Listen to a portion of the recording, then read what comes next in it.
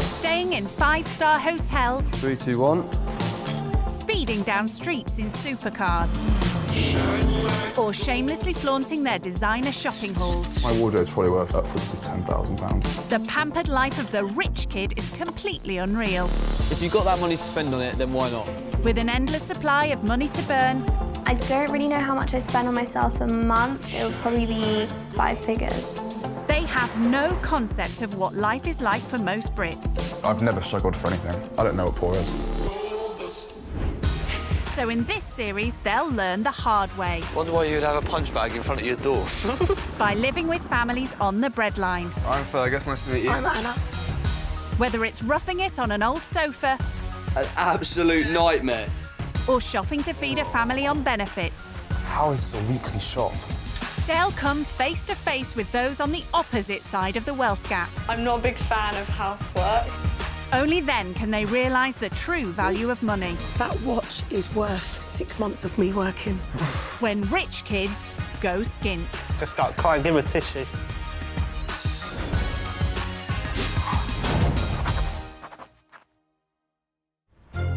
Chelsea in London, brimming with luxury, opulence and wealth, and more millionaire mansions per square mile than most places in Britain. It's also home to today's rich kid going skint. My name's Fergus. I'm 23 years old. I'm a fun, bubbly guy. I like going out, I like partying. It's good fun. Home for Fergus is a rather plush 3-bed pad just off the trendy King's Road, all paid for by his mum and dad. Okay, so this is the lounge. As you can see, it's got a home cinema, 120-inch, the ultimate chilled room. It's a pretty nice kitchen, to be fair. Marble worktop. When it comes to picking his designer wardrobe, Fergus is far from frugal. I have a few nice bits and bobs, like a Canada Goose jacket for the winter, probably about £700. I got a nice backpack from Saint Laurent. It was high hundreds. This is a Givenchy t-shirt. They're also a few £100s. I reckon my wardrobe's probably worth upwards of £10,000. Bermuda, Sorrento, Saint-Tropez, Fergus has been there, done that. And what's the point jetting to exotic destinations if you don't show them off on social media? My Instagram is pretty glam. So this was on holiday in Tuscany this year as well. I just took a big jump off the diving board. It somehow looked so cool. Got quite a few likes as well. When Fergus does find himself back home in Chelsea, life, it seems, is still one big holiday. My daily routine is pretty simple at the moment. I'm getting up at like 10 a.m, play Xbox, going to the gym, and then just go out for a meal or go out. And for Fergus, going out is all rather la-di-da. Delicious boys tuck in. Yeah, stay good. Only the swankiest of settings will suffice. Of course, all this luxury comes at a cost. But with supportive parents like his, who needs a job? I was working last month until I came to like a mutual split with the gym I was working at. A mutual split? I'd say I kind of got fired. Oh, right. I want to be a self-made millionaire, but I've not had the ideas yet, so yeah, I'm not sure. But now it's time for Fergus to find out what life is like for those who do have to work for a living. 3, 2, 1. Spending 2 days with an underprivileged family will give Fergus the chance to prove he can stand on his own 2 feet. I'm not scared. Like, I don't think that it'll be difficult, but there's a possibility that they may really dislike me. The only thing certain is that for this pampered rich kid, the experience will be a complete step into the unknown. I've never struggled for anything. I don't know what poor is. Having too many days in the week and not enough money, probably. Fergus has just a couple of days to find out if he could cope being skint. But before bidding a reluctant goodbye to his life of luxury, he's meeting his best mate Oliver to break the news over drinks. Hello, mate. Hello, mate. How are you? Good boy. Good? See you, man. Not seen you in a bit. Yeah, not bad. What's this you got to tell me then? Well, basically, I'm going to spend a couple of days with a less privileged family down in Croydon. So no salmon and caviar there then? So have you ever been to South London before? I've driven through Croydon because obviously Gatwick's down there, isn't it? Yeah, So I know where it is, but Are you going to take your Gucci jackets with you, mate, or not? no. Are you nervous at all, like, about going there, or? My only really concern about it is, you know, I've got an appetite like a hungry lion. You are the king of food. I'm going to be living with them on their budget, so All right, okay. It could be some hungry times for me. I'm not a massive fan of frozen food and all that stuff. You're used to the finer things in life, and that is a fact. You know, salmon and caviar, Dom Perignon, Rolexes, cars, you know, you name it, you've done it. And that's how I know you. And I'm super shocked, to be honest, at the whole situation, but maybe you'll pick up and learn something new from it. Let's see what happens. Chelsea boy to Croydon. He's literally just been to Cannes, so Cannes to Croydon is one hell of a diverse difference. Let's just say he's not going to be eating parma ham and melon for breakfast. He's going to get the shock of his life. Oliver's probably right. Fergus has literally no idea what to expect. All he's been told is that he'll be spending the weekend with a family in Croydon, South London. My name's Anna. I'm a single mum of 4 kids. I've been a childcare worker for about 20 years now. It's extremely difficult because obviously I sacrifice a lot of time with my own children. I can't remember the last time I managed to make it to one of their parents' evenings because of work. Because I get home so late from work, my daughter Cheyenne does everything for the boys. She's mum number 2. I think it's very difficult for my mum at times, but she doesn't show it. So the more help I can give her, the better, to be honest. My family income is about £1,000 a month. Any extra money or income that I have goes towards the children, whether it be their school uniforms or travel expenses, food, shopping. It does get so bad sometimes that I do have to borrow money from my dad. I have no luxuries really for me. Going out for dinner is a rare treat. I don't see the point in going out spending money on a burger that I can go and get from Tesco's for a couple of pounds. You ready? Yeah. Whereas people, normally summer holidays, they're jetting off. We have a holiday in the garden. I don't want my kids to see how hard I struggle, but then at the same time, I do because I want them to know the value of money. I knew it. I want this rich kid to learn that you need to work for what you want. You can't just get handed things on a plate. It's not that simple. I'm looking forward to them having a dose of real life, and the worst thing that can happen is I'll probably show them the door. The big day's arrived, and as Fergus leaves Chelsea and heads off to meet his host family living on the breadline in Croydon, how's the rich kid feeling? There's some nerves now. I'm not in my comfort zone. I'm staying with people I don't know in an area I have no idea about. So yeah, it's slightly nervous. Yeah. I'm feeling a little bit anxious. I'd be lying if I said I wasn't. No one likes to be judged. So him coming from his situation into mine, it's a little bit daunting because obviously I'm not going to be offering him what he's used to. This area is very different to Chelsea. I googled the crime rate here last night. It's pretty high. But the area is not great.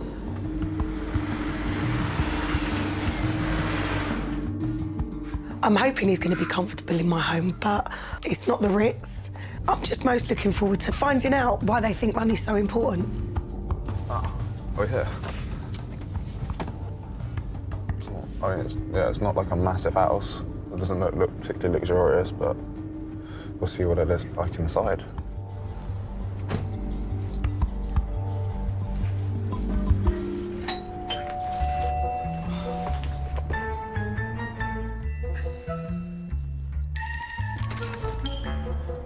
Good morning. Good morning. I'm Fergus, nice to meet you. I'm Anna, Nice to meet you, Anna. How are you doing? I'm fine, come in. Thank you. Introductions over, it's time to meet Anna's family. Right, boys, shake hands, say nice to meet you. Nice to meet you. Introduce yourself. Hello, I'm Cairo. Hi, Cairo. Cyrus. Hello, Cyrus. My name's Fergus. Well, that's awkward. Right, this is the boys' bedroom. 3-level bunk bed. There, for when my big son comes home to visit. Oh, yeah. Sweet. And this is my room. Nice. So you're a single mum? I am a single mum. I've been a single mum for the past 6 years. Oh, wow. That's a lot, isn't it? It is, but it's good. I get them all to myself. OK, do you want to go through to the front room or the living room, the lounge? Yeah, the lounge. So the chilling happens. This is where the chilling happens. So this, my friend, is going to be your bed. Is it? It is. So what do you think It's... of your accommodation for... Yeah, it's cosy. Very cosy. And so it begins. Right, sorry, excuse me. tick. It's obviously it's a cosy place. It's not massive, is it? I think we'd be sticking to it. That's the worst thing about it. It's one of those like faux leather sofas. Do what I've asked and put it all away. And then if you can't play nicely together, I think you need to just do your homework and read a book. So, what's Anna's first impression of the rich kid? Very posh. I don't know anyone else called Fergus. I don't think he's going to like sleeping on the sofa, but that's all I've got to offer. Last stop on the house tour, the kitchen. No marble worktops here. Anna's quick to begin with a lesson in how to survive when you're skint. I find it easier to buy in bulk. It works out cheaper as well. So you'd be surprised. This is probably only about £3. What? And when you think you buy one that's like less than half of that, and you're paying a couple of pounds. So buy in bulk and it stretches more. I'm learning already. There you go. I'm pleased. Anna's keen to find out all about Fergus's rich kid lifestyle. When I was younger, I used to spend money on the stupidest things. Like what? You'd hate me. Like, money going out, like embarrassing amounts. What's an embarrassing amount? What? Like going on nights out, you can spend like hundreds of pounds, yeah. Like maybe 1,000. On what? Just alcohol and going out? That's probably the most I've ever spent on a night out. No, that is ridiculous. That's fully embarrassing. I've just learned that he spends a ridiculous amount of money on nights out. Money that could feed my family for, my goodness, probably about 4 months. It's absurd. Counting his pennies isn't something Fergus ever has to be bothered by. But for Anna, keeping a tight budget is vital when you have so little to live on. So I usually spend about £150 a month on shopping, but that's got a stretch between me and the 3 kids. Wow. That's crazy. What's your budget? Or do you not have a budget? I do try and budget myself with food, but I spend about £130 or £140 a week on food. A week? Yeah. Was it gold-plated or something? I eat a lot. That's a lot of money. No, I didn't realise in perspective to that. That's crazy. And you've only got yourself to think of as well, haven't you? Yeah. That's eye-opening, to say the least. I spend £150 a month. He spends that a week. What do you buy for like £150 a week? I literally couldn't think about living off that amount of money on food. Like, that's actually really shocking. Food aside, it seems there are all sorts of other expenses Anna has to juggle. So my rent is £540 a month, and I pay for childcare, so that costs me £560 to £600. That's more than your rent? It's more than my rent. These two alone is my wages. My wages is around 1,000, give or take. So literally, I work to pay for my rent and my childcare. So any extras So you need to have the benefit? I need some assistance. Definitely. Well, if you're going out to work, then you deserve it. You know each figure to the pounds. I have to account for every penny. What about your rent? Yeah, it's my dad helps me out a lot. So your dad pays for everything? Completely pampered, yeah. You know, what would you do if your dad suddenly said, right, that's it, Fergus, no more money, done? What are you going to do?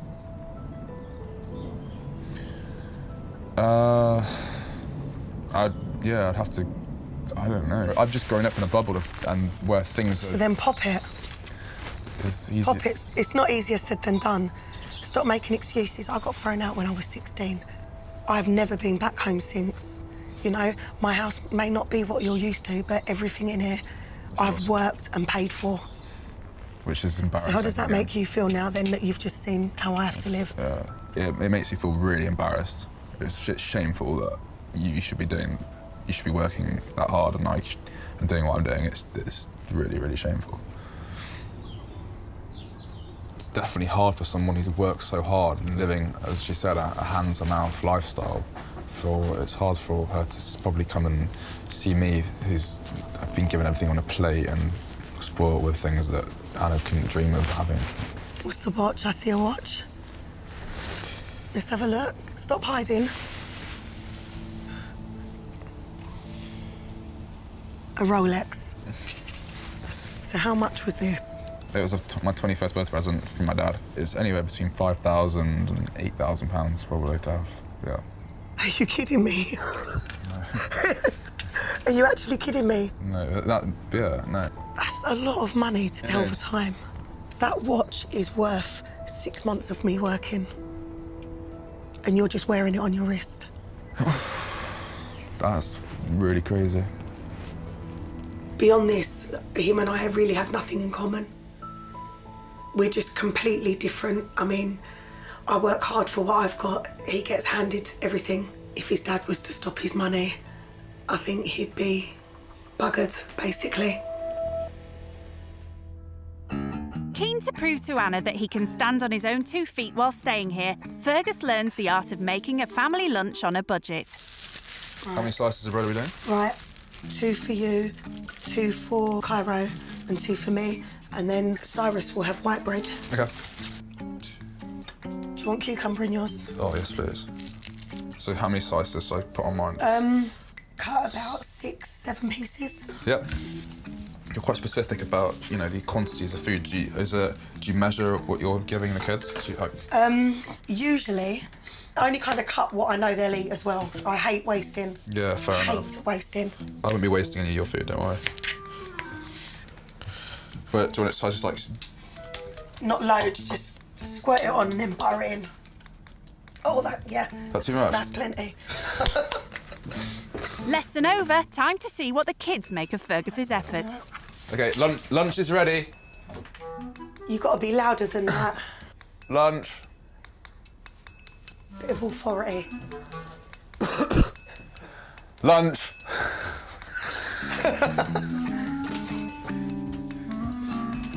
Cairo, Cyrus, lunch. Easy when you know how. It's this one. That one's Cyrus. I'm going to get these right, and by the way, I'm going to give them to the right ones. Go on then. Watch this. Cyrus.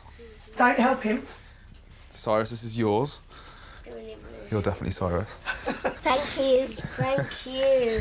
No worries. Full marks for lunch. Not sure everyone's as keen to welcome Fergus into their home, though. Are you happy he's here? Yeah, we have to work on Cyrus then. Yeah, he's the tough cookie. Don't take it personal. So you finish your lunch. When you've finished, bring your plate out so Fergus can wash it up. No, wash my own plate up. Wash your own plate up then, yeah? The responsible 6-year-old. Well, everyone pulls their weight in this house. That's good, yeah. I mean, when I was this age, we had au pairs and nannies. Really? Yeah, they would cook for us and wash up after us. So you have had quite a really easy upbringing. Yeah. Time to get his hands dirty. Cairo, Yeah? what would you rate my washing up out of 10? 10. Definitely. Not 11? 20, 100. 20, 3, 2, 1. Fergus likes nothing more than spending weekends living it large with his mates. But for Anna, family entertainment usually has to be free. That means making good use of her local park. That's what I got. He's going to score. 1-0. So I'm guessing the park isn't usually your thing to do. What's a typical Saturday for you? It really depends on what the Friday night's like. What about holidays? You've been abroad? Yeah. I was abroad a few times this summer.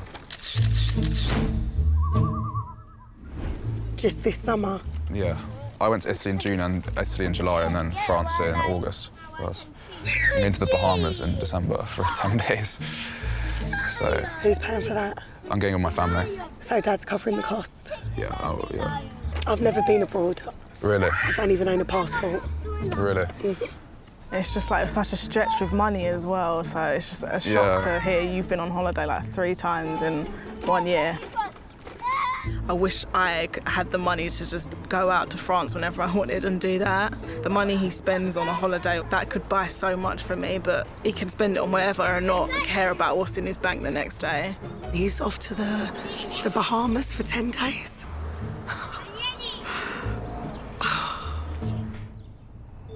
He hasn't been living with Anna for long, but Fergus is already sensing that he has a lot to learn about scraping by. Time for a catch-up with a familiar face. Hello. Hello, bro. Hello. How you doing, man? I'm good, bro. I'm just sat in a Caribbean cafe in Croydon. Yeah? How's stuff? Just, you can't really see it, but I'm pesto salmon, broccoli and sweet potato. Mate, don't do that to me. I'm so hungry, man. I've not eaten. Good? Yeah, like they're from a different walk of life, you know. Anna, who's the mother I'm staying with, doesn't even have a passport. Like, she's never left the UK. Really? It's crazy. How many people are you living with? She's got 2 little kids, a daughter, and a son who's moved out. So what are the kids like? One likes me and one doesn't. One asked me to leave. You should see my bed, man. I got the sofa bed. I got a sofa. It's like a faux leather sofa. She asked me what I would do if my dad were to ever just take everything away and say you can't have it. I couldn't answer it. I didn't know. I literally couldn't answer it. I'm sorry for eating this salmon in front of you. Mate, please don't. I am so hungry, man. What's the area like you're living in? Like, what's it like? Yeah, it's rough around the edges, man. It's Croydon. But you've been thrown in at the deep end. I'm thrown in the deep end, yeah, definitely. You always knew that was going to happen. Just enjoy it, flow it, man. You'll be fine. Cheers, bro. Cheers, bro. All right, man. Well, take it easy. All right, peace, buddy. Bye, Take bro. it easy, Bye, mate. bye, bye. See you later, mate. See you in a bit. Bye-bye.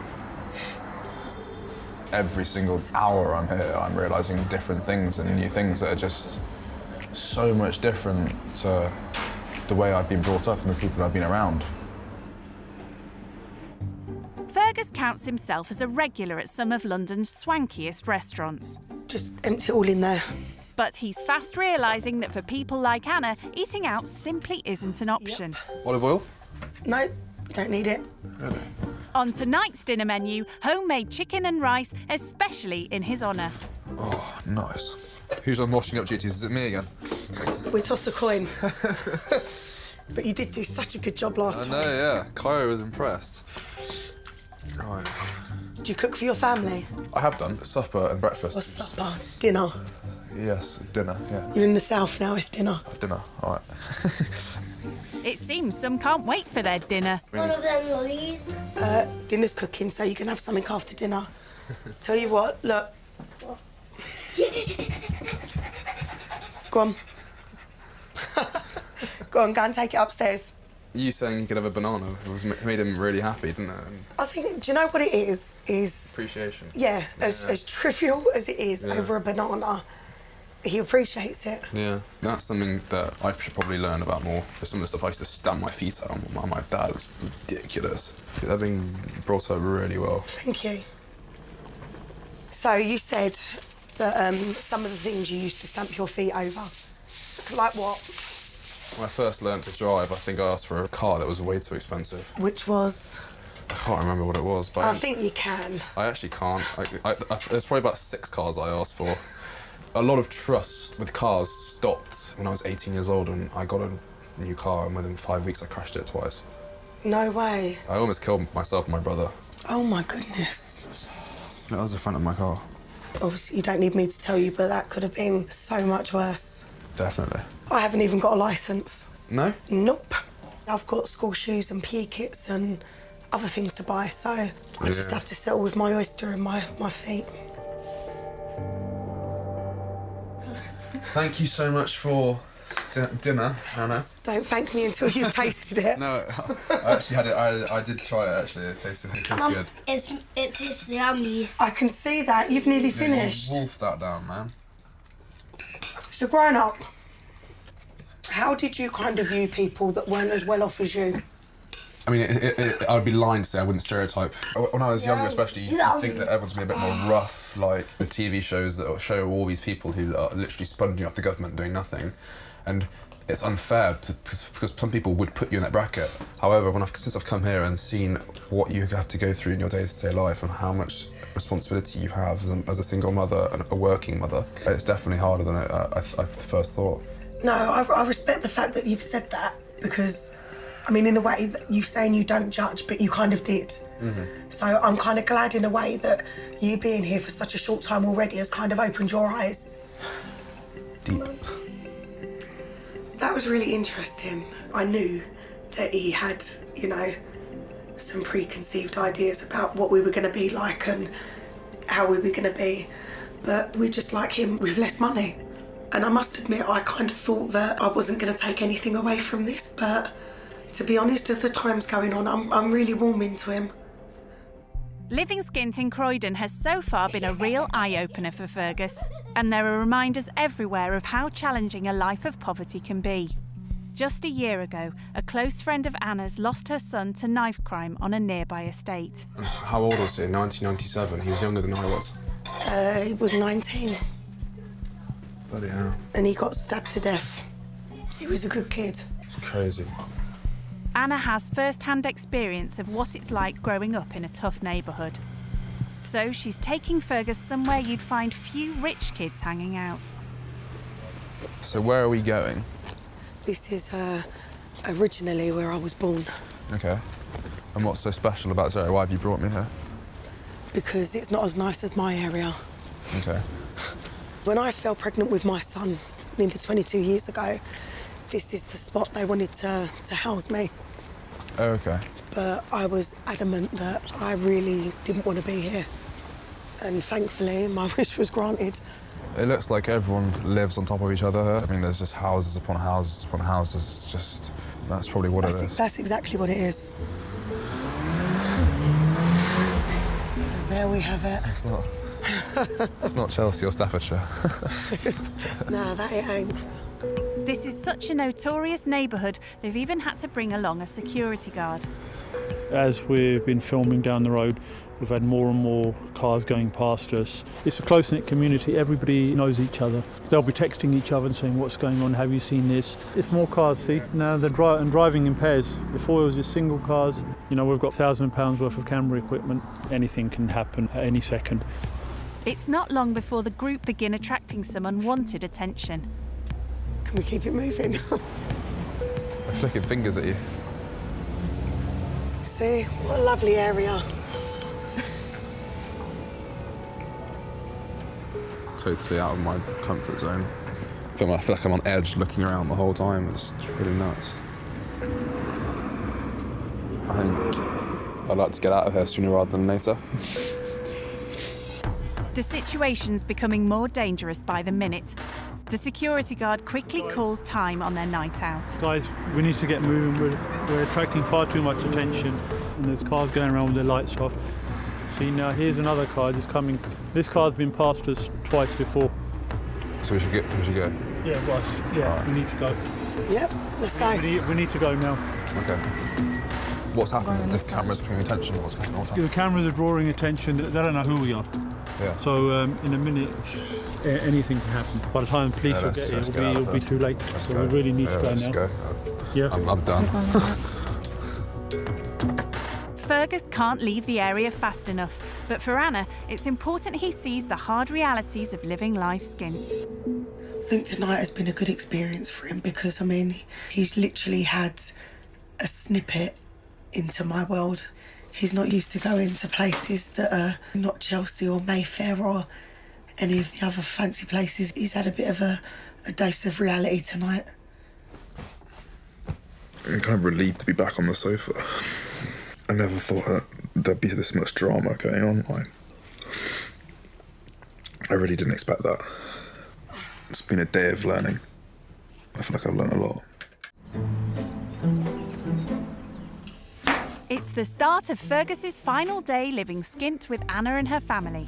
And it seems this rich kid is starting to win over his new housemates.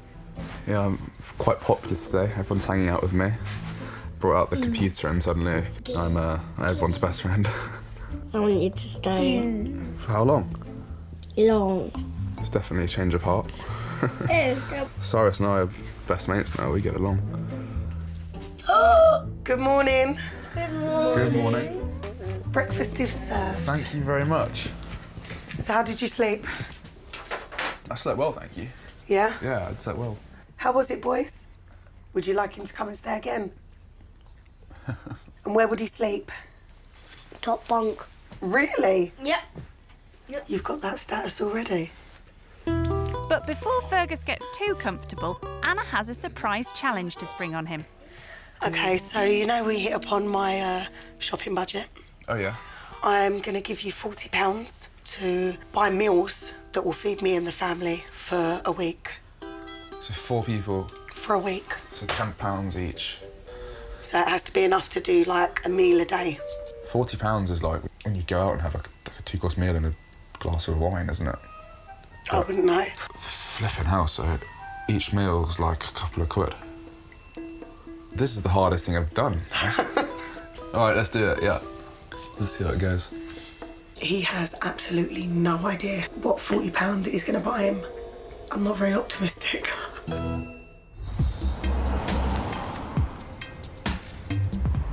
All right, are you ready?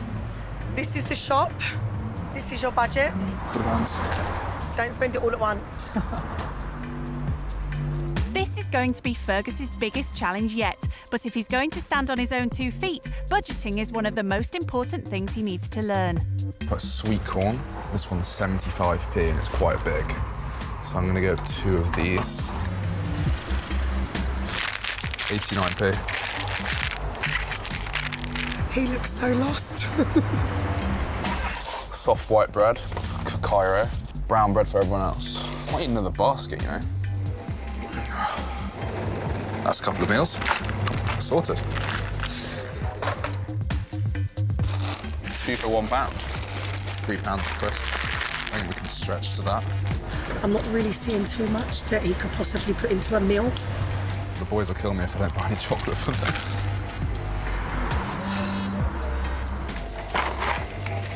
There's only 4 in there, and there's 5 of us.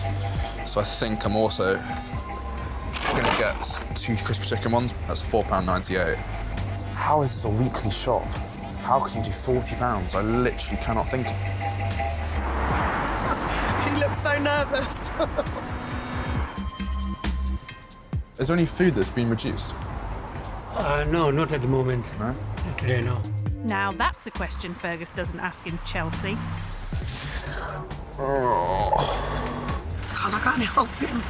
I need some sauce. I don't think I can do this. I honestly don't know what to do. I can't think that much in the shop. That's why I buy online. It's too much for me to do. Think about the whole family. It's way too much. I can't. After 40 minutes, Fergus finally manages to fill a couple of baskets. It'll be the first time. Well, it's the first time I've ever done a shop really like this in a shop. Hi, man. Okay, so he's at the checkout now, finally. He seems genuinely worried that he's not got what we're going to be able to use. But more importantly, has Fergus stuck to his strict £40 budget? That's 36, 37. That's not even one basket. I don't know what to do. I feel sick. I actually feel quite sorry for him. He is totally out of his comfort zone, totally.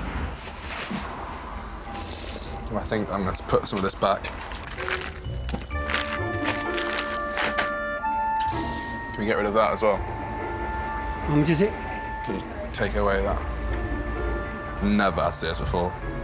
It's embarrassing and I give up. That's 39.18.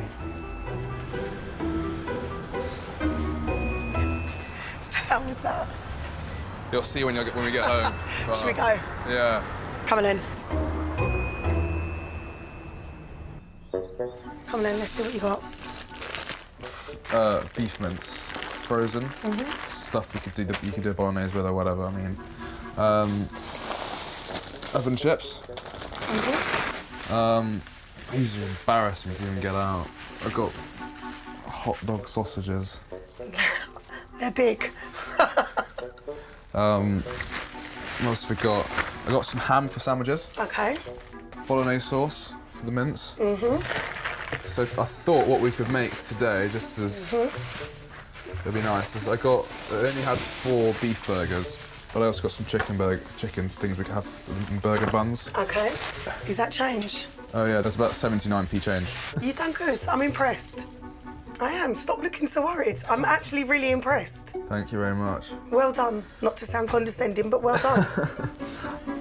Yeah, the one thing that I really noticed was that I was looking at the price of what it was before I was doing anything else. That is new to me. I mean, I don't have all the money in the world, but I don't go into shops looking at the price of things. I'm already thinking about what I want to eat.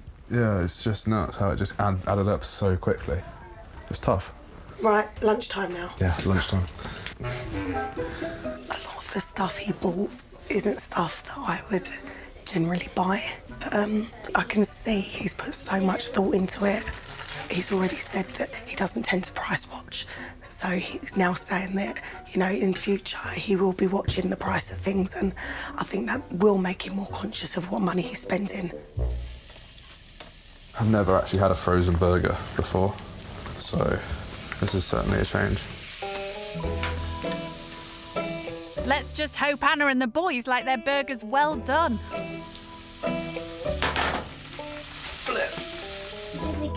Wow. Cyrus? What do we say?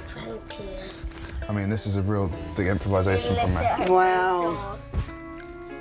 Slow down, Cyrus. And do you want to chew any louder? It's so yummy. Going down a treat. What would you like him to cook us next time? The same. Rich kid Fergus is at a cafe in Croydon where he's checking in with his best mate Oliver. Hey, buddy. Hey, man, how's it going? Experiencing life outside Chelsea has been a hard dose of reality, like his visit to the tough estate last night with Anna. We're attracting far too much attention. Yeah, we need to go. I'm done. Anna basically wanted to take me there because that's where she grew up. We got there, mate. It was like little 8-year-olds flicking fingers up at me. There were these cars going past us. They like literally repeatedly come round the corners, and like we'd keep seeing the same car with like lights turned off with more people in it. And in the end, the security were like, it's too dangerous to film there. Like, you need to go. Are you all right, mate? No, I'm fine. It's a bit shaken up at the time. It's all good now, though. No, I bet. You know, like, you hear stories of, like, this man got stabbed and blah, blah, blah. Is there a lot of that goes on around there? Yeah, man. One of Anna's mate's sons was stabbed not too long ago. Really? Yeah, and not too far away either. But I've got loads of stuff to tell you. Like, today I went food shopping. Like, I had to feed the family of 4 for a week's worth. Yeah. With a budget of £40. Blimey. You think how much you spend it on a daily basis? That's mad.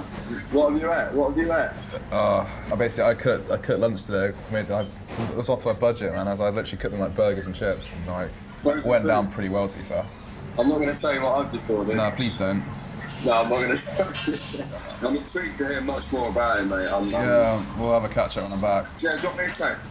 Peace, bro. Nice one, guys. See you soon. Bye-bye. Cheers. Bye-bye. Bye-bye. Oliver was sympathetic about it all, but when you experience it firsthand, you know, it's very real and different.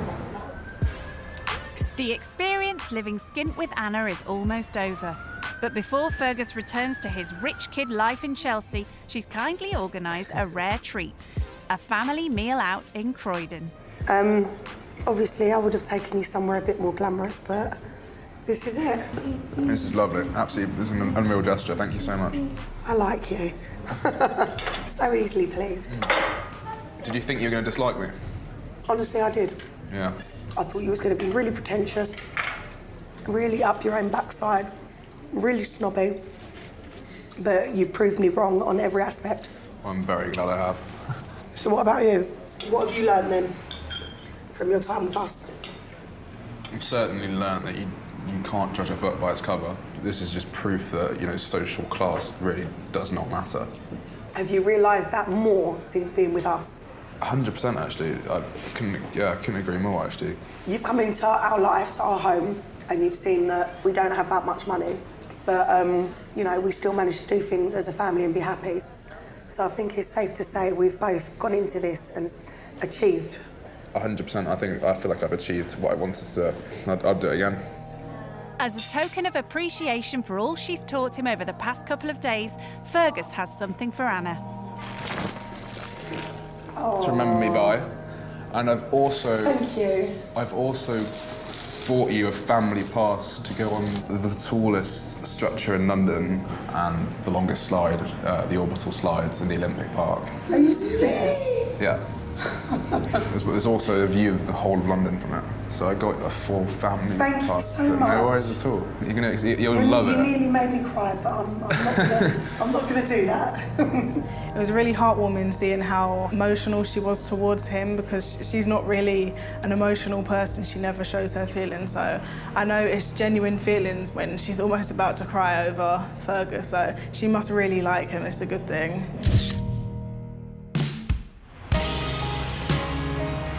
Living Skint's been a real revelation for Fergus. Anna's shown him what life would be like if he had to fend for himself. And as he packs his bags, he knows he'll be viewing money in a completely different way. What are you doing, Fergus? I'm packing my stuff up. I've got to go back. You okay, Cyrus? What's the matter, man? Yeah, I think he's tying up because you're leaving and he's going to be a bit sad. It's all right, bro.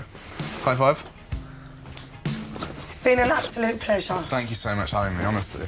I hope that everything in life goes really well for you, and I'm sure we'll see each other soon. Right, give hugs, because It's time for me to go. next time you see him, it'll be on FaceTime. Bye. Yeah, we'll FaceTime soon, boys. Bye.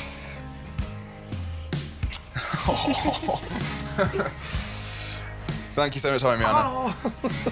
My pleasure. Stay in touch. Will do. Bye. Bye-bye.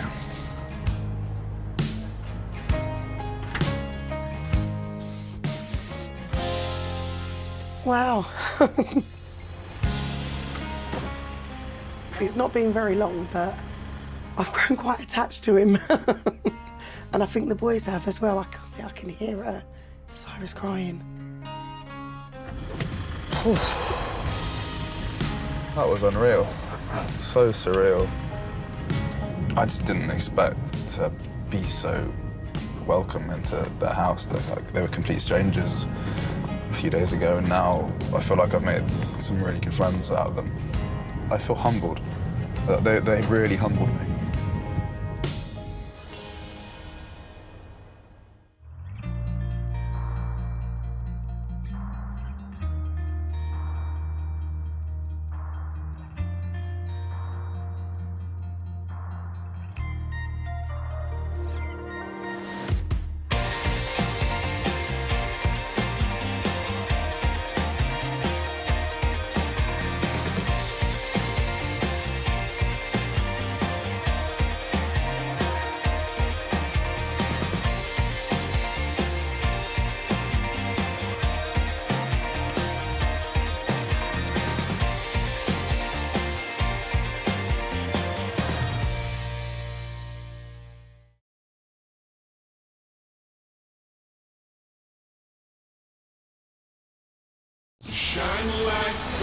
Staying in five-star hotels, 3, 2, 1. speeding down streets in supercars, or shamelessly flaunting their designer shopping hauls. My wardrobe's probably worth upwards of £10,000. The pampered life of the rich kid is completely unreal. If you've got that money to spend on it, then why not? With an endless supply of money to burn, I don't really know how much I spend on myself a month. It would probably be 5 figures. they have no concept of what life is like for most Brits. I've never struggled for anything. I don't know what poor is.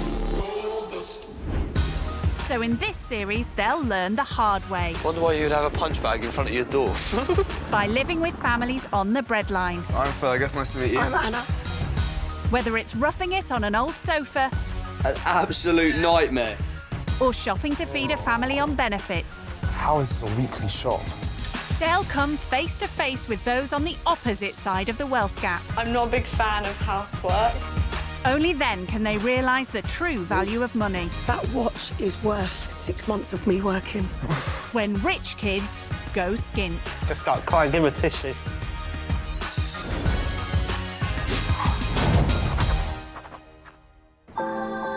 Today's rich kid going skint is the daughter of an Iranian multi-millionaire from North London. Is my hair okay?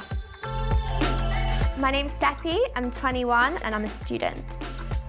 So I study medicine, it's quite difficult, long hours, but I make it happen. In between my studies, I also do fashion blogging on my Instagram. I have around 35,000 followers.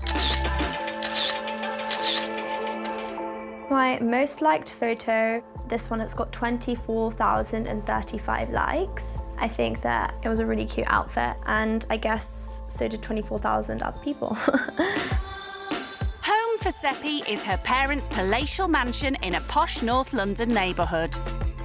So this is my living room. It's extremely Persian. It's got the Persian rugs, the furniture imported straight from Iran, and it's really cozy. And in this house, cosy comes at a cost. These carpets are about 40 to 50,000 pounds each, and there's about 7 carpets in our whole living room. I would say my family's like the Persian version of the Kardashians. And when it comes to her wardrobe, Seppi certainly likes keeping up with the Kardashians. So this is my shoe cupboard. I keep all my lubes here. There's a space empty for the one that I'm wearing. This cupboard's got more of like my designer handbags and stuff like that. You know, you've got like your classic Valentinos, Miu Miu, Mulberry, Louis Vuitton, you know, your everyday girl accessories. Seppi doesn't only splash the cash on designer gear. When I go out to dinner, I probably spend around 100 to 120 pounds, and if I drink alcohol, the bill will be significantly more. I guess that is a lot of money, but if that's what you like doing, then why not? I don't really know how much I spend on myself a month. It would probably be 5 figures, but I'm definitely worth it. So how does a medical student manage to keep herself surrounded in such opulence? The bank of dad, of course. The most extravagant thing I own is probably my car. I chose it myself, and then I told my dad about it after I got it. He lets me get away with a lot of things. I think I'm his favourite, but I wouldn't tell my other sisters that. But now it's time for Seppi to leave her lavish London lifestyle and get a taste of what life is like for those just scraping by. I don't think I've personally had any financial struggles, so I think that the experience that I'm going to have will be a real eye-opener for me. Yeah, I would say overall I'm willing to get my hands dirty, but not literally like cleaning someone's house. Seppi will be spending time with a family struggling to make ends meet. My name is Shaka Hussain. Yeah, I'm Shabnam and I'm his wife. We've got 3 boys and we live in Manchester, sunny Manchester. I work in a pharmacy. I work there for 3 days. When he is at work, I have a busy life as well, looking after the boys. Come on, boys, dinner's ready, come downstairs. So the wage I bring home after all the deduction is £750 every 4 weeks, and then we got a top up from the benefits help that we get. We never have any spare money left. Yeah, I think thank God for overdraft. That's all I'm going to say. Yes, yeah. We've got 3 fantastic boys who... And they always get involved, don't they, with the housework as well. All the housework that we do, and that keeps them busy as well. We've got to make them realise that they have to chip in. Shaka and Shabnam are keen to teach Seppi all about living life skint. The rich families out there, they've not seen the other side of the life. They've not walked down the street, got on the tram or got on the bus. They probably don't even go out to buy a pint of milk. They'll buy it online and get it delivered. They need to actually live it, and then they'll find out. Living skint with Shaka and Shabnam will be a complete step outside Seppi's comfort zone. So before setting off, she wants to convince protective older sister Sina that it will be a good learning experience. So I don't know how you're going to react to this. I'm going to be going to spend some time with some people from like a completely different walk of life. Oh my God. I'm going to be seeing what it's like to be living on a budget and, you know, don't laugh. No, as in, I can do that. I feel like for us, the biggest concerns we have are like, oh my God, we all don't want to go on the same family holiday. Someone wants to go Bora Bora, someone else wants to go Monaco. You know, that's not what everyone else's struggles are. I want to see what real life struggles are. I don't know honestly how I feel about this. I mean, they might think, you know, she's such a spoiled brat, and then they'll have maybe anger towards you. Like, have you taken these things into consideration? That's probably one of the things I'm quite worried about. I just hope that they're going to be as accepting of me as like I will be like towards them. I want to understand what their life is like. You know, maybe even like cleaning in the house. Don't laugh. I just can't visualise you cleaning. You don't even brush your own hair. That's what's so weird. No, but I think I can do it. I'm going to try my best. I really think that maybe they can teach you a few things here and there. It'll be really good. Oh, well, you know what? Watch me do it, watch me ace it, and I'll come tell you all about it. Yeah, you can FaceTime me, we'll see. So cheers to that. Salamati. Salamati.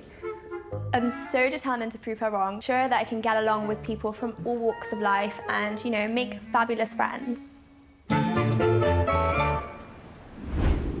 But as she bids goodbye to her dad's money and heads north to Manchester, Seppi is beginning to have mixed feelings about going skint. I'm very excited, but I'm also a bit nervous because I don't know who I'm going to be greeted by at all. Seppi's not the only one feeling unsure about what the experience holds in store. Yeah, I'm really looking forward to the rich kid coming along and staying with us. A little bit nervous at the same time, but I think it's going to be an eye-opener from both sides.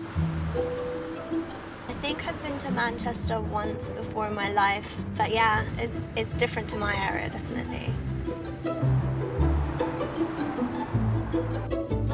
I'm feeling quite nervous about having this rich person in our house, and I don't want them to think, oh, you know, is this it? It is my home, and I'm quite proud of it.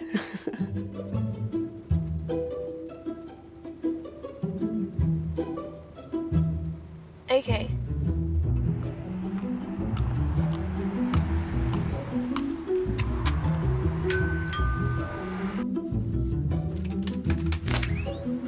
Hi. Hi, lovely to meet you. Nice to meet you. My name's Seppi. Hi, come through.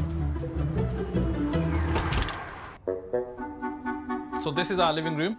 That's Shabnam, my lovely wife here. Lovely to meet you. Nice to meet you. My name's Seppi. So yeah, this is our hub of our house. Everything happens in this room. It's lovely. Pink's my favourite colour. So. Okay.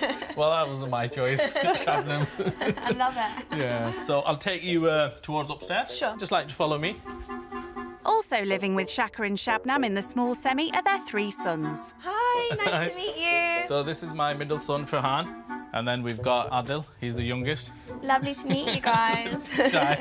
So this is our box room, Hamza's room. Oh, hi. He's my oldest son. I'm Seppi, lovely to meet you. Nice to meet you. Yeah, he's in second year college at the moment. Oh, wow. He's doing such difficult subjects I keep forgetting. Oh, wow. Yeah, biology, chemistry and psychology. Oh, amazing. Very clever A-levels. Yeah.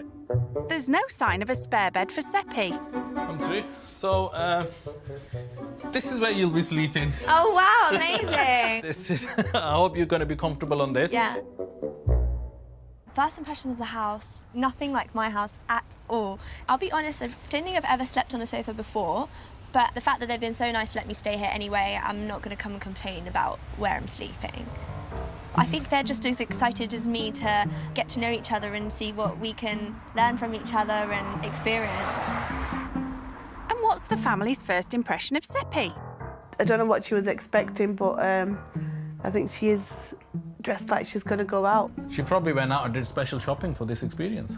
I agree with that. And that's Most because she can probably, afford yes. it. Yeah. She's got the money. Yeah. As a father, Shaka struggles to provide for his family, and he suspects Seppi's never had to stand on her own 2 feet. He gets straight to it by showing her how hard life can be when you don't have your dad's bank account to dip into.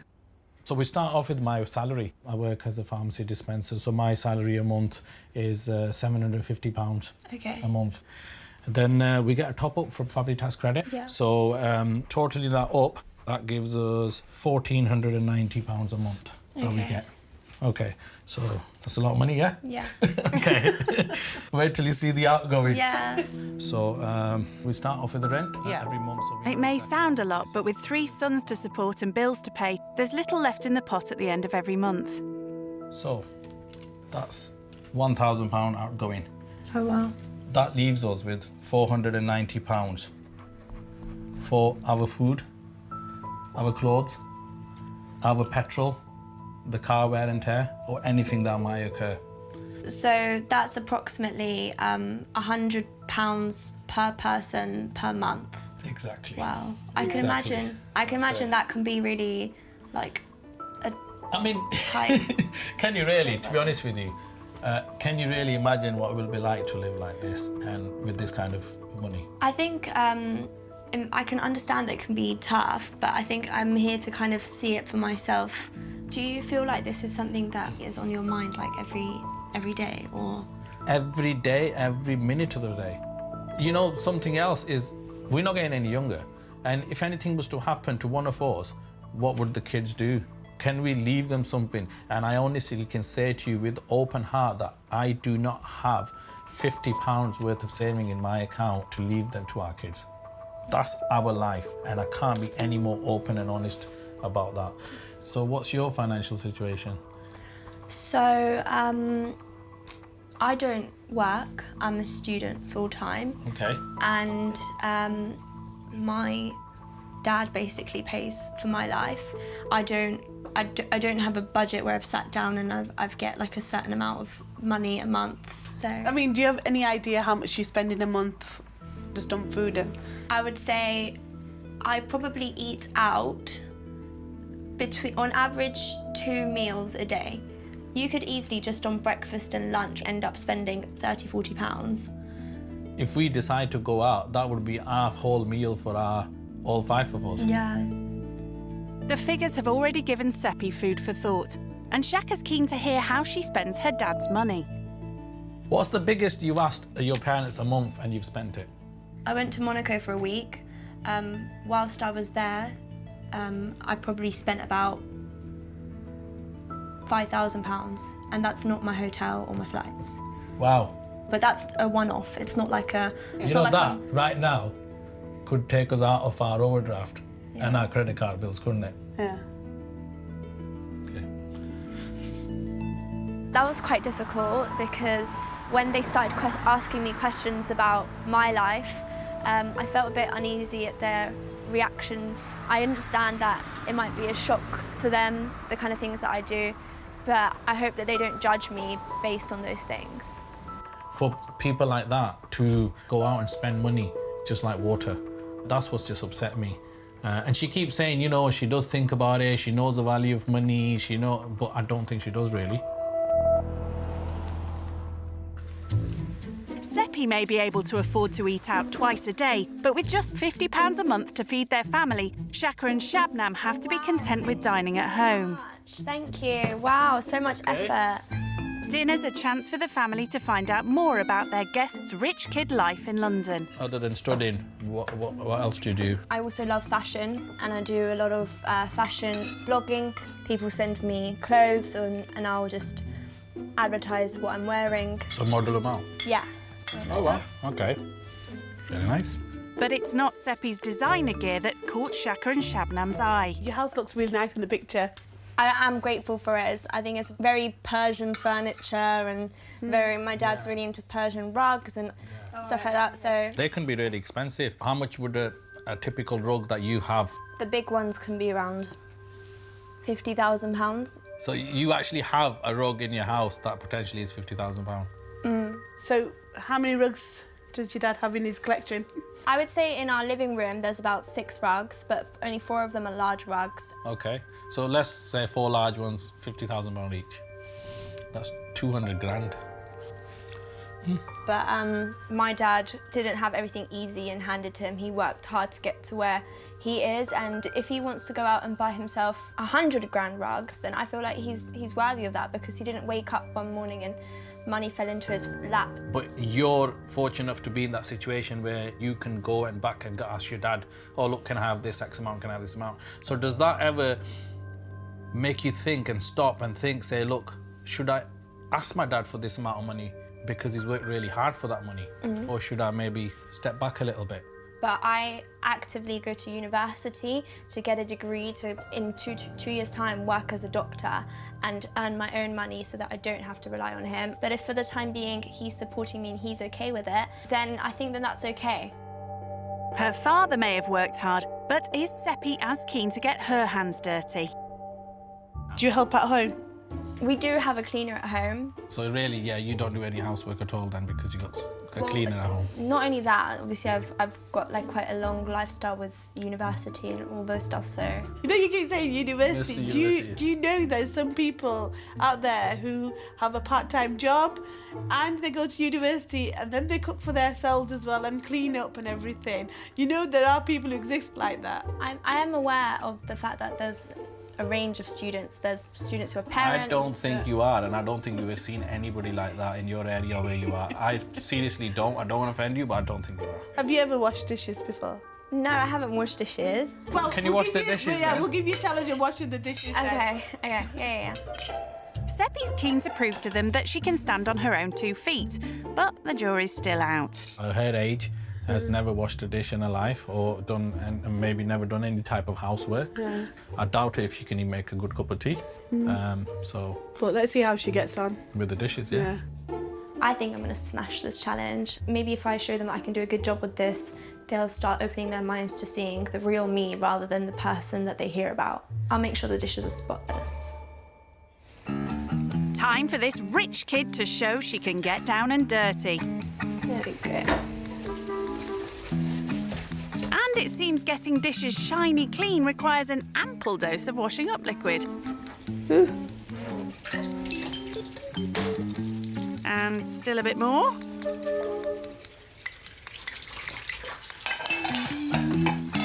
Wasn't that full a few minutes ago? So, are the dishes as spotless as Seppi promised? How are you getting on? Yeah, I just finished. Okay. How did you do? I think I did okay. You've used quite a lot of washing up soap. For us, that would have done at least Is that not how a much week's you're meant to use? week's worth of washing. Yeah, I know. Yeah, that's quite a lot.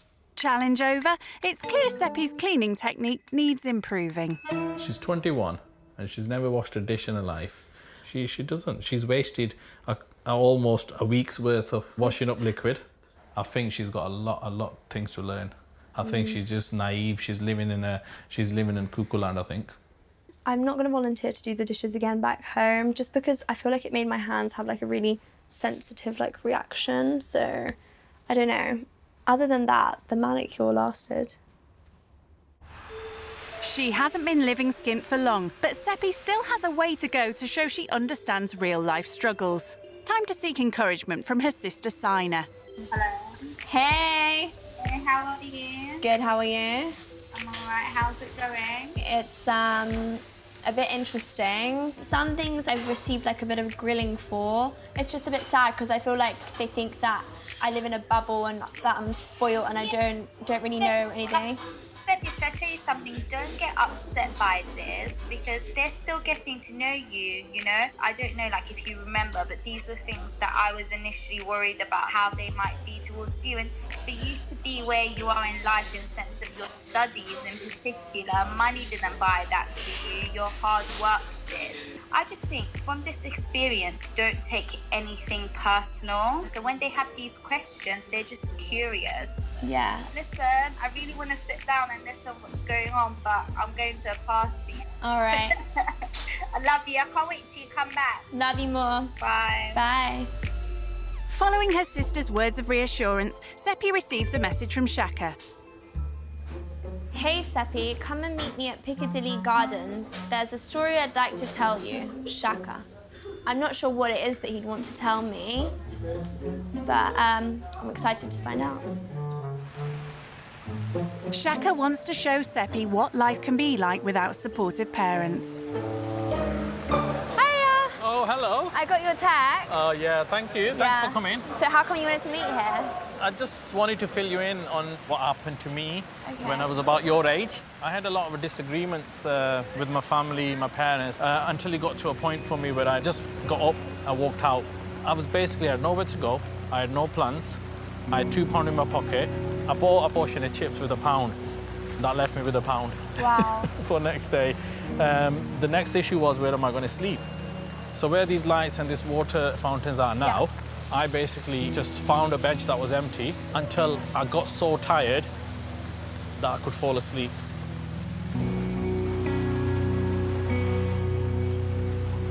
This will give you an idea of what it's like to be homeless and to lie.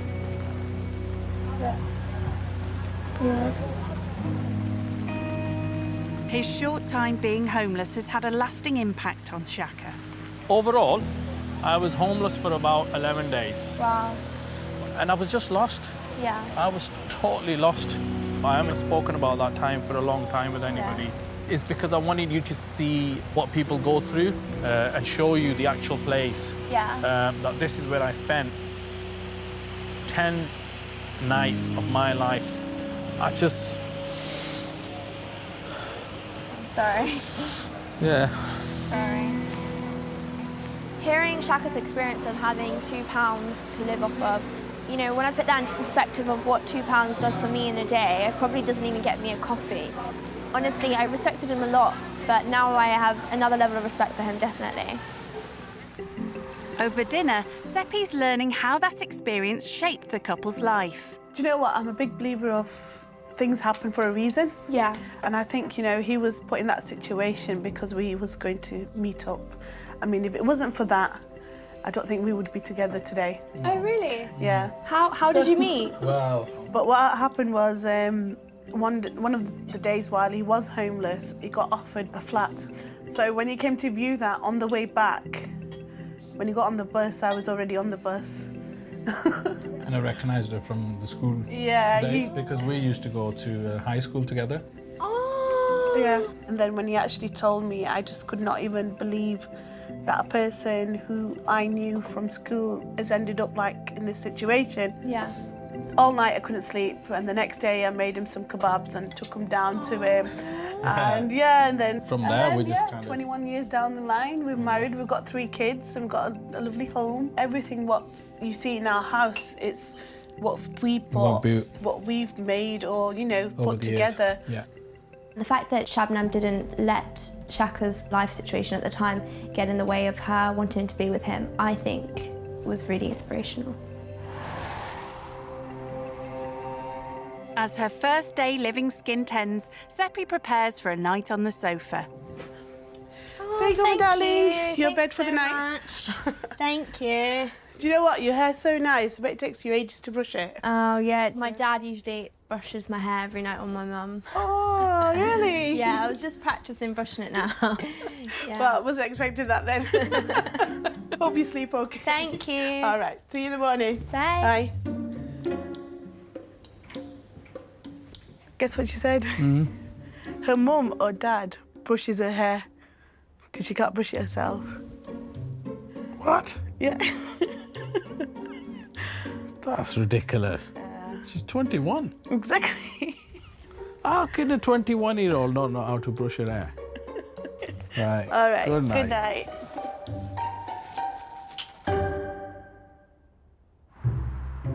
It's the start of Seppi's second day living on the breadline with Shaka and Shabnam.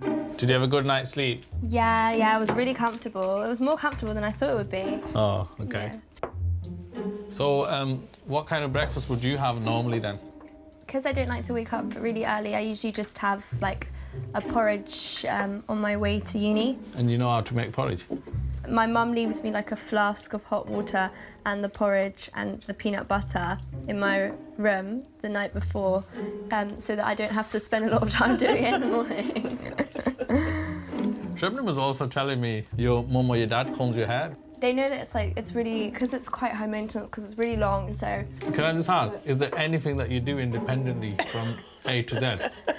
Of course. Personally, for a 21-year-old, I'm just a bit surprised that, you know, for your breakfast, your mum's leaving you a flask of hot water, so you don't even have to get up and boil the kettle. I think you're a bit of a daddy's girl, so... You haven't really seen me, you're just judging it based on what you hear. Yeah, but you're telling me what is around happening in your life.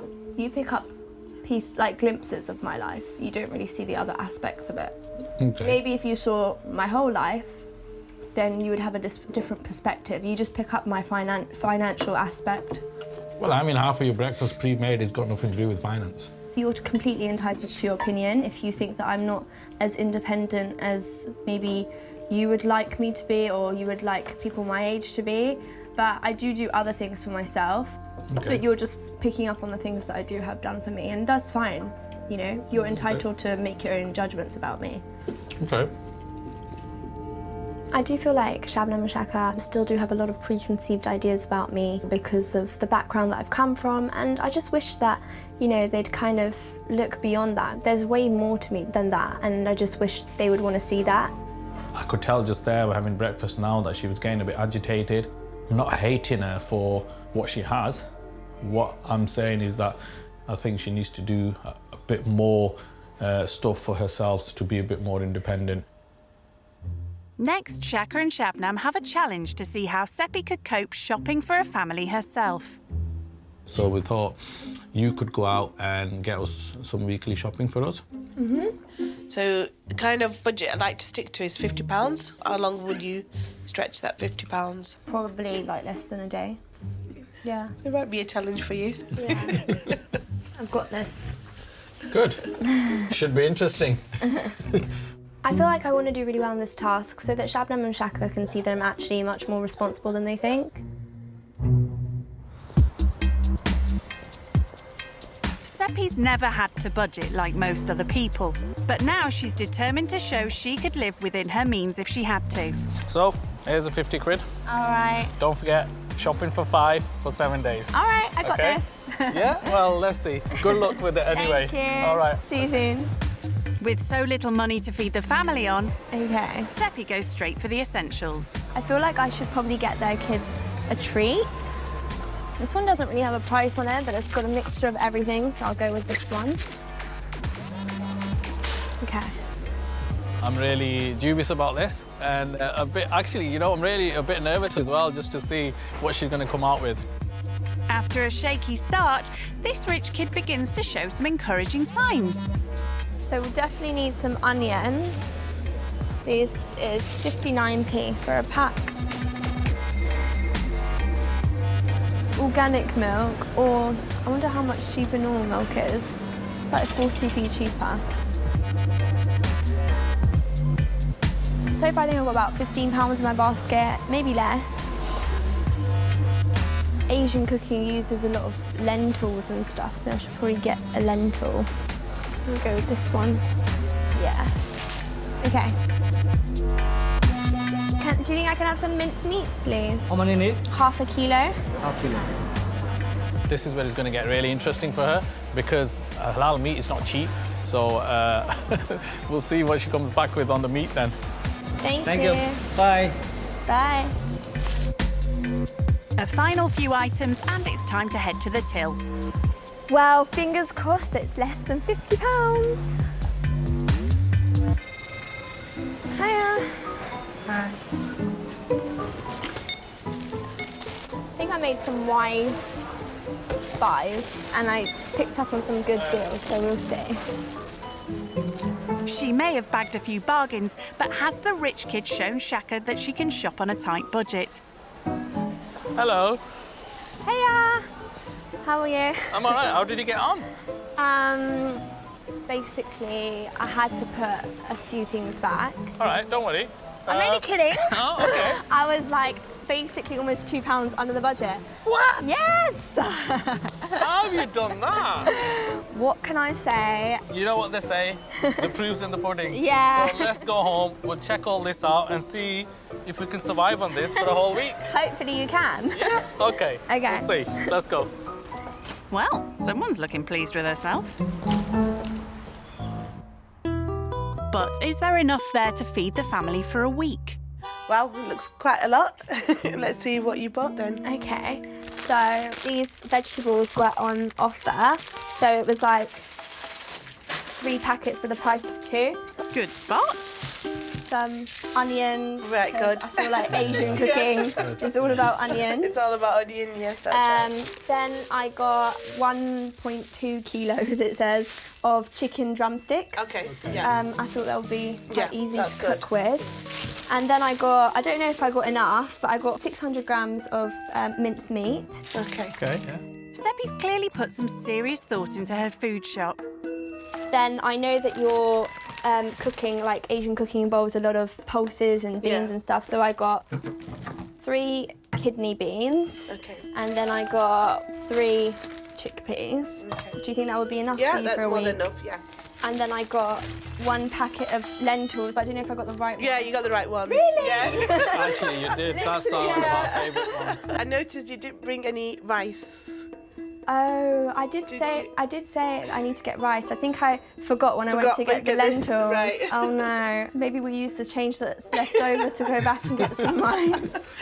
No, it looks all good. Yeah. You've done really well. Are you sure? Yes, Yeah. honestly, especially like it's your first shop. I was a bit nervous, to be honest with you. Seriously, when you went into the shop, I thought, she's going to struggle. Looking at everything that you've brought, I think we're kind of proud of you, really.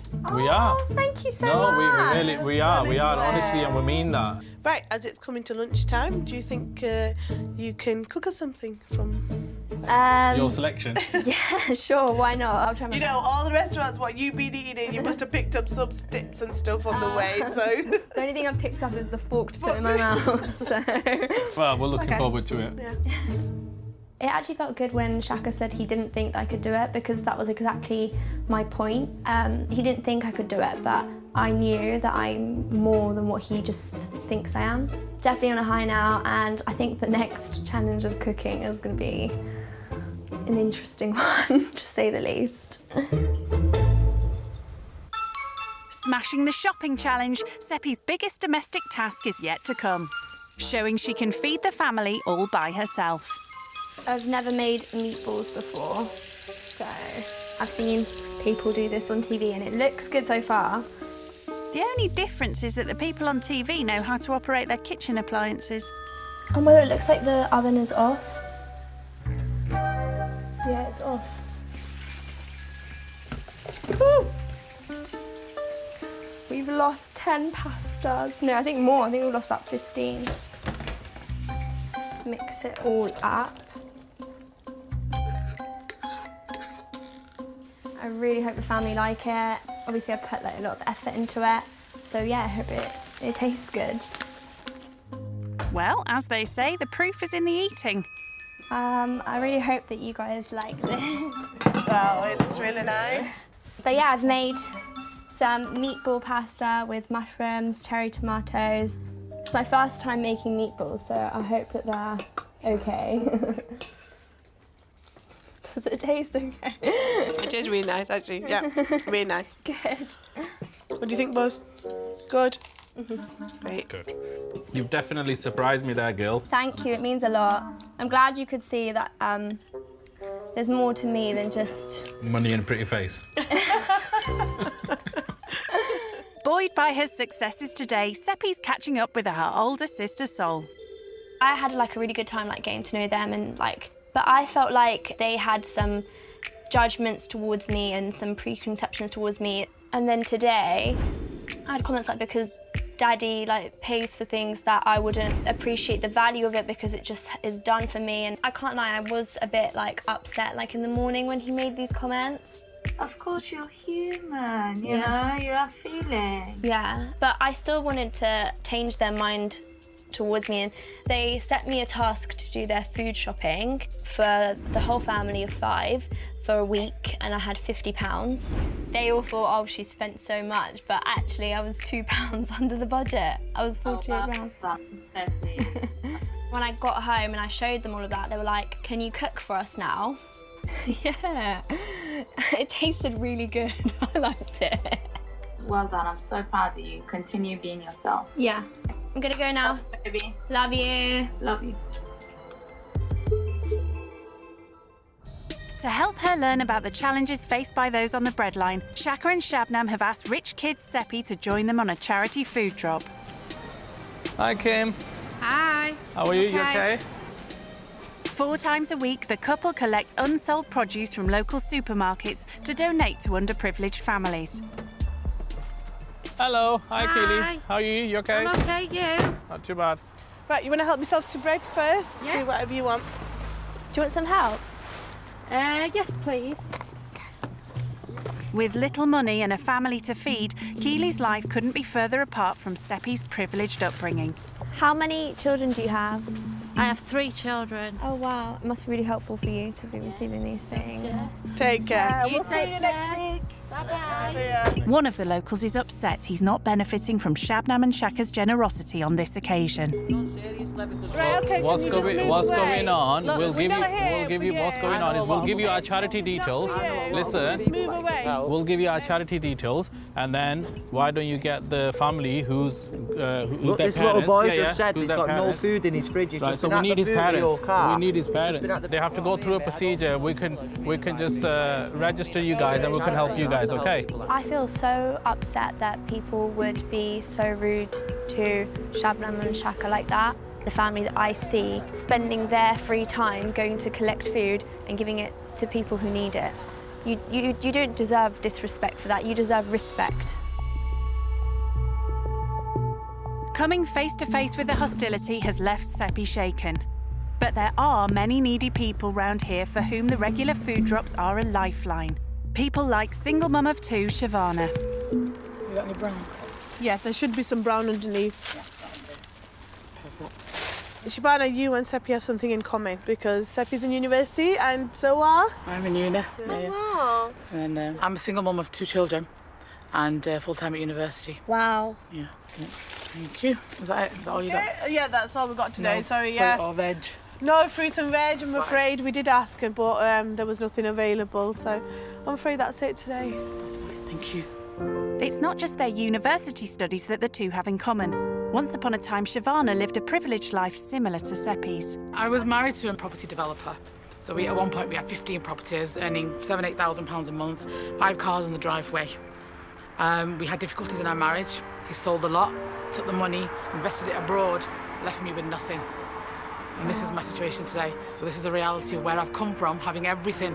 You know, I didn't even have to look at what I was spending. I'd just go into any supermarket, pick up anything I want. And now they're asking me, they'll say to me, "Mummy, have you got money that I can buy this?" And I'll just say no.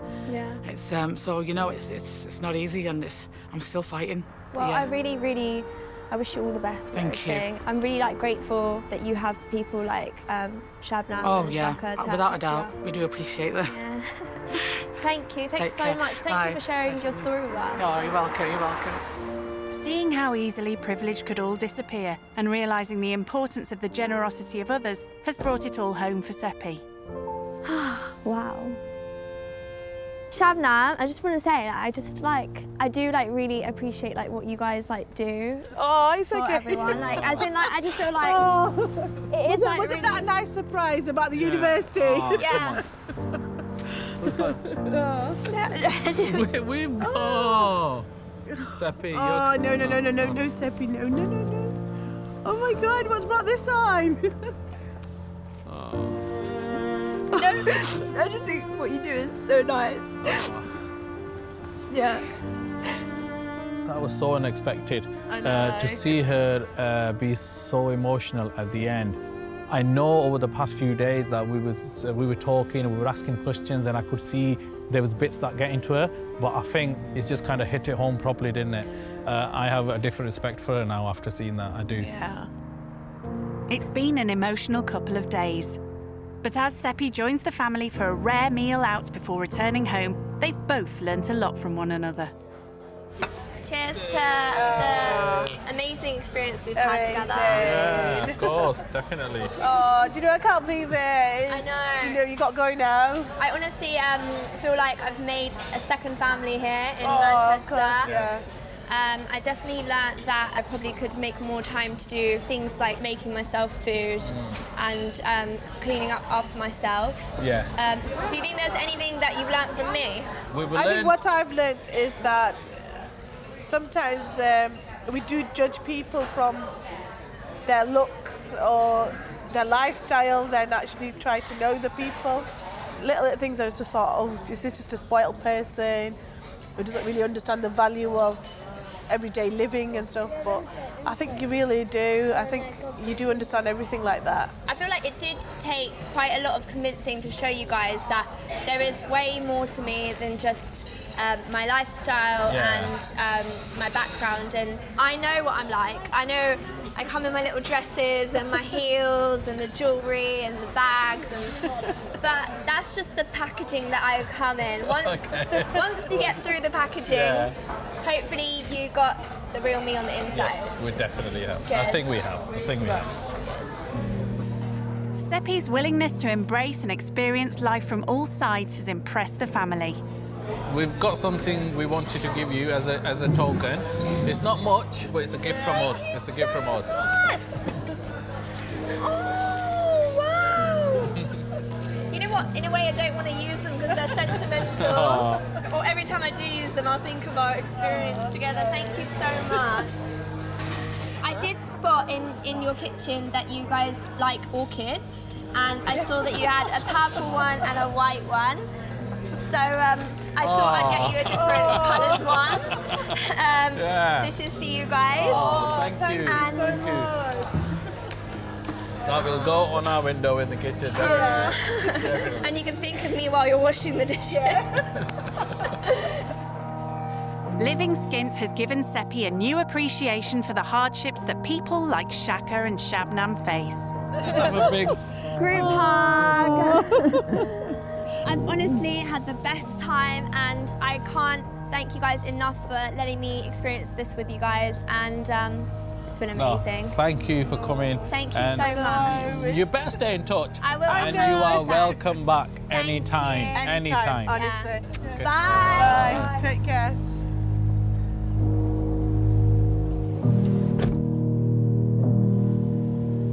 I can't believe it's all over now. I've had the best experience. I mean, there's been ups and downs, highs and lows, but overall, it was life-changing.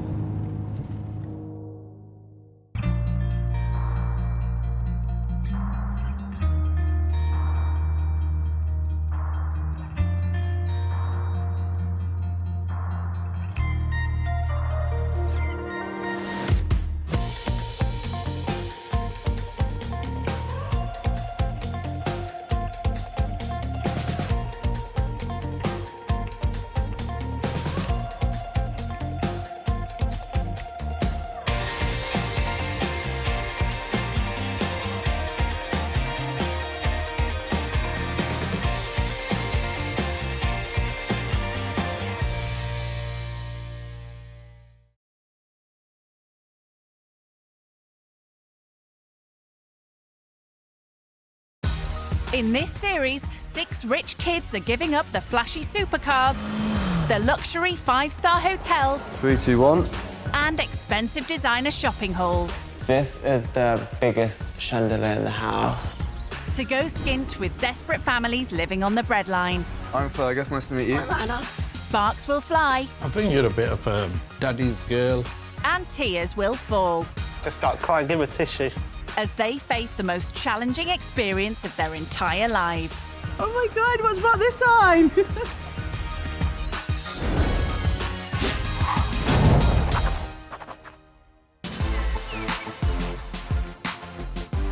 Today's rich kid going skint is the son of a wealthy businessman from Nottinghamshire. I'm Dylan Bardwaj and I'm 21 years old and I live in Loughborough. Home for Dylan is a magnificent country mansion where he lives with his large extended family of 18. We've got 4 living rooms in our house. There's 1, 2, 3, and the orangery, 4. So this is the main room that all the family get together in. Because there's so many sofas, there's always a lot of space for everybody to fit and sit. So this is another living room. I don't think we've actually, as a family, sat in here yet, but it will come in handy. Blimey. It seems in this mansion there's no limit when it comes to luxury. This is the biggest chandelier in the house. Yeah, it's very extra, like the family. We've got a lot of chandeliers in the house. I think my dad's very passionate about his vision and making it look really nice, but I just think if it lights up, it lights up. Do you know what I mean? Outside, the family's living space is hardly a squeeze either. So this is our land that we have for the house. I think it's 42 acres around. So basically, as far as you can see. So it's nice for like walks. I don't really do walks, but it's nice to just get some fresh air. Well, there are plenty of other options to exercise round here. So this is our gym. I think this is a stepper. Nice. Exercise may not be his thing, but Dylan certainly knows how to give his credit cards a good workout. I can probably spend a couple of grand at a time. It's the Louis Vuitton bag, and it was about 2.5 grand from what I can remember. And Dylan doesn't just shop locally. I spent about £900 when I went to Paris for a pair of trainers. I was worried about not getting through customs in them, but we got through. Taking the lead from his dad, Dylan earns a sizable income from his own clothing empire. Currently now we have 5 shops around the UK. My first year of running my business, I made over £1 million. Of course, he still gets the odd treat or two from his parents. So this is my day-to-day cart that I got for my 21st birthday. If I need to go and meet any of my clients, then I'll take this car. But now Dylan will be giving up his Rolls-Royce and regular shopping sprees to stay with an underprivileged family. And it seems when he goes away, this rich kid has high expectations of his accommodation. Everything needs to be constant. Leftover cups and just laundry that's not been washed after a while. I would say, look, you need to sort this out because I can't stay here if it's going to be like this. I don't personally think this experience is going to be a huge shock to me. I'm just going to take it how it comes. Well, that's what he thinks. The person Dylan will be living with is keen to show him that life is no holiday when you're hard up. My name's Elaine Sullivan and I live in Wallingham, Surrey. Single mum of 3, Elaine was forced to give up her job due to depression and now scrapes by on disability benefits. So my benefits total about £1,360 a month. After I've paid my rent and bills, I'm left with approximately £400 a month to pay for food, fuel and whatever necessities come in. Elaine also has to support her son who has autism. Kieran is my eldest and he's 32. He still lives at home. He does stress me out sometimes, but he is actually very friendly to me and his sisters, but he doesn't like strangers. A tight budget means Elaine's had to resort to desperate measures to feed her family. A weekly shop is approximately £50. There's a shop online that sells food, which is near or past its sell-by date, but obviously still safe to eat, and the prices are very cheap. Yes, so it does actually save a lot of money compared to normal prices in the supermarket. And Elaine's kids aren't the only ones that need feeding. We've got 3 animals. We've got a chicken in the garden called Dippy. Come on, Dips. Then we've got the 2 dogs, which are Oscar and Benji. They will be full on, so I hope he likes dogs. Oscar? I think Oscar's disappeared. And if Dylan thinks his time living skint will be a chance to chill out, he's in for a shock. Looking after the animals, basically the chicken, I clean her out once every other day. And obviously the dogs, well, cleaning them out is worse because obviously you have to go out and pick up their poo. Oh, honestly. Oh, boys, everywhere.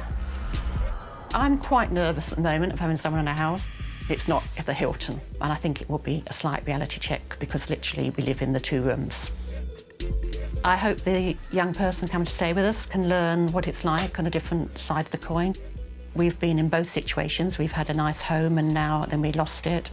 You never know what's going to happen, and one day you could have everything and next day it could all be gone. And it would be nice for him to realise that, you know, you can be happy, not necessarily with all these materialistic things. Bidding goodbye to his luxurious lifestyle and all the prized possessions will be a tough ask for Dylan.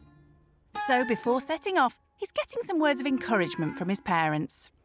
I think it will be a really good exercise for you, to be honest. You're quite sheltered. I think going out there and living a life in somebody's real life, if that makes any sense, where people have got struggles with X, Y and Z, I think it will be a good eye-opener. It's going to be something I will never forget. You're going to miss just going on a little shopping spree whenever you want to go on a shopping spree. Or expect things just to appear from, like... On the table. From anywhere, yeah, from magic.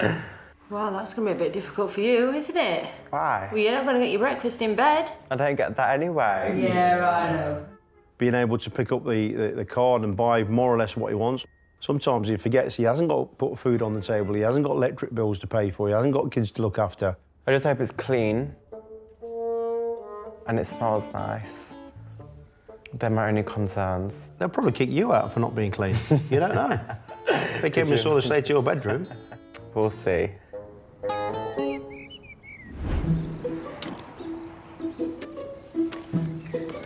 The big day's arrived, and as Dylan heads off to meet his host family, how's he feeling? I'm nervous, but I'm excited at the same time. I don't really have a main worry at the moment, but I think I just don't want loud dogs.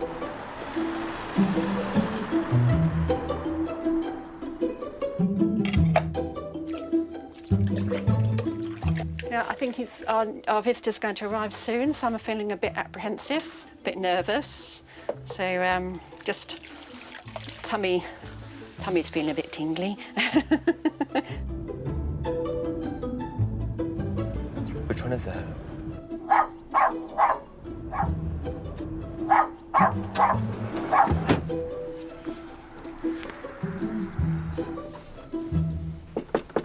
I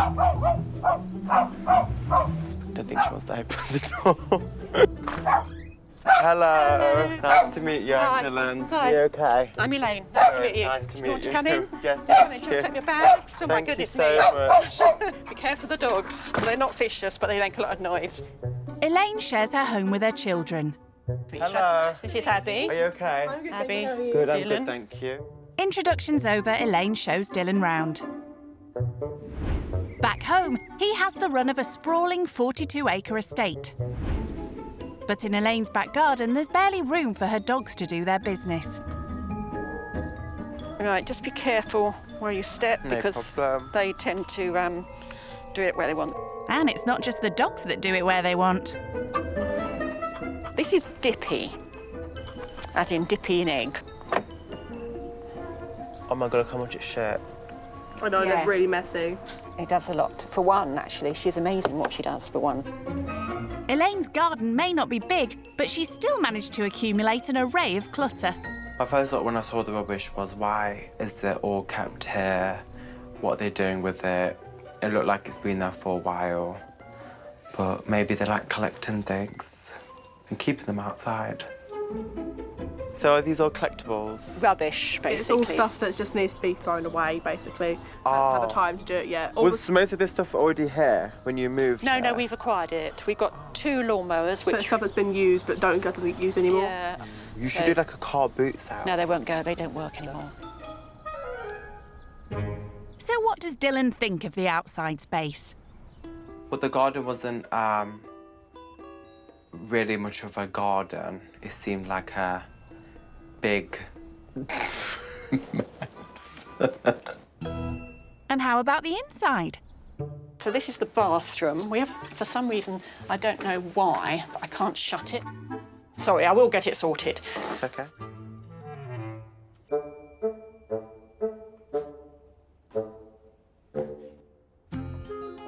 Right, so this is Abby's room. Lovely. So this is her 18th birthday present. Nice big wardrobe. A nice mirrored wardrobe. Yes, which is a bit messy. This is my bedroom, which I have decorated, actually, to my own which... Lovely. So I decorated it myself. It's not the best decorating. I'm not used to basically being in a really small home or anything like that. It'd be hard to distance myself away. Not much chance of hiding away in this house. So this is the kitchen.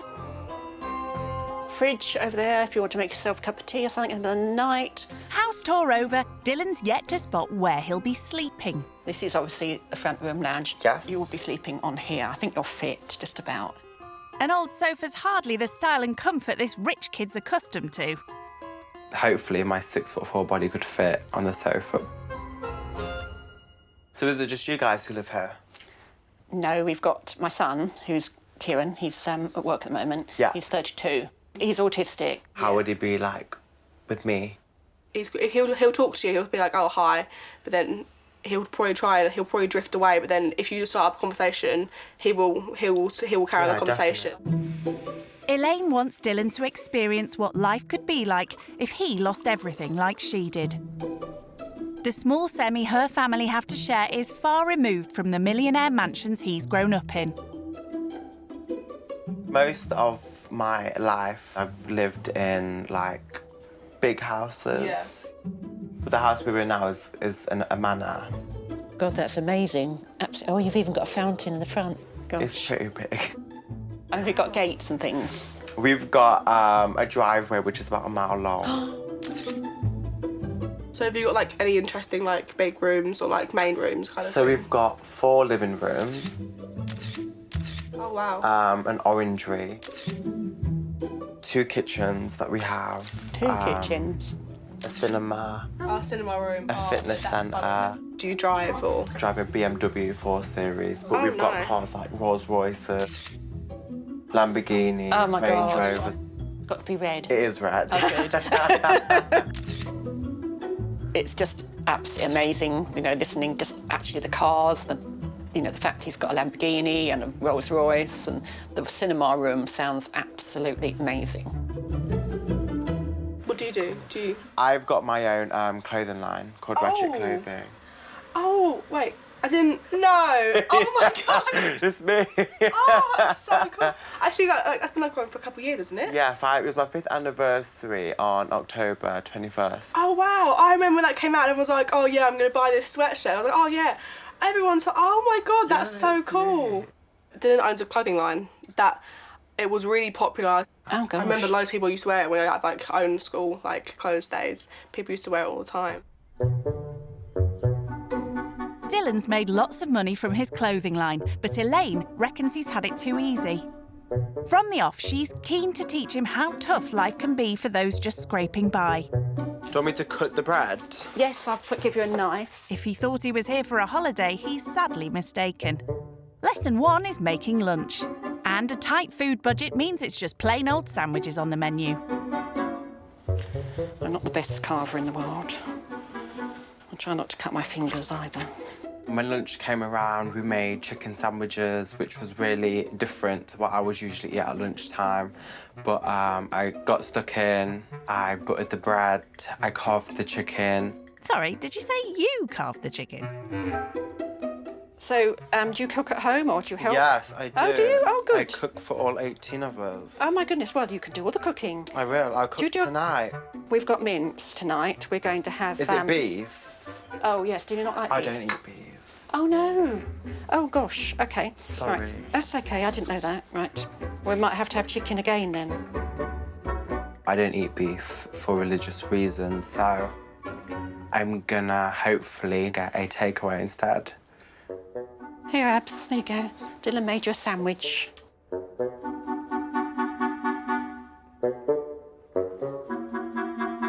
It's soon obvious a low-budget lunch isn't to Dylan's taste either. I'm just gonna save this for later. I had a really big breakfast. The thought was really nice, but I couldn't finish it because it was just too dry.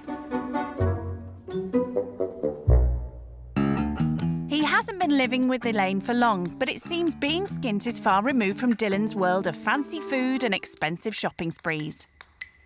So what was the last thing you bought, then? 2 tracksuits and a pair of boots, about £800. Oh, can we have a look? Yeah, you can. These are them.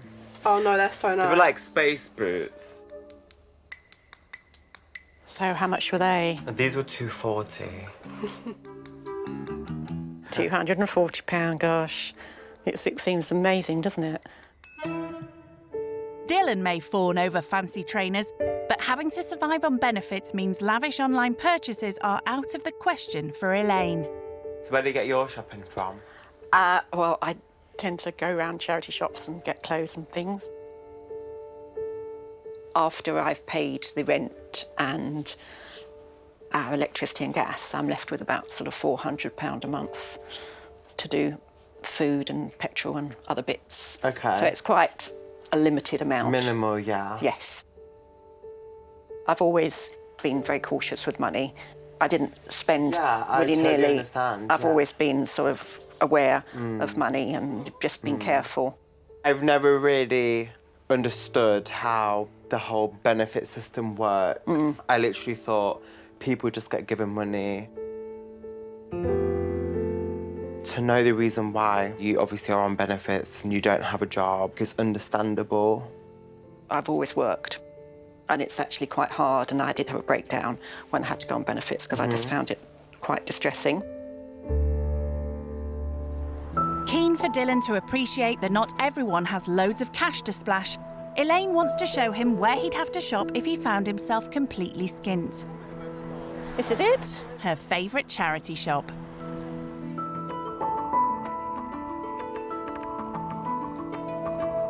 I'm going to look at the pound rail, which is behind you. More bargains there. Abercrombie. And it's only £1. How much are They're they? comfortable. £5. Just seeing if they've got any jumpery things as the weather's coming in, getting a bit colder. This one's £1, Oh, so that's nice. it's quite soft, isn't it? For Yeah, a I bit think of it's really nice. bling. Really nice detail. Yeah, It looks sparkly. warm. Seeing Elaine being forced to browse the bargain rails for her wardrobe has been a real eye-opener for Dylan. And it's clearly affected him. I'll get this for us, guys. It's my treat. No, because I've got some credit, you see. Save your credit. Save it for next time. £25.50. Thank you so much. I think they were really thankful because of the budget that Elaine's on. It obviously must have helped her out. She could maybe take her kids out for dinner now or just do something nicer this month than she probably couldn't before. Dylan's used to fine dining in fancy restaurants. But for people on benefits like Elaine, eating out is a rare treat. Do you want to get the pastry out or anything? Yes, please. Dylan doesn't eat minced beef, but Elaine can't afford to waste it. Instead, he's decided to order in a takeaway for his dinner. Yeah, we'll just get a pizza then. But he's not getting off that lightly. Elaine's determined Dylan still pulls his weight and helps out. I'm not going to do anything fancy. But it seems prepping food isn't one of his favourite pastimes. Do you know what? I don't really know how to peel. I Let think me do it. it's I like think a mum's touch to peel. It's like going to be, how you did it. If I had a grater, then I would have been fine. With dinner served... There you go, Abs. Thank you. You all right? You didn't want any stuff on it, did you? No, thank you. Dylan contemplates his first time roughing it on a sofa and sharing the experience with Elaine's dogs. Do the dogs both sleep in here at night time? No, Oscar sleeps in his cage. His bed's in there. The door's not open, but we can close it. And Benji sleeps upstairs. They don't stay together. It's Could you take the cage upstairs? So at night time, if they need a poo, they'll wake you up. Yeah. Wow. So, are you OK sleeping down here with Oscar? Or is it just a bit apprehensive? No, it's fine. I'm just not used to obviously having dogs in the house in general. I'm hoping that they're full of sleep Cool. soon, because they should be quite tired. As Dylan prepares for bed, Elaine's son Kieran comes to say goodnight. So are you into your football at all? I used to be into like sports and stuff, but now I just mainly concentrate on my career. How are you getting on with my mum and sister? It's been great. After a hard day living skint, Dylan prepares to bed down with the dog. So obviously I'm on a sofa bed that doesn't really fit my body. I'm not really used to this, but it's gonna be fine. I'm gonna survive. I've got a roof over my head. I've got a smelly dog right next to me, which is gonna have to leave soon. But I'm all ready for tomorrow.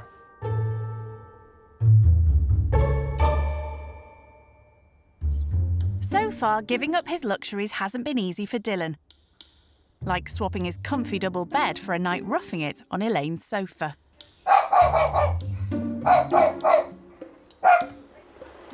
The worst night of my life.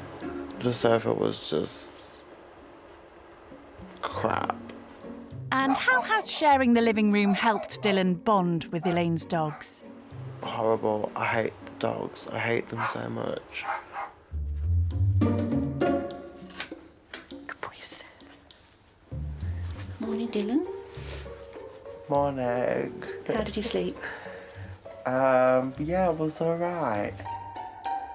Do you want some breakfast? Yes, I love some toast. Would you? Do you want to come and help me, or? Not really, but I will. Go on then, up you get. Okay.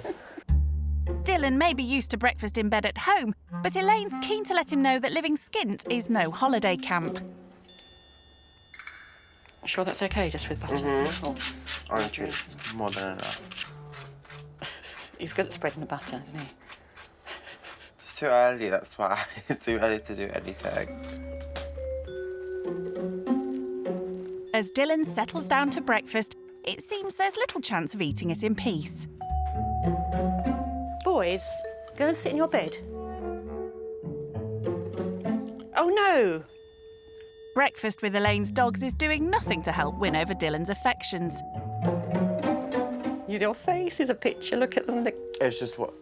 Benji. Breakfast. That is this, enough. Lunch, this.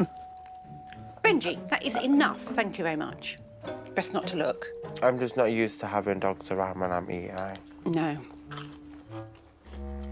I just don't get why people have small dogs. I just don't see the point in small dogs. Oh, no, Oscar. Nope, not today. Just tell him no. Oscar! Oh, look, friend for life. Oh, he loves you, Dylan. I don't know why. I show him no affection. Back home in his mansion, there's precious little Dylan has to do for himself. But there's no lazing about in Elaine's house. She wants to teach him that in the real world, you have to pull your weight. Right. You all right washing up? Yeah, that's fine. Right, I'll go and take a seat. Just shout if you need me. Okay. Time for Dylan to show Elaine he's not shy of a few house chores. But it's soon obvious Dylan could do with some work on his washing up skills. I feel fine in them.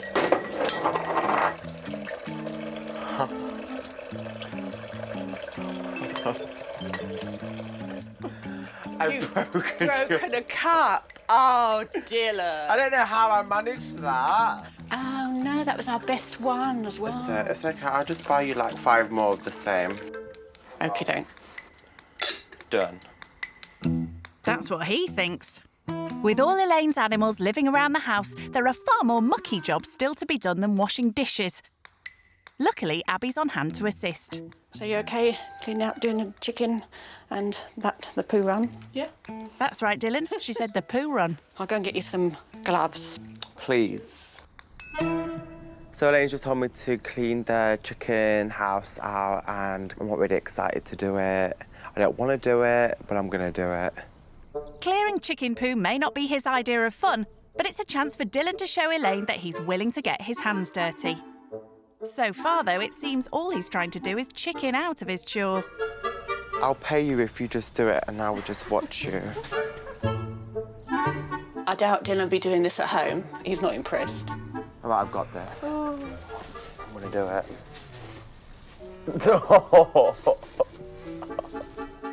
Oh, dear. It's done. He's sewed it away. It's done. Right, hang on. It's done. It's not the nicest thing, but when you have animals, that's what you have to do, unfortunately. Next job is actually picking up the dog bits. I don't even like the dogs, but I'm going to clean up after them, but I'm ready. Oh, looks fresh.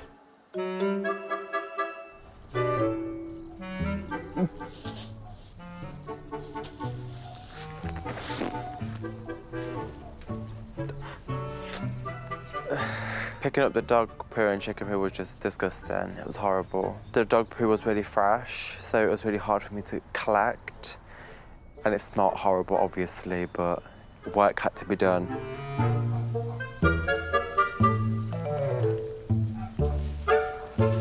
Well done, Dylan. Good job.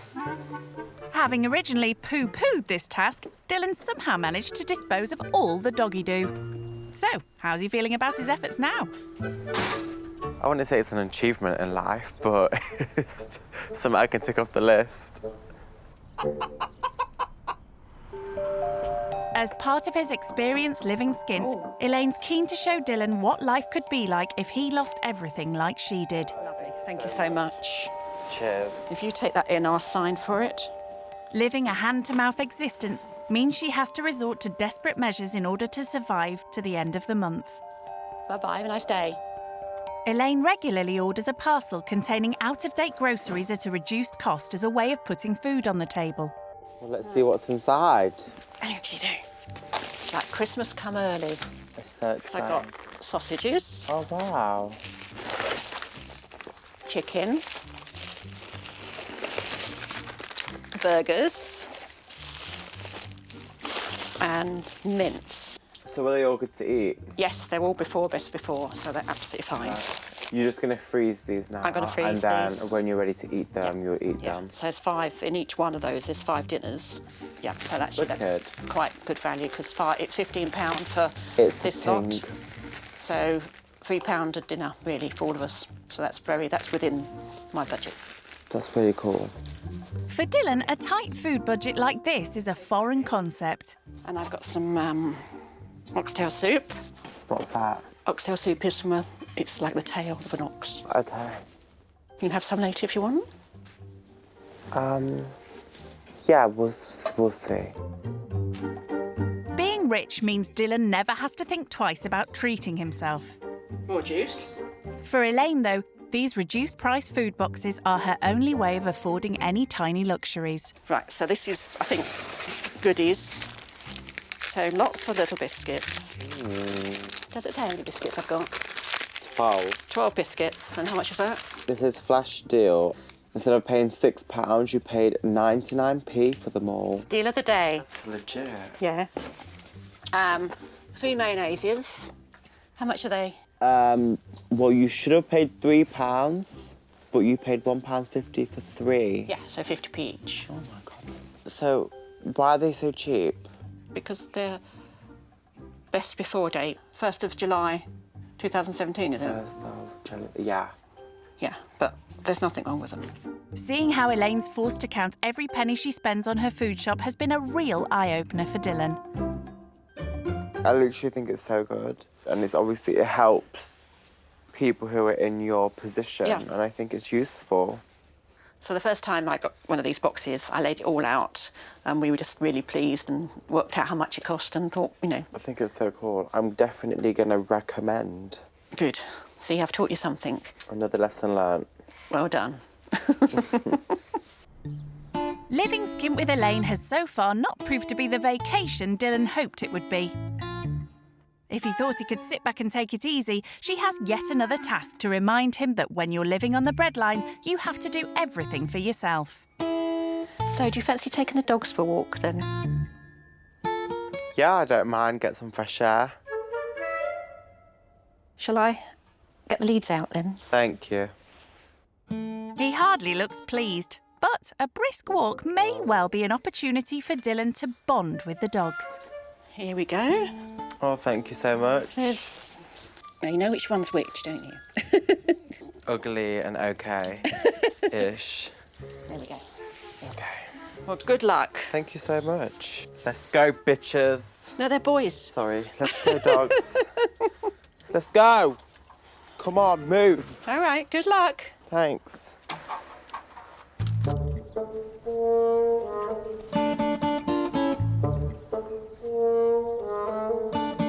So, has Dylan been persuaded by Elaine's pooches? Come on. The not so nice looking one's all right, but this one's a bit on the hype right now. Hardly a declaration of eternal love. And Dylan's designer wardrobe's not ideal for walking through mud. If I'd known I was dog walking, I would have brought appropriate dog walking shoes, not these ones, which have cost me £400. Way ahead of schedule, he decides to head home. I'm done walking the dogs. I've had enough. If Elaine wants me to walk them longer, she's gonna have to walk them herself. Take these fucking things off me, because they're gonna make me fall. It seems Dylan's dog days are over. Shh. Are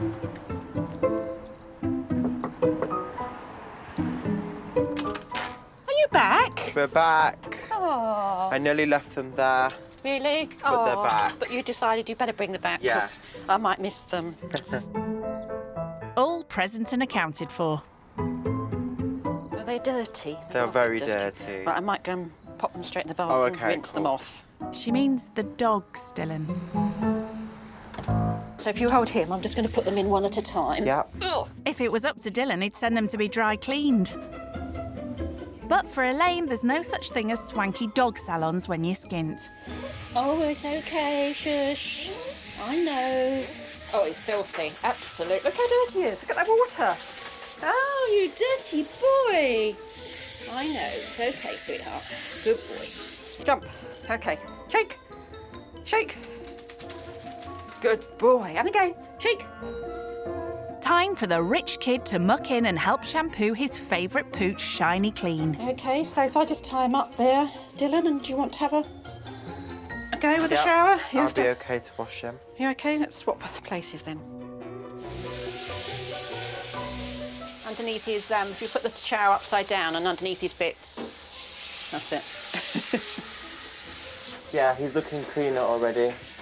I think actually he's okay. I think he'll be fine. Yeah? Yes.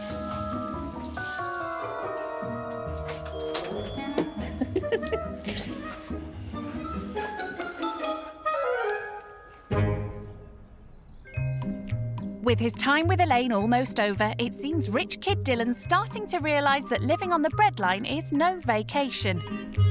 Having seen all the clutter in Elaine's tiny garden, he's decided to get a skip and is raring to get started on ridding her of all those unused items. Yeah, this is brilliant. Thank you very much for suggesting it. No problem. We will fill it up completely. Literally. All done. Lovely, thank you. Dylan's idea of a skip is amazing. I've accumulated a load of junk since I've been here and I can get rid of it all. That may be easier said than done. Right, so... Okay, right, let's start with this side. Can we chuck this? Do we need it? We don't need the thing inside it, but we're keeping the flower pot. You're going to keep the flower pot? Yeah. Let's go. But Dylan's not giving up on the flower pot that easily. So you really want to keep this?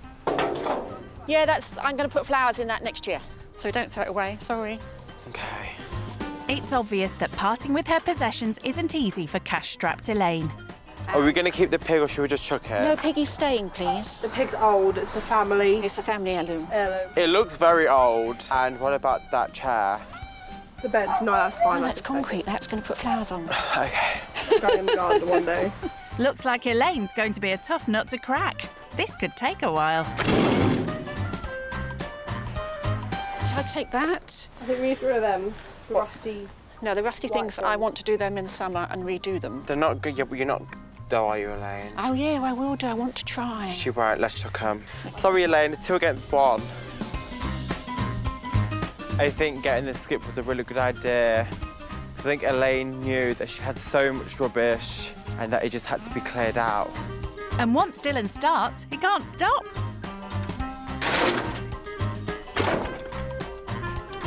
And despite her initial reluctance, even Elaine's embracing a bit of decluttering. So the skip's nearly half full, but I can assure you it will be full to capacity at the end. Done? Yeah. And it's gone. Dylan's shown Elaine that he's willing to get down to some hard graft when he has to. Time to fill his parents in on what he's learnt so far. Hello. Hey there. Are you all right? Yeah, good mate. How did you sleep, Dylan? Did you sleep well? No, not really. Like, it wasn't great. I was woken up a lot of the time by the dog licking my feet and jumping up. Was the dog licking your feet? Literally. I slept with socks on because of it. Is the dog still alive after Yeah, the dog's still alive.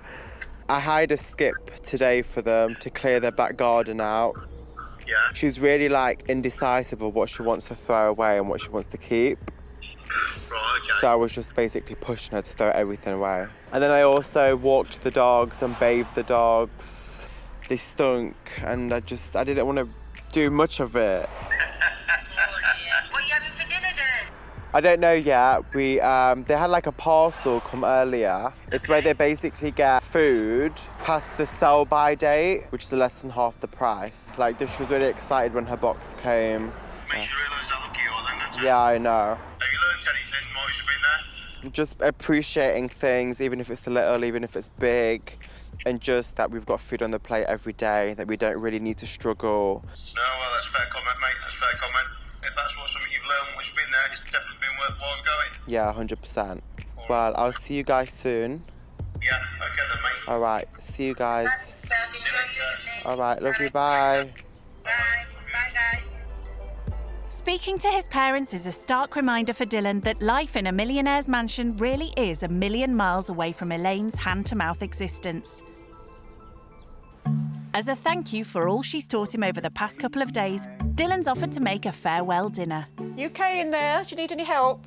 No, thank you. I'm going to put my feet up then. Is that all right? Yeah. For Elaine, it's a rare opportunity to take things easy. It's nice to have another helper in the kitchen, and I like the fact he washes up as well. That's a bonus. Well, let's hope so. Should we put some cheese on it? Yep. Perfect. Put it in the oven.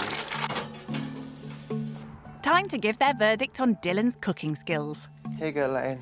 Oh, that's lovely. Here's Thank you. dinner. Oh, fantastic. Thank you so No much. problem.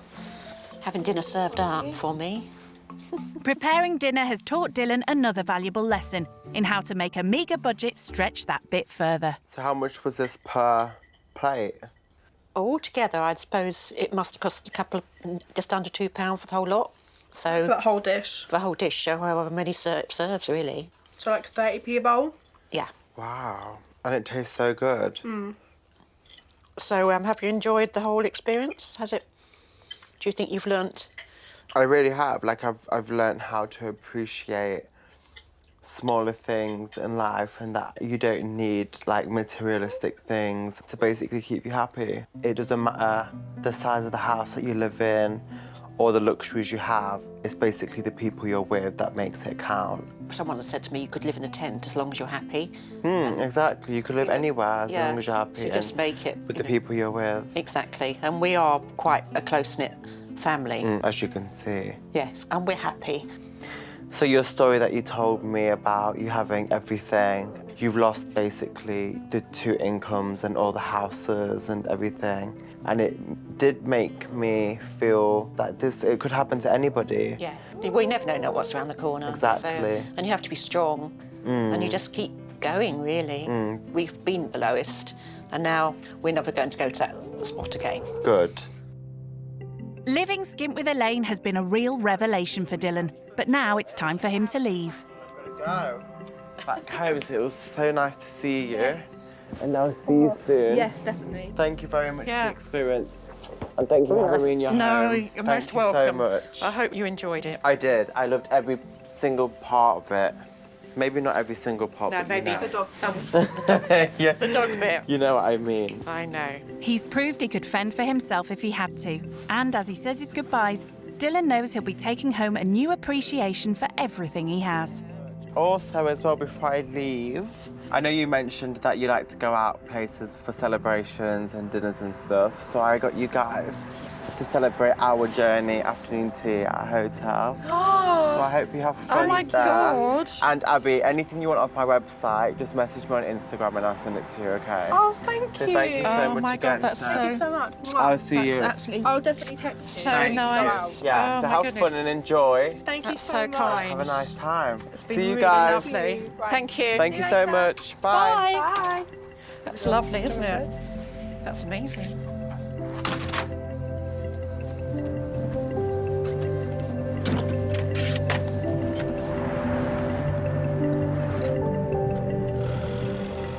My main message from taking away from this experience is basically, I don't need to spend a lot of money on certain things to be happy, and I don't need to have the best foods or the best clothes. Elaine and her family don't really have much, but they can still be happy and appreciate the smaller things in life, which I think that's something I'm definitely going to be taking away today.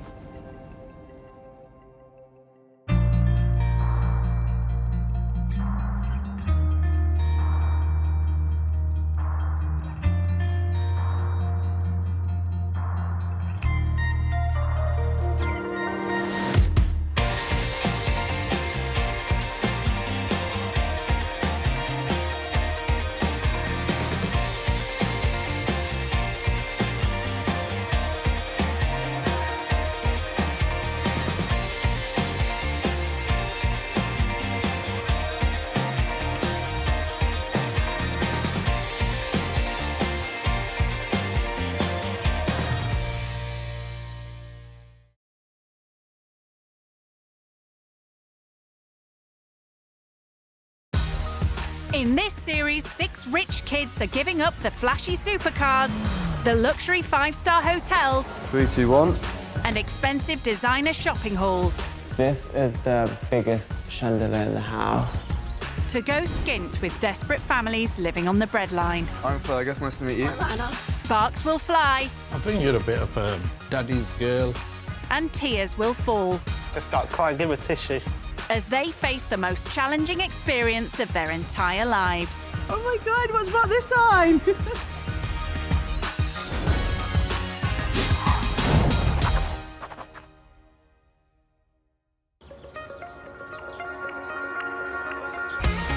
This is the London borough of Kensington and Chelsea. It's a neighbourhood known for its cafe culture, designer boutiques and millionaire mansions. It's also where 16-year-old rich kid Angelina grew up. I do get given a lot of money from family, and that allows me to go and have nice luxurious things. I like designer brands because I think that they stand out a lot more, and it does offer a sense of uniqueness to your clothes. And when she's not spending her parents' money on uniquely expensive clothes and jewellery, Angelina loves a bit of jet setting. My favourite places are Italy, Madeira, Goa, the south of France and Monaco. She also enjoys fine dining and thinks nothing of spending hundreds of pounds on meals. Me and my mum always go to this really nice sushi bar, and with my dad, he takes me to my favourite restaurant in Notting Hill. You're going to play well today? Yeah. Dad Sash also plays tennis with her at an exclusive sports club. So I really enjoy sport, and I play netball, tennis and hockey on the top teams in my school. I hate playing on clay because it ruins my white shoes all the time. But replacing ruined trainers with a new pair isn't a problem. If I want money from my parents, most of the time I just have to ask for it. My mum won't give me money that easily, and I usually have to fight for it. With my dad, it's a lot easier. He kind of gives in. She's very clever, she knows how to get something out, especially from me. Angelina, you're 16 years old now, and you still don't know how to iron. It's fine, you can do it for me. I'm not spoiled, but I can be quite greedy and quite demanding. How's that, princess? And Mum Marina agrees with Sash that Angelina needs to learn to stand on her own 2 feet.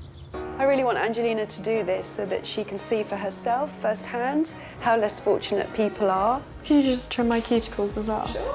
I'm finding that she's very quick to spend money, and I'm hoping that she's going to come away from this really appreciating everything that she does have. Thank you, they look amazing. So smooth and shiny. To learn just how lucky she is, Angelina will be sent north to Hertford, a few miles from Manchester.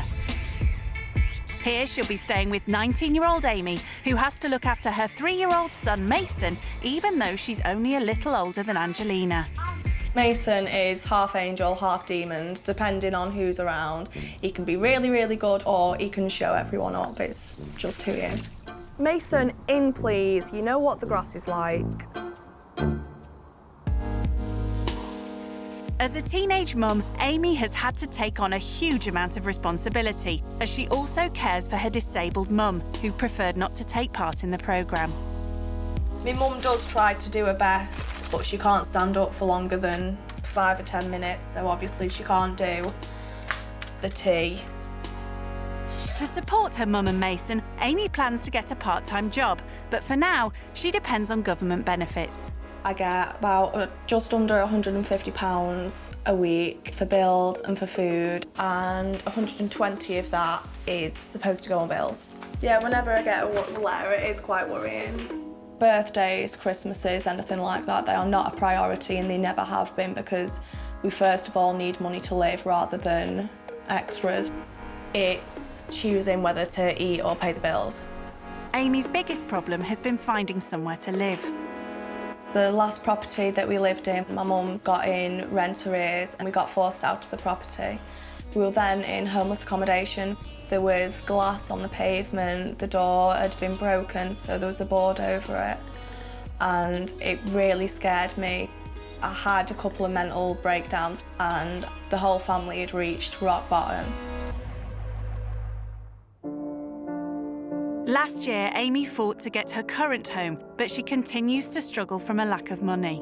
Since we moved here, we have had to go to the food bank about 6 times, and the first time I went, I found it really, really embarrassing that I nearly started crying.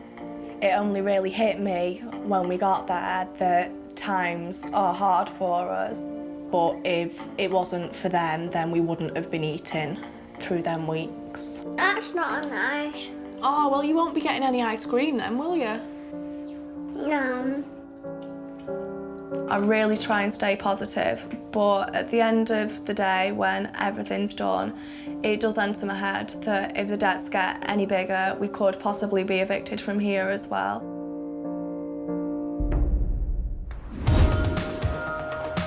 Back in Kensington, Angelina has one last goodbye with her mum. I really want this to work out for you, because you have had things pretty much given to you on a plate. Well, I'll definitely go in with an open mind and try and just enjoy the experience as much as possible. You do know that this isn't going to be like a holiday. You're not going to a hotel. Yeah. And they might actually ask you to do some chores. Obviously, I have very little experience doing those things. I literally don't do anything around that. I make my bed. I just don't know, like, if they ask me to do something, I have no idea how to do it. Good way to learn. What happens if it's not in London? Wow, but it might not be. But where else would it be? I don't know, it might even be north. Might have to go up north. Where Norfolk is.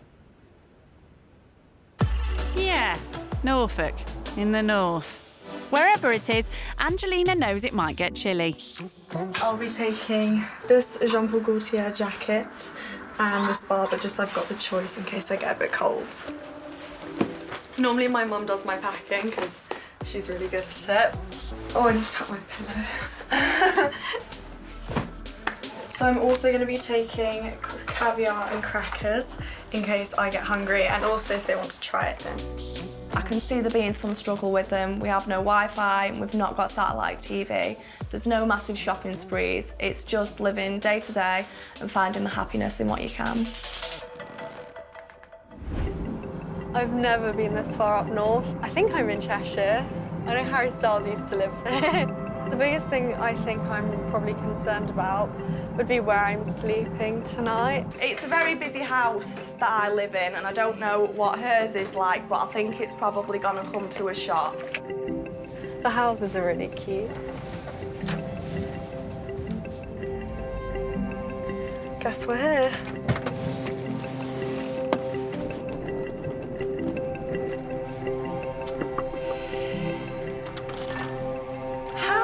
Nice to meet you, I'm Angelina. Hi, are you coming in? Thank you. Sorry for my big suitcase. After being evicted from her last house, Amy now rents from her local housing association. It's a new build, but Amy is a bit embarrassed by it. It doesn't really look much like home. Like, you know, usually you see loads of pictures, loads of like cushions and stuff like that. It's about kind of making it as nice as I can without getting too attached. Don't know how long we're going to be here because debts are already mounting up. If I get too attached to it and something happens, it'll be really upsetting. So it's now like treating it a bit like a train station. So you stay there for a little bit, but you know that the possibility is your train's gonna come at some point. The couches are actually donated from what's called the help scheme, so it's for people that haven't got enough money for furniture and stuff. The TV, that was from a charity shop, that was £23. That's good. How good's that? Angelina is suddenly shocked when Nancy, Amy's hyperactive puppy, appears. Yeah, I was so scared when I saw that dog. I'm not used to dogs at all. And, like, her dog's so crazy as well. It really freaked me out. Right, I'll show you the rest of the house, should I? Cool, after you. Tiniest kitchen in the world. The vinyl in the kitchen came built in, so we're lucky about That's that. lucky, yeah. But a carpet, even for this hallway, would probably be like £85. So it's like, that'd probably take us about a year to save up for. I thought it was really upsetting. Yeah, I didn't really expect that to be her, you know, her year's savings. So this is Mason's room. There's literally enough room for the bed. Will you leave your bum alone? So this is my room. The bed was from the help scheme as well, including the mattress. I feel like some sort of charity case. Angelina relies on handouts too, but hers are huge compared to what Amy has to live on. So, do you have a budget? If it is my parents who are going to get me stuff, then maybe 2,000. Is that when you've been a really good girl, or is that just any time? Daddy, you know, 'cause you love me. What would you say that the most expensive thing that you've got on is? I think the most expensive thing I brought with me is probably my £800 Jean-Paul Gaultier jacket. Wow. Can't believe how much a jacket can be these days. My jacket was only £3. Really? Yeah. From where? From the charity shop down the road. But the black and white one that I've got, that was £15, and I've had that since I was in year 7. So, 8 years. For £15, I've got me 1 year worth out of that. So do you have any idea of what I get weekly? I actually have no idea. Really? Yeah. I get, before anything's spent, £137 a week. When all the bills are covered, how much do you think we have to spend on luxuries and stuff? £5? Yeah, that's pretty close. But what do you spend that on? I get Mason some sweets or a new toy from the charity shop or something like that. When Amy told me her budget, I was really taken back. I find it really sweet as well that she spends it on Mason and that she's putting him first and, like, you know, his needs are coming before hers. Although Amy makes huge sacrifices, Angelina is worried about making even a tiny one. I'm not too sure where I'll sleep, probably on one of the sofas, but Nancy, like, sleeps on the sofas, so I'm not sure if I'm going to be sleeping with her tonight or not. You coming? That's a yes. It's time to collect Mason from the local nursery, and Angelina asks Amy about becoming a teenage mum. It was 3 days before my 16th birthday that we found out I was pregnant. Oh my God. It was like an early birthday present. I was so happy with myself. That's nice. And he saved my life. What do you mean? Well, I was a bit of a rough teenager. I didn't really care much for school. I was underage drinking. I was just doing stupid things. When I found out that I was finally pregnant, something just clicked in me instantly, and I sorted myself out. I got all my grades, and just sorted my life out. So are you planning on kids eventually, or don't you know yet? Yeah, I'd like to have some, but not anytime soon. Probably not. Live your life a bit more. Yeah, exactly. Living with Amy will give Angelina a chance to see what it's like looking after a 3-year-old like Mason. So what have you done at nursery today, Baba? Eating orange. Eating orange. That sounds nice. And she also gets a chance to face up to her fear of dogs. Do you want to hold Nancy for a bit? Yeah, I'll try. She's quite strong, but you need to just be firm with her. No, Nancy. Nancy. When I was in Monaco, my friend had a King Charles, and it was like a small little puppy. It was really cute. It was really easy to walk. She's only been with Amy for a short time, but Angelina is keen to check in with her mum. Hi, Mum. Hi. So how is it? I met the girl who I'm staying with. Her name's Amy. She was evicted from her other house. Everything in their house now has been donated, like by charities, and that was really sad to hear. That must be really tough going. I'm presuming it's a young family then. She found out she was pregnant 3 weeks before she turned 16. You know, Angelina, that's kind of the age that you're at now. You've just turned 16. Can you I imagine? know. And she's really strong as well, considering everything she's been through. So now we're going to a soft play area with Mason, and then we'll head home and make some dinner. All right, well, I'll be thinking of you. Enjoy. Thank you. Bye. Bye.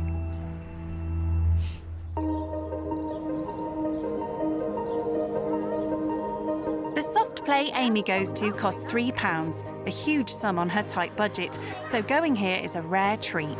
Wow, Mason, in this one.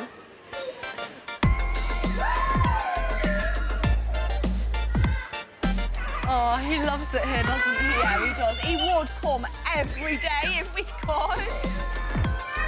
I think it's really sad how this play area is only £3 to bring in Mason, and the fact that she's only been here once a year because of financial issues, and it makes me realise how much I take for granted. And like, for me, £3, like I'd spend on a frappuccino or something.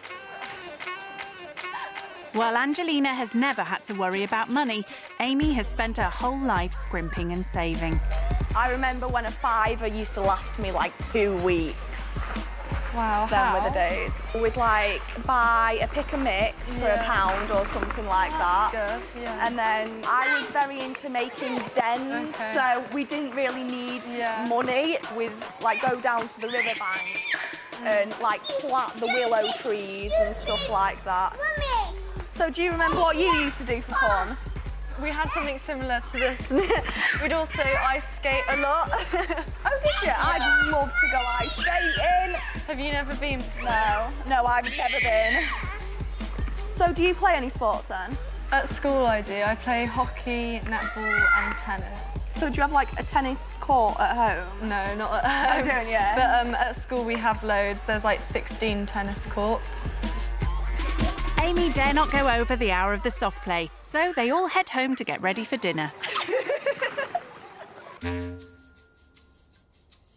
So what are we having for dinner? I was thinking chicken Kievs with tomato and mascarpone pasta. Oh, that sounds good. Does that sound all right? Yeah. What can I help you with? Grating Parmesan cheese? Yeah. Is that all right? Yeah. Angelina appears keen to help, but she's completely unused to doing so. My arm started to hurt. So Amy just finished it off quickly for me.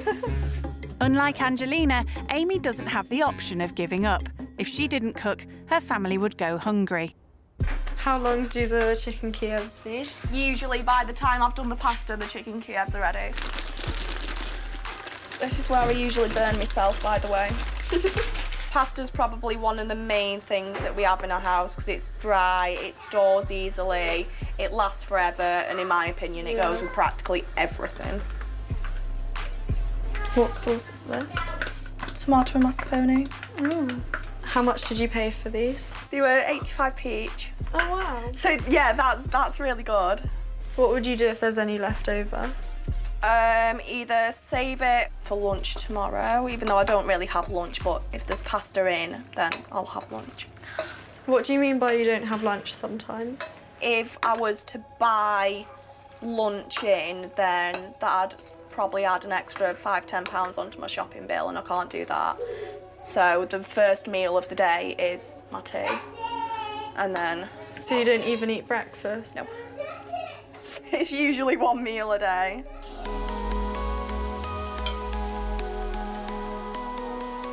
This is really good. Thank you. So how much would this plate of food cost, roughly? Probably £1.50 each, considering that we've still got stuff left as well. So yeah, about £1.50 each. That's really good. What would you say the most expensive meal that you've had has cost you? When I eat out with my mum, like my brother, the bill would come to like a couple of £100. Well, like most recently, I was in Monaco, and like the restaurants there are really expensive, and like literally a bottle of water would be like €6. So you could have like £5 like something. Didn't they have any taps? I know, it's ridiculous. Yeah. I'd literally just go to the sink and pour myself some water. Couldn't do that. Do you want to say goodnight? Amy swiftly puts Mason to bed. Before telling Angelina how she copes when things get really tough. I deal with it by just taking it day by day. Like a couple of weeks ago, my bills went out when I wasn't expecting it, and I had £6 to live on for the whole week. But luckily we had a couple of meals like left in the freezer and what have you, so just literally got through the day, went to bed, got through the day again. So it's really stressful, but it's been that way since I was little. I think for a 19-year-old, I deal with it really well. Yeah, you definitely do. Like, it's insane how you're coping. Yeah, it's quite strange, really. Everyone's like said, oh, are you going for counselling or something like that? No, I'm just ignoring it. Have you ever heard of Food Bank? I've heard of it, but I don't think I know exactly what it is. Okay, what it is people would go around the supermarkets and obviously buy their shopping, and if they were feeling generous, they'd buy one extra thing, and then they put it in the food bank basket. Oh, I've heard of them. Yeah. They're in like Waitrose and stuff. And then when you've got no money, you go and tell like a help schemes, and they'd give you a voucher for the food bank. It's not massive quality, most of it's like supermarket basics and stuff like that, but it's enough to live on. When was the first time that you went? Just after we got moved into a homeless accommodation. And the woman came up to me and she went, are you hungry? Do you need anything to eat? And I just broke down crying. I was like, oh my God, I'm a charity case. And she was like, it's all right. We have people new here every single day. I think that's really, really brave of you to have to like put yourself through that, and it's shocking, but it's nice to know that there are things out there though that can help. people. Yeah, there is so much support out there these days. Now I know that if I need help, then I should ask for it rather than just struggling through times and kind of trying to make do. Yeah.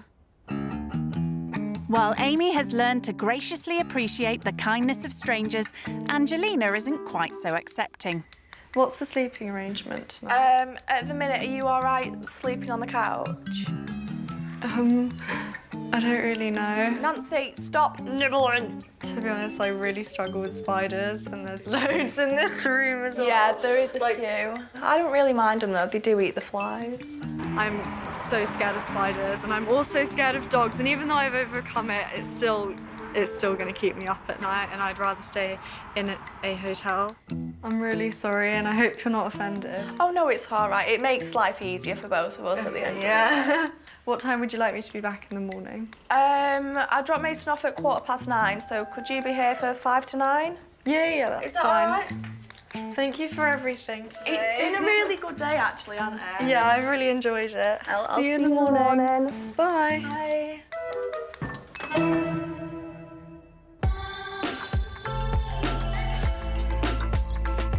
By staying the night at a hotel that cost 3 times Amy's weekly food bill, Angelina has cheated. I'm so glad that I'm not having to stay there for the night. I really couldn't bring myself to stay there. She'd better not tell her mum. Next morning, Angelina arrives later than promised for a big day of chores.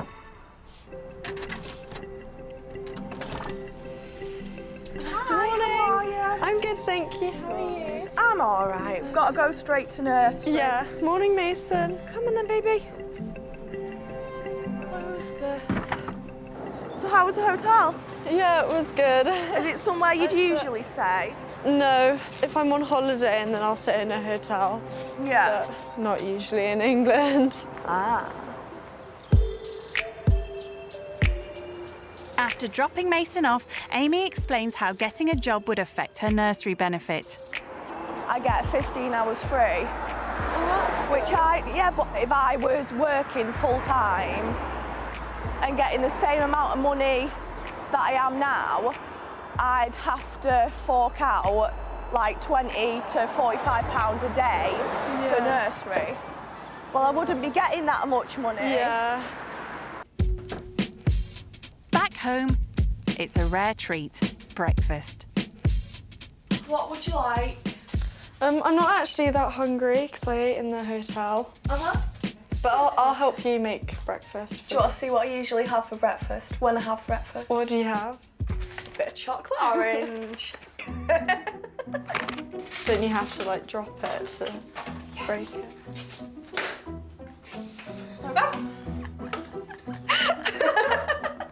Yeah, so if you see that dint in the wall there, yeah, that's from a chocolate orange as well. I just tend to sort of whack them anywhere I feel like it, and that day it was the wall. Do you want a piece? No, I'm okay. Are you sure? Yeah. All right, more for me anyway. So what would you usually eat for breakfast then? So my mum usually makes me and my brother pancakes. But she like adds loads of like flaxseed, banana, blueberries. Do you know goji berries? Yeah, so like things like that. Sounds nice. Are you sure you don't want any? Yeah, I'm fine, you can have it. Being a bit of a pig this morning. Should I show you something I do actually have for breakfast sometimes? Yeah, that'd be nice. What, have you got it with you? Yeah, I'll go grab it. Is it gonna be sushi? Not a fan of fish at all. I'll try whatever it is, obviously. Hey! So, I brought some crackers and caviar. Caviar? Isn't caviar fish eggs? Yeah, it is. Have you ever tried it before? No, never. Have a try.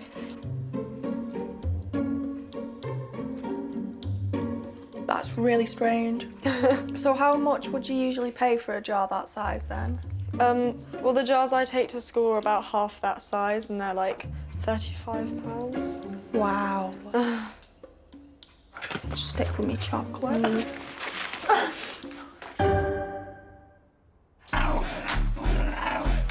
Amy's eager to get Angelina to understand the kind of responsibilities a teenage mum like her has.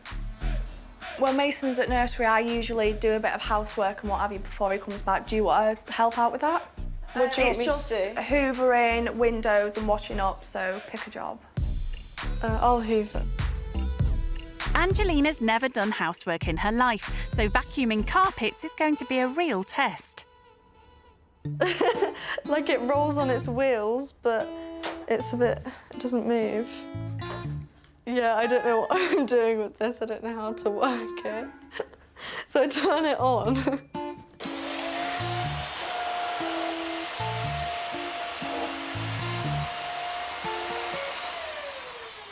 I'm gonna have to get Amy. Yeah? I can turn it on and then I don't know how to move it because it... Ah, right, get you. Right, okay. So you put your foot on it, roll it back, roll it forward. And then to push it around. Put your foot on it. And then literally just push it. Yeah, I was quite shocked when she couldn't use a vacuum cleaner. I thought she was messing around at first because I thought that everyone's at least done hoovering once or twice in their life, whether you're rich or not. She's done it! Now I know how to use this, it's fine. Maybe not. It's so boring. It's still quite dirty, but I've had enough. Amy? Yeah? How much longer shall I vacuum for? She wouldn't mind just doing a really quick length of the hall, would you? Oh, yeah. It takes with like... the other setting? Yeah, it takes like 30 seconds. Yeah, if yeah, that, I'll and do then... that.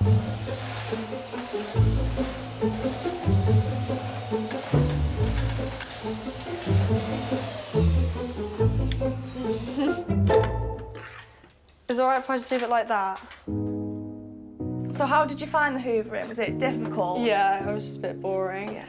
Luckily, I gave you the easy Hoover to use. Can I ask you a quick question? Yeah, sure. If you get your own place, do you see yourself doing the housework by yourself or getting someone else to do it? I'll probably have like a cleaner or something. Maybe not every day, like occasionally. Amy has no choice but to clean everything herself.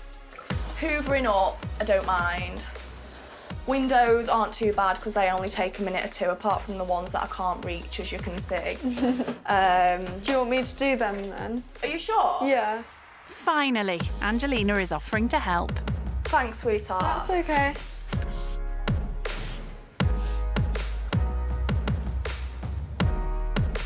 So you know you've cleaned windows now and you've hoovered up? Yeah. What do you think your mum will feel about that? Do you think she'll ask you to do bits at home more now? She probably will. Do you think? Yeah. How do you feel about that? I'll probably just split it with my brother and make him do half as well. Yeah, now you know how to do it. You can teach him how to do Yeah. it. Perfect.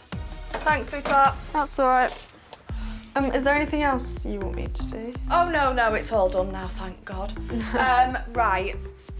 So what I usually do now is the weekly food shop, okay? I have a budget of £30, which has to last the house, so me, my mum, Mason, and the animals, a week of food. Would you mind trying to crack it for me? Yeah. Yeah? I won't get anything you don't like. No, like no sushi or caviar. Yeah. At 16, Angelina has never had to budget for a supermarket food shop. This is a big challenge. All I need is a week's food shopping. Do you think you're ready? Yeah, I can do it. There's 30. Okay. Thank you. Have fun with it. Good luck. Amy won't be offering any help with the shopping, but she will be listening in while Angelina goes round. So I get a trolley because I don't like carrying a basket. Okay, so she's inside. 45p white-seeded farmhouse. Yes. Unicorn carrots, that is so cute. Buy 3, save 20%. Good girl, she's getting the offers. Sweet potatoes, £1. Do they do organic? Angelina's started well, but buying a whole week's worth of food for a family under £30 is very tough. Pasta. Okay, this is the one that we had for dinner. She's remembered that Amy loves pasta, but she needs to spend money on meat. Smoked salmon, let's grab some smoked salmon. Smoked salmon? That costs a fortune. No, we don't like salmon. Please don't get salmon. It'll just go to the cats. Okay, done. And I think she's finished. But has she kept within budget? 35, that's the whole budget. No, Angelina, that's £5 over. I wonder whether she's going to put some things back or not. What do we actually not need? Do we need chickpeas? What are they going to do with that? They can roast them, they're really nice to snack on. And they're cheap anyway. What was expensive? The smoked salmon? Total is £29.69. So price-wise, she's done really well, but I haven't seen what the end result is of what she's got. Here she comes, she's got 4 bags. Yes, she's done well. I hope it kicks her into gear about that she doesn't need to spend loads of money shopping all the time. That was so difficult, but I've got loads of stuff, so let's go home and have a look at what I've got. Okay. Guessing you've never carried bags before. These are heavy. Yeah, aren't they? There's all the potato. Come on then, Pop. It's crunch time. Has Angelina managed to buy a week's worth of meals for £30? Do you guys eat sweet potato? Yes, we Really? do. Yes. Cool. This was only £1. Bananas. Mason's favourite. Cool. I also got a mango. Just because it was. That is literally my really cheap. favourite. Do you like dried apricots? I've never actually had dried apricots. Angelina's bought loads of fruit, vegetables and things she likes to snack on, but there's precious little protein. Apart from the smoked salmon. I've got your change. Oh, you have change. 31p change. Well done. How did you find it? I thought it was really fun, actually. I enjoyed doing it. But I realised, like, once I got to about 15, 20 pounds, it was mainly a lot of fruit and veg. And that I had to, like, add in a few bits of meat. So I got the chicken and the salmon. And then I also got some pasta, because I know that's, like, a good base for your meals. Is there anything that I missed out though, or what would you do differently? You concentrated more on healthy snacks and stuff. I concentrate more on your main nighttime meal, and we have meat with every meal, so you've only really got kind of 2 meals. But considering that you're only 16 and you've never done a food shop by yourself, you've done really, really well. And thank you. Having done all the chores and the shopping, Amy takes Angelina to the local horse riding centre. I started when I was about 11 and I'm not looking back, I'm not stopping, I love it. Amy can't afford to go very often, but she tries to put a couple of pounds away each month to save up for a lesson. Hands down. Much better. Ready? 1, 2, 3, and then land as gently as you can. Angelina's happy to pay for her own lesson, as it's a welcome break from chores.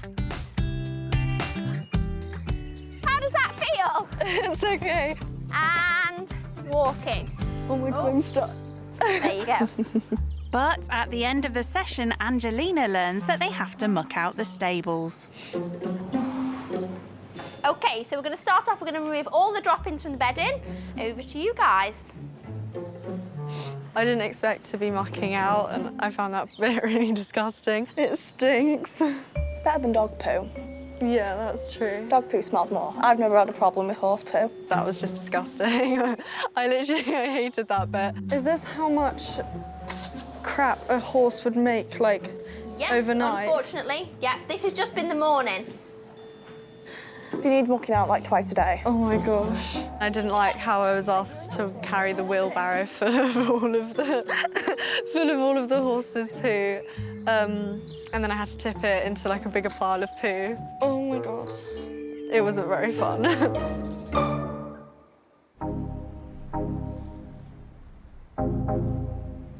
Living Skint and doing the chores with Amy has been a real eye-opener for rich kid Angelina.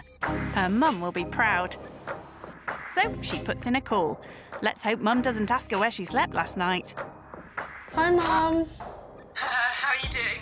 I'm good, thank you. How are you? Yeah, really good. Angelina, tell me about the last night. How did you sleep? Uh-oh. I couldn't stay here because she wanted me to sleep in the living room, and I was just way too scared. Like, there were so many spiders on the sea, like there's a massive cobweb in the corner of the room. So I stayed in a hotel last night, and then... Isn't that cheating, staying in a hotel? Surely you're supposed to stay there and actually experience everything. No, but I couldn't. No, I couldn't, like, it was really bad. I think that's a little bit feeble.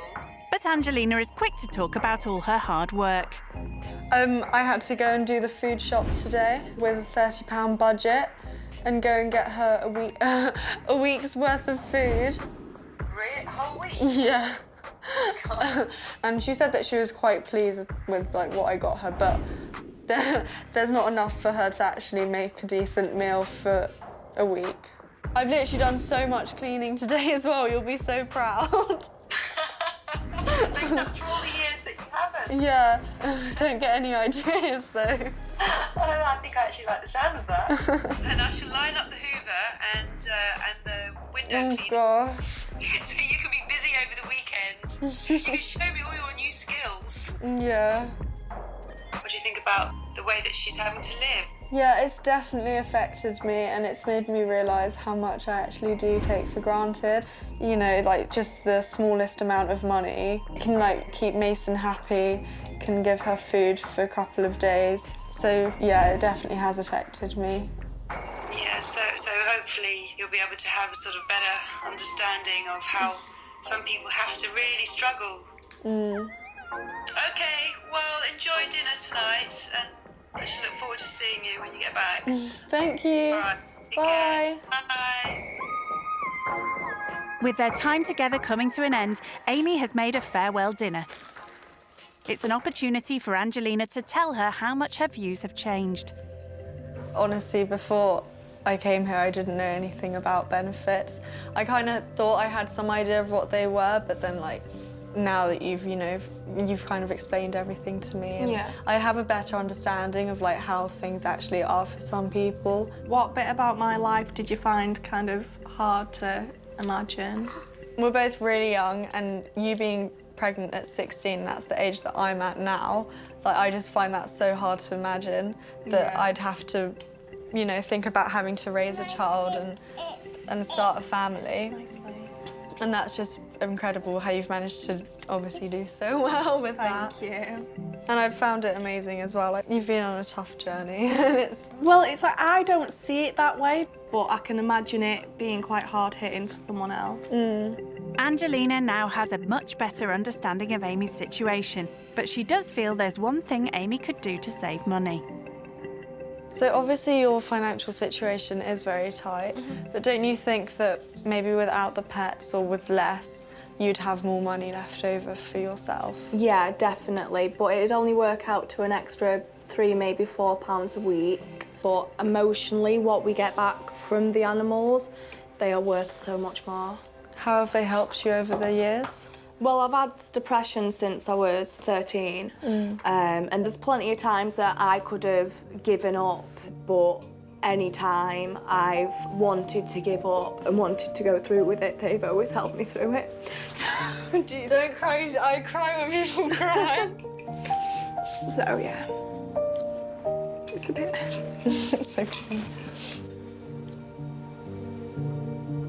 The fact that her animals mean so much to her, it just shows like how like little support she's had from people, and it's been like really hard with her mum as well. She's had to go through it all like at such a young age. I'd hate to be put through that situation, and I'm really grateful that I have people that I can like, you know, rely on and who I know are there for me. And she's literally had no one to help her through it. She's had to do it all by herself. It's just amazing how anyone her age can do that. In the time she spent with Amy, Angelina has learnt a lot about living on the breadline. And as she prepares to say goodbye, it's clear that she's been deeply affected by her experiences. Thank you so much for having me. It's been so fun. It's been really good, hasn't it? I've enjoyed it. Yeah. And I got you guys this because I know how much you love chocolate. Have. That's okay. Mason, I'm gonna go now. Do I get a hug? Good boy. Oh, he wants to give you a kiss. Aww. Thank you. So cute. Bye. Like, honey, stay in touch, yeah? Yeah, definitely. Promise? Yeah. And I want to try and help as much as possible, so just let me know if there's anything that I can do. Just chatting to me would be helping off, honestly. No, because honestly, like, you deserve so much as well. Thank you. Give me a pup. See you guys. See you later. Message me when you get home safe, okay? I will, thank you. See you later. Bye. Bye.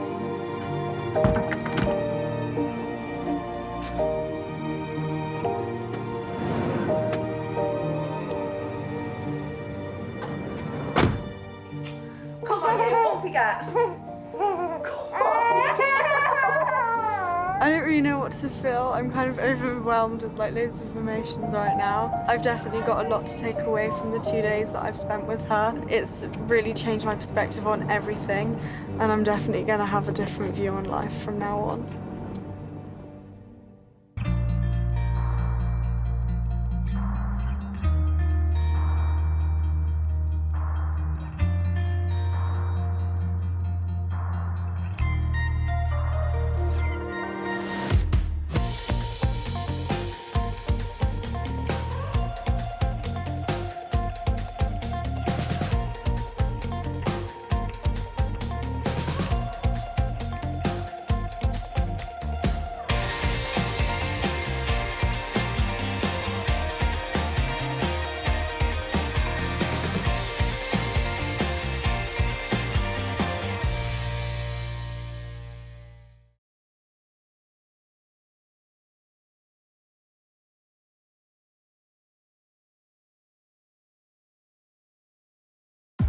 In this series, 6 rich kids are giving up the flashy supercars, the luxury 5-star hotels, 3, 2, 1. and expensive designer shopping hauls. This is my shoe cupboard. I keep all my lubes here. To go skint with desperate families living on the breadline. I'm Fergus, nice to meet you. Sparks will fly. I think you're a bit of a daddy's girl. And tears will fall. Just start crying, give her a tissue. As they face the most challenging experience of their entire lives. Oh my God, what's brought this on?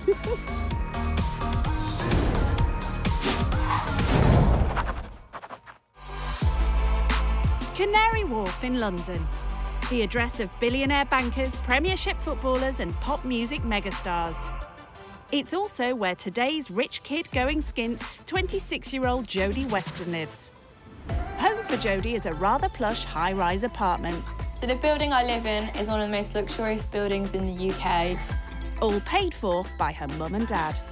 This is my boudoir. This is the Princess Palace where I reside.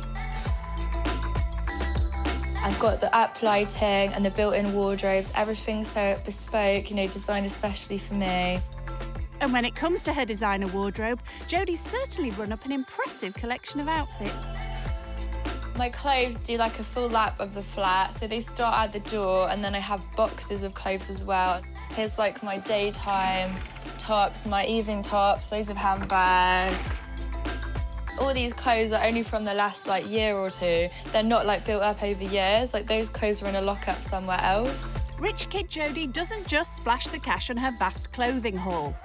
I spend hundreds and hundreds of pounds a month on makeup. As you can see, this is just a little bit of my collection.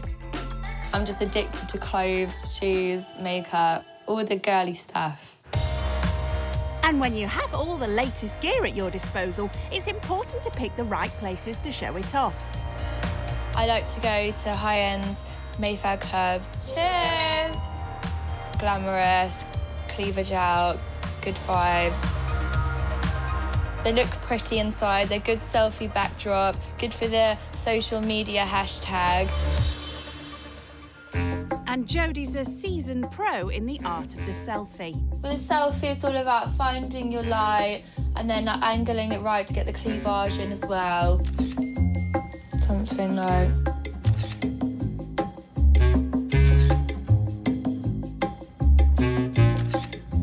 You know, I'm all that sultry kind of look with my selfies. I've got about like 10,000 Instagram followers, so I keep them updated with my movements, whatever the latest exotic location I'm going is. When Jodie does find herself back home, she helps to manage her very own beauty empire. Obviously, my salons were funded by the bank of mum and dad. But yeah, I do run them, so I do put in like the sweat labour. Jodie's glamorous lifestyle may come at a cost, but with supportive parents like hers, she never has to lose sleep over her finances.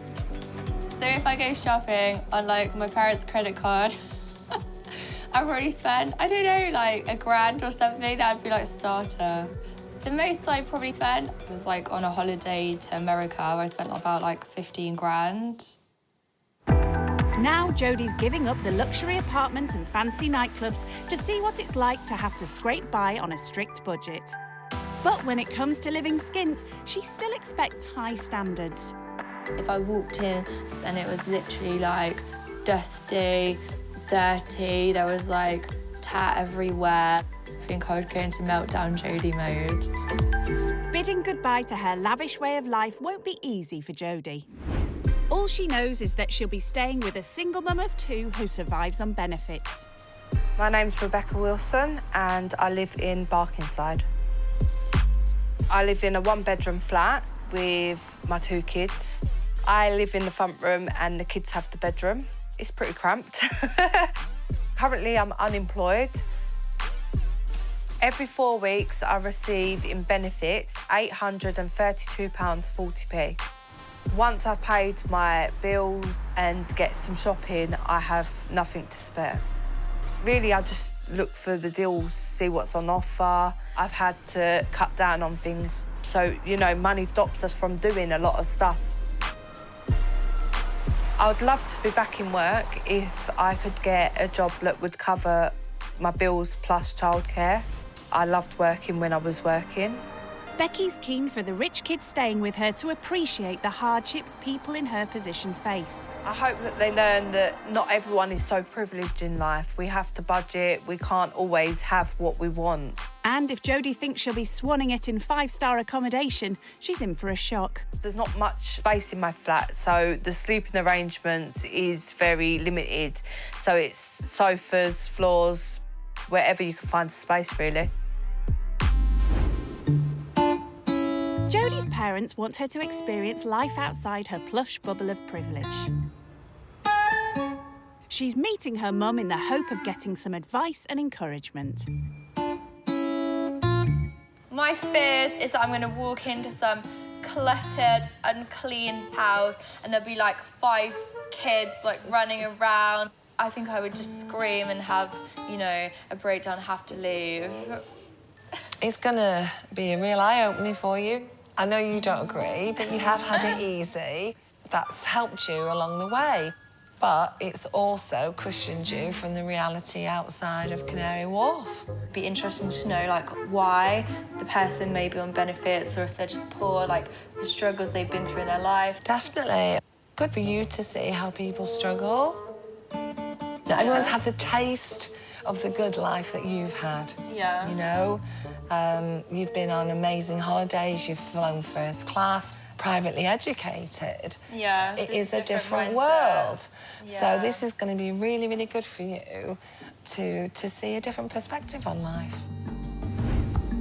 Barkingside may only be 11 miles away from Canary Wharf, but as Jodie sets off to stay with Becky, it's already apparent that this is a whole different world.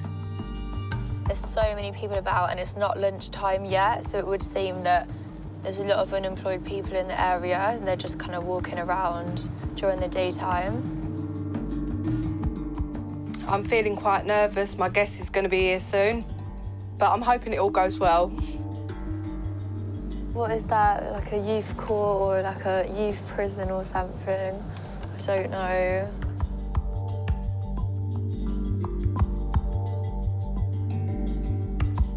Guess this is it.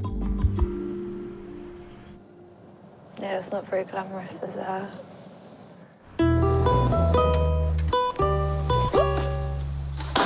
What the hell? How am I supposed to get this up the bloody stairs?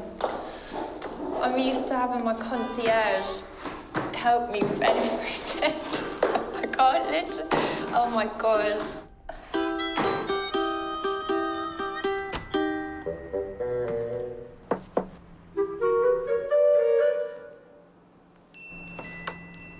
Hello. Nice to meet you. Nice to meet you too. Well, I'm Jodie. I'm Becky. Do you want to come in? Welcome to my house. Right. Yeah.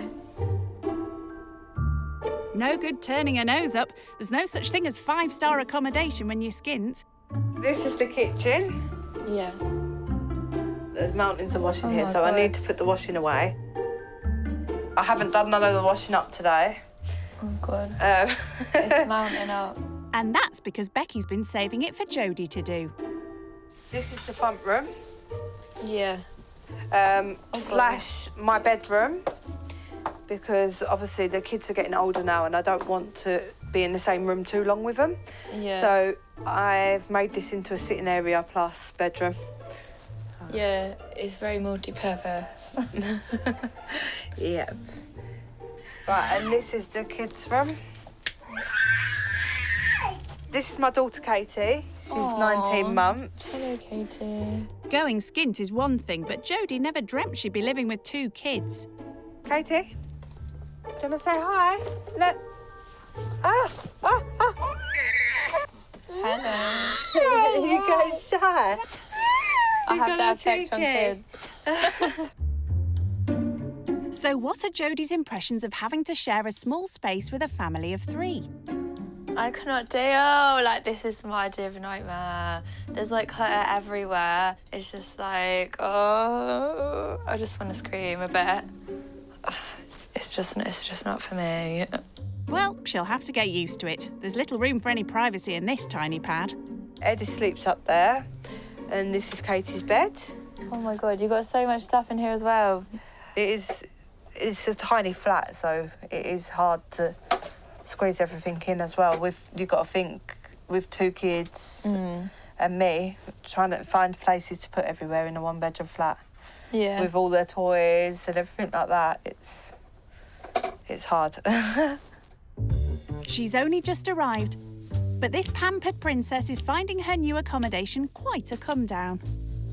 It's literally like a double bed in the living room with the kids' toys, the TV. There's literally like less than a stride between like the bed and the sofa area. House tour over, Becky's keen to find out all about Jodie's rich kid lifestyle. What's your finance situation like? I am quite lucky because like my parents did give me like half of my rent, and then obviously I get like a bit of an allowance to go out with my friends. I like going to nice places like Mayfair. Around Canary Wharf there's a lot of rooftop bars. So my life does revolve around socialising and having fun and having the means to obviously do that quite regularly. But I also do like to get guys to buy me drinks. I actually haven't been out for years. The last time I went into a club was when I was working at a club. Oh my God. So, can I ask, what's the most expensive thing you've bought? When I was 18, I had a Dior handbag, which cost like 5-6 grand, and I used to take it to school every day as my school bag. Did people think it was fake? There was like a lot of people that like had fakes, but you know, I only buy the real. If you can't afford it, don't buy it. Forget expensive handbags, Becky struggles to find the money to feed her family. So she's keen to tell Jodie how hard it is. It can be pretty tough. With shopping, I have to try and budget as much as I can to get past and to make it last. How much is like your average weekly shop, like food shop? I try and do a shop every 2 weeks of like about £50. So the £50 will last you 2 weeks? It has to. So you have like £3 a day then for food? Yeah, it's hard. It's hard. I have £7.49 available. Oh, that's not good, is it? Yeah, I think her nappy needs changing. She's getting a bit smelly. Do you smell? No. Yes, you have. Right, I'm just going to go and change her nappy quick. Right, OK.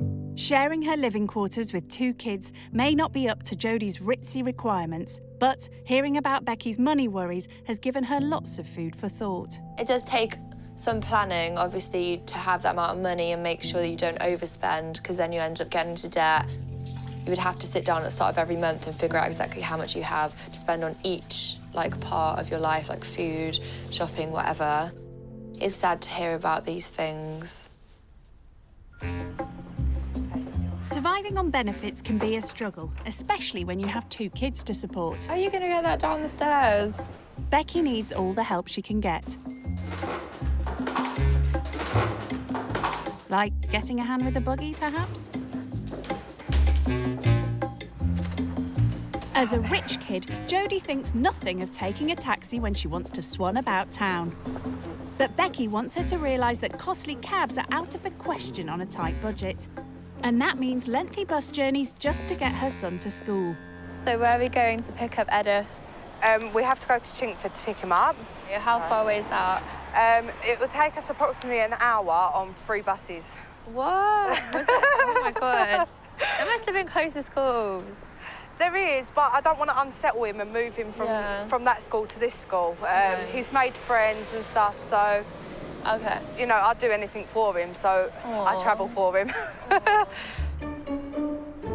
The school run will give Jodie another opportunity to learn about the struggles faced by a hard-up single mum. Slumming it on public transport isn't something this rich kid is used to. Do you ever get buses? I was in a situation a few months ago where I had to get a bus and I didn't even realise there's like bus etiquette. I thought you could just get on any door and get off at any door, but you have to get on at a certain door and get off at a certain door. And how do you know like when it stops? So I was like getting the driver to to tell me when it's about to stop because I didn't know, like, what's going on. It's all I've ever known, really. Yeah. So, right, here we are. This is our bus. Time for Jodie to master the art of catching public transport.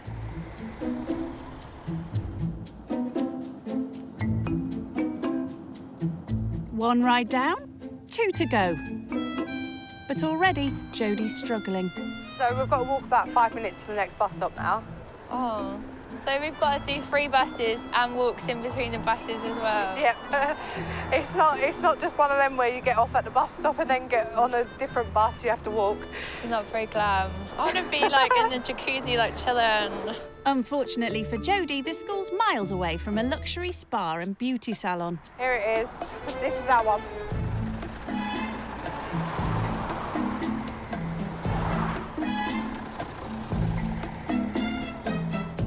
It's just so long and boring and the bus is so dirty and everyone's miserable on the bus and it's just not happy times, is it?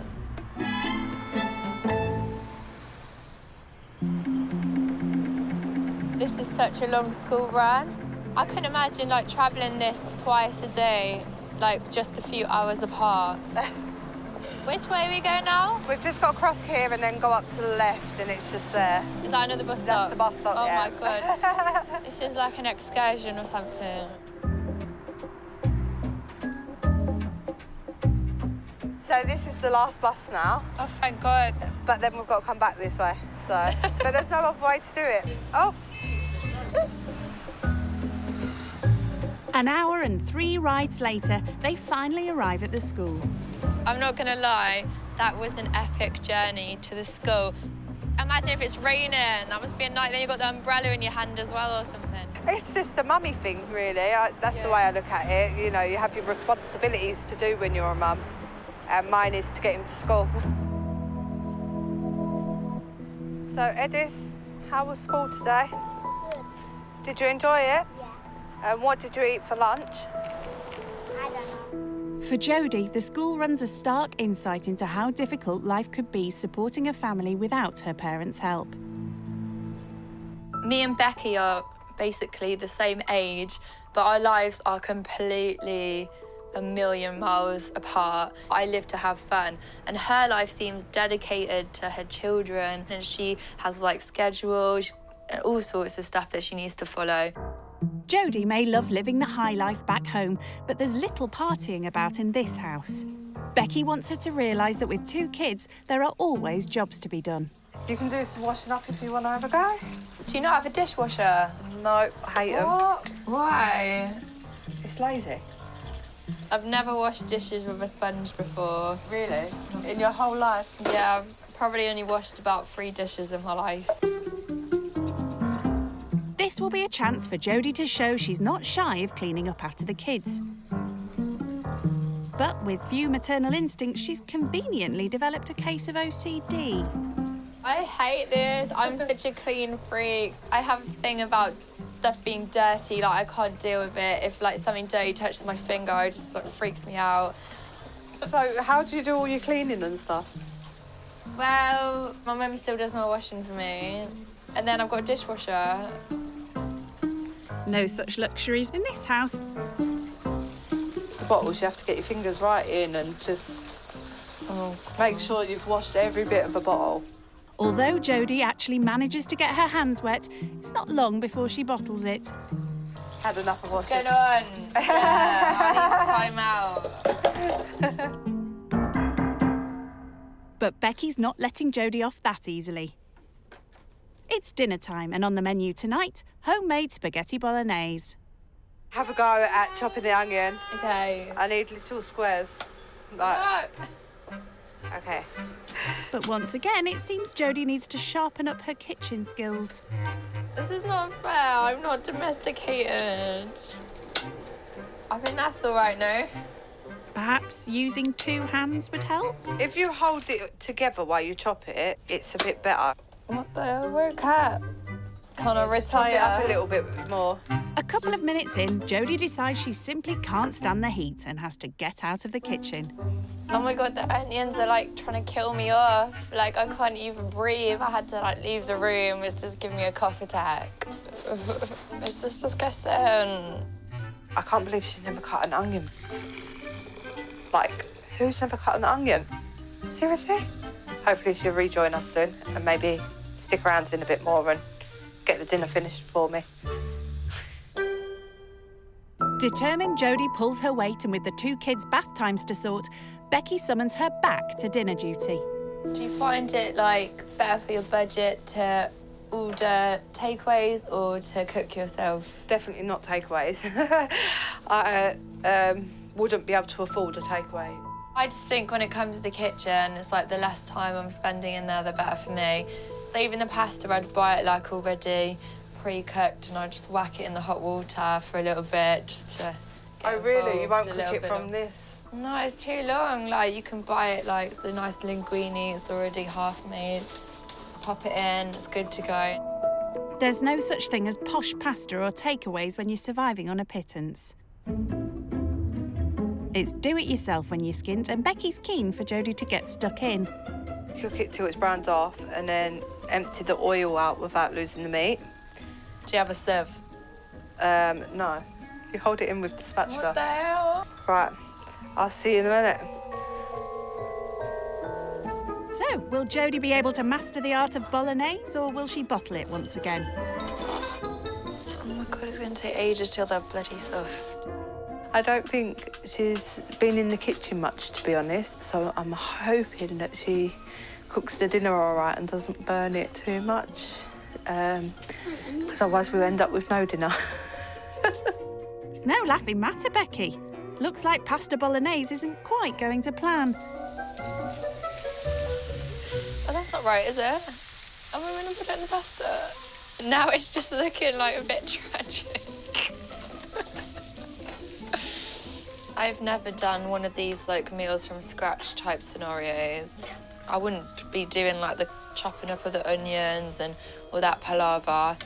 I'd just buy some sauce and mix it and then grate some cheese on the top. I think she needs to get in that kitchen a bit more or do a little course or something. A half hour later, the reluctant cook's finally plated up. Right, look, say thank you. So, how will Jodie's efforts go down with the judges?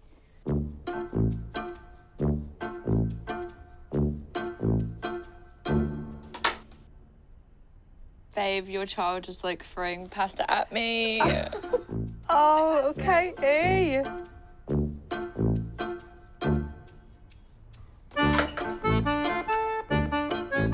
What mess are you making?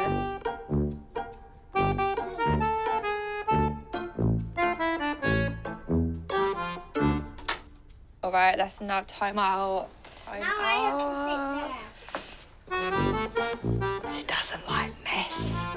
Oh my God, it's just chaos. I can't do pasta frying around, baby screaming. Katie even threw some pasta and spaghetti bolognese at me and, like, hit my coat, and then I'm sitting eating my food. All I was thinking was, this is the bed where the baby's nappy gets changed on, and I cannot deal with this. I need a timeout. Experiencing the daily battles faced by a single mum on benefits has been a big shock for this rich kid. Hiya. Time to seek some encouragement from her mum. My first impressions is not the best. Like, one room's just floor to ceiling of just stuff, like, just clothes, toys, like nappies, just floor to ceiling in one room. Come on now, you can do this.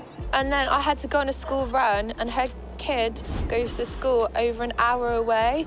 So she takes, like, 3 buses every morning. She wakes up at, like, 6 a.m. or 5:50 or something and goes on this, like, trek to the school, like, 1 hour away. Just think if you had to go with her every day. I know, hell no, I'll be checking out on that. She's putting herself through all that, you can put yourself through it as well. Yeah. Come on now. She went for a budget, like, she doesn't have much money. Yeah, it sounds like money's really tight. She's only got, like, £7 in a bank account, and it's just, yeah, it's not good. At least she's got something. Yeah, like, I cooked spaghetti bolognese for the kids. That was an experience. You actually cooked it from scratch? Yeah, literally, I chopped the onion up, put the beef in, and her kid threw pasta on my coat, like, imagine. And then they want me to stay over tonight, but I don't know if I'm feeling it, because it's just so cramped. Like, the bed is in the living room, and there's just, like, kids' toys everywhere, and it's all got pasta on it. So it's like, where am I going to sleep? Do you know what I mean? Well, we all have to do things in life we don't want, love. You can't cop out. You're committed to doing this, so you need to see it through. End of. There's pasta all over the floor, Mum. It's disgusting. So clean it up. Hell no. You can't cop out. You're committed to doing this, and you have to do it. It's one night. I'm sure you can cope with one night. All right, well, I'll see you soon. Wish me good luck. Okay. All right, take care. I'll make you some pasta for when you come home and throw it at you. Bye. Thanks, Mum. Bye. Bye-bye. Say night-night. Night-night, Baba. Love you. Talking to her mum has given Jodie encouragement to experience more of the challenges single mothers face. Sweet dreams. Don't let the bed bugs bite. But not enough to stay the night. Like, no offence, but I don't think I'm going to be staying here tonight because I just want to have, like, a bit of peace and quiet in the hotel. This is a bit much for me. And also, the sofa's like your bedroom, so I want to give you that space as well. Okay, that's fine. All right. Bye. Bye. As she heads off to a hotel for the night, Jodie's unsure if she can survive another day of this. Today has been atrocious. Like, atrocious. I think I'm already having pre-nightmares about going back tomorrow. I don't know how much more I can do. You can tell that she's not used to this sort of surrounding. But hopefully tomorrow she knows what to expect.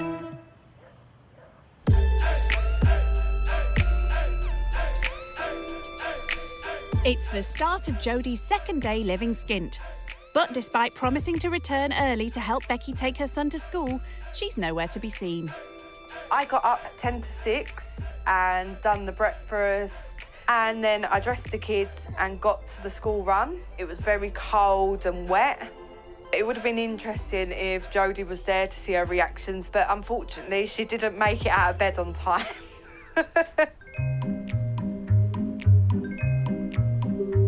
So, what's the rich kid's excuse for the no-show? I decided to skip the school run because it's just, I can't be dealing with that right now. And I'm literally, like, dreading today, like, if it's going to be a repeat of yesterday, like, I'm just, like, up every day at, like, 9:30, 10 o'clock, like, get ready, listen to some tunes, like, getting the vibes of the day, and then I go to work when I feel like I'm going to go. Do you know what I mean? So it's just, her life's just mental. Only 2.5 hours late, Hello, morning. Jodie eventually pitches up. Oh, it's a shame you couldn't make the school run this morning. I've done the school run. I know, I'm sorry, I just couldn't handle it. I just couldn't. Jodie's taken time out in a hotel, so Becky wants her to learn that as a single mum, she's never off duty. About 1 o'clock in the morning, Katie was coughing really bad. She's had a little cough. And she puked everywhere, all over her bed, all in her hair. Oh, my God. So I had to get her up and bath her at 1 o'clock in the morning. And I had to change all the bed for her. Oh, my God. And then I was up at 10 to 6 this morning. So, can Jodie sympathise with the struggles of a mum dealing with a sick child? How was it in the hotel? It was nice and warm and I had a bath, really quiet, just watched some TV and it was just good, chilled vibes. Perhaps not. Well, I had an eventful night, so... It sounds it. Mummy's job don't finish there. Yeah, I'm not ready to have kids anytime soon. It still runs once you go to bed. It's a 24-hour job, really. Being on call 24 hours a day gives Becky little chance for a break, but today's a rare exception. I'm just getting ready to go out for a coffee with one of my friends. Okay. If you want, you can come along with us. All right then, yeah, I'll come with you. Okay, well, if you don't mind waiting a second, I'm just going to get some bits together and then I'll be ready. Jodie's fast learning that life's never simple when you're a single mum. Even getting ready is a bit too stressful for me. Even getting the baby out the door is just like a half-an-hour job. I just can't be dealing with it.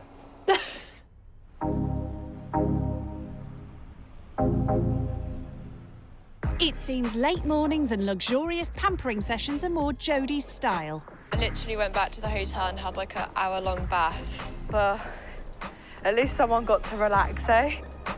For flat-broke Becky, coffee with friends is one of the few cheap ways of taking precious time off. So what do you do for fun then? Go to the parks, sometimes we go swimming. Yeah. Is that always involving, like, Katie? Yeah, and everything Edith? I do is involving the kids. I don't have any other life, you know. It's not like I can just drop them, they're so young. Okay. I mean, what sort of things do you like doing? I go to the pool a lot and the jacuzzi in my building. Go to the cinema room a lot and watch movies. You've got a cinema in your building? Yeah, it's quite cool. I wouldn't mind that. Yeah. You can give me a cinema room if you want. You pretty much got on there without your TV. Yeah, nice try, Jodie.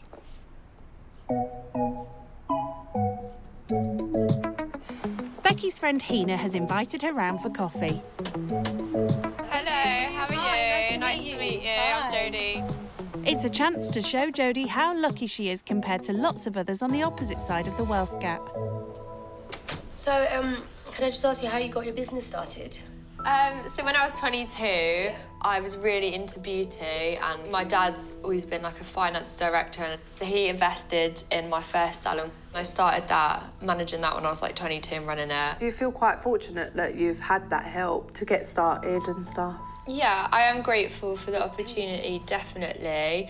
Like, you do everything for your kids, so I feel like if you have the means to obviously help your children, I do feel like, you know, that's a good thing. So do you pay all your own bills? No, I don't. I do contribute to my bills quite a bit, but then I get them, like, topped up. Maybe we should go and bunk in with her for a little while, eh? So, do you go away a lot? This year I've been going away once every month or 2 months. I've just been in this vibe at the moment where I just want to travel all the time. So I've been to like Dubai, going to Mexico, I'm going to go to Vegas again next year. I've been to Marbella quite a few times and Morocco. The hotels are beautiful there. Oh, really? Yeah. Do you guys ever get a break, like get to go on holiday? Well, flights are really expensive. It's just not affordable for people that haven't got a lot of budget, so... We've both had it pretty tough, haven't we? We have, but life goes on, especially when you have children, definitely. Yeah. Do you ever find it hard to communicate with your children that obviously money might be a bit tight, so you can't get them everything they want? Oh, yes, because kids, they don't understand it. You just have to stick your guns and just, like, put your foot down and just say no. So, yeah, it's hard. It can sometimes, like, be like, oh, God, like, I wish I could say yeah, but, you know, I can't. Today's chat has begun to make Jodie realise just how hard it is for a single mum bringing up kids on her own. She thinks nothing of extravagant nights out, but for Becky, family entertainment usually has to be free. So whenever I get any, like, free time and family time, this is where we like to go. So we go to this farm because it's free to go in there. Here we are, Katie. You're going to go and see the animals? Yeah, I don't really think I've got the most suitable footwear on today. But, you know, you've got to be glam, haven't you? I'm just used to being a mummy. I chucked the heels a long time ago.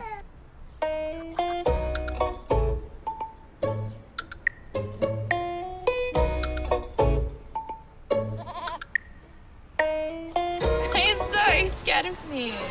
He ran away. His wool would make a very nice jacket, wouldn't it? She's struggled to cope with the demands of living skint, but Jodie has a newfound appreciation for the daily battles that Becky faces. Do you feel like money worries are on your mind, like 24/7?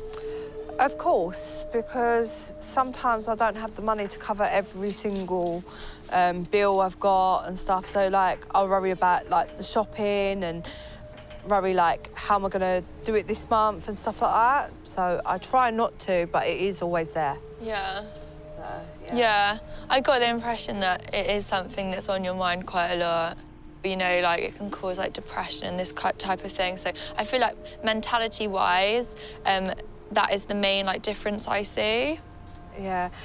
I think, like, with, like, someone that's more wealthier, I think that they don't have all the money stress. They can just get up and do what they want, really. I was kind of raised in this, like, jet-set lifestyle, but both my parents do come from, like, very poor backgrounds. So how did your mum, like, sort of pick herself up? She literally just worked her way up from, like, basic secretary work. She just kind of was so determined to get out of it and really make something of her life. I do want to go back to college and learn something different and maybe get back out there. Yeah.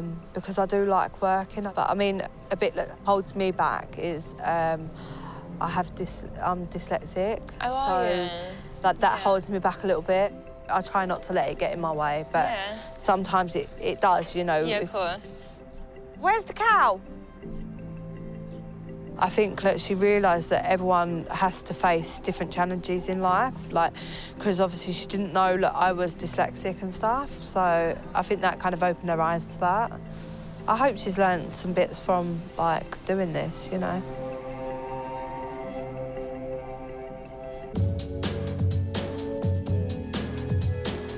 Living Skint has given rich kid Jodie a new appreciation for the struggles single mum Becky faces.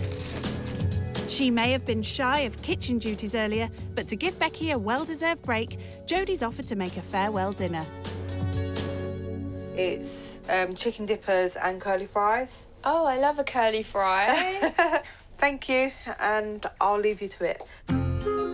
Luckily, it's just curly fries and some sort of chicken nugget thing, so I won't be having to make it from scratch. With such an easy meal to prepare, what could possibly go wrong? Well, failing to turn on the oven for a start. I don't know what's going on with this, because, like, I'm used to putting it on, like, 200 or something, and this is, like, 1 to 9. Having promised to make dinner herself, Jodie's determined not to ask for help. Oh, my God. That is a lot of curly fries. I don't know what number to put it on. I'll put it on the top, then it'll be made quicker.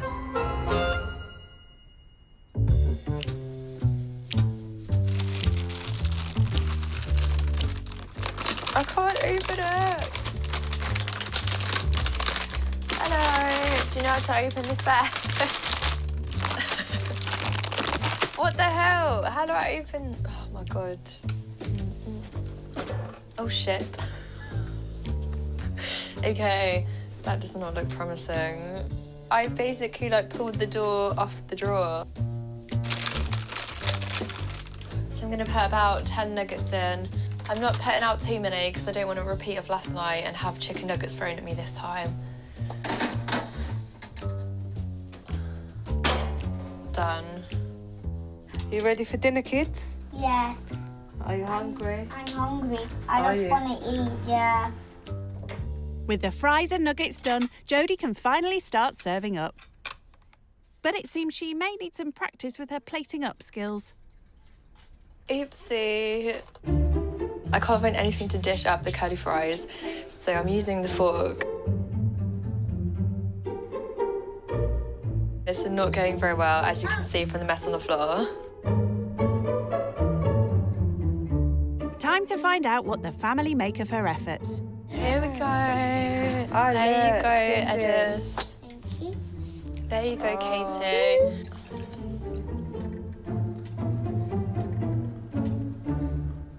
I can't help notice, but they're a bit burnt, the nuggets. I know, I'm sorry, babe. Chips ain't burnt like the... I know, the chips are, like, undercooked and the chicken nuggets are overcooked. So it's kind of complements each other, and then we meet in the middle and it's just cooked. That's not quite how cooking works, Jodie. Yeah. I don't think the kids like it. Oh, sorry. But at least, let's look on the bright side. At least Katie's not throwing it today. No, she's just pushing it away and spitting it on the plate. It's clear Jodie won't be taking home any new kitchen skills from her time living Skint. But the experience has given her an insight into the challenges she'd face raising kids on her own. What have you learnt from this? I've learned quite a bit from the experience. I feel like mine and your lives are so polar opposite. They're just so different. I've learned about, you know, how hard the struggle is for you.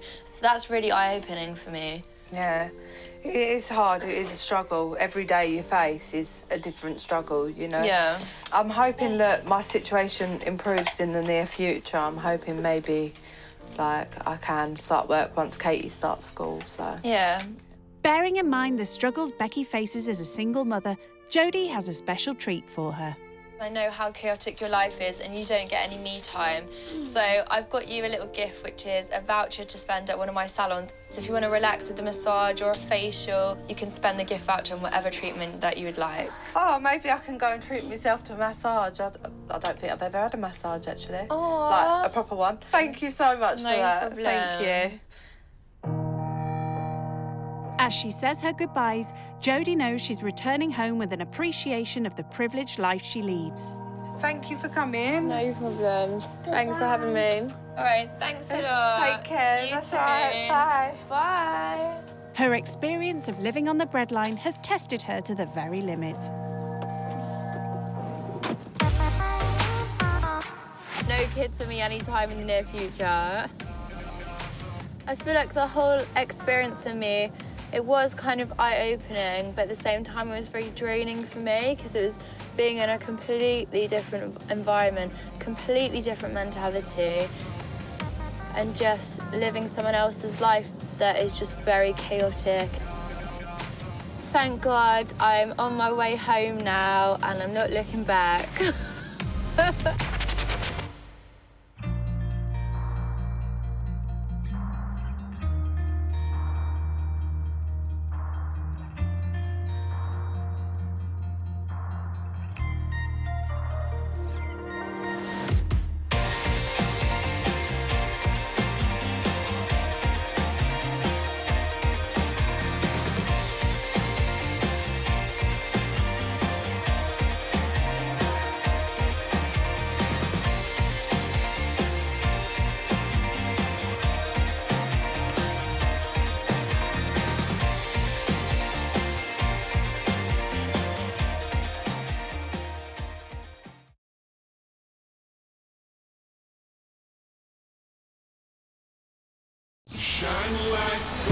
Staying in five-star hotels, 3, 2, 1.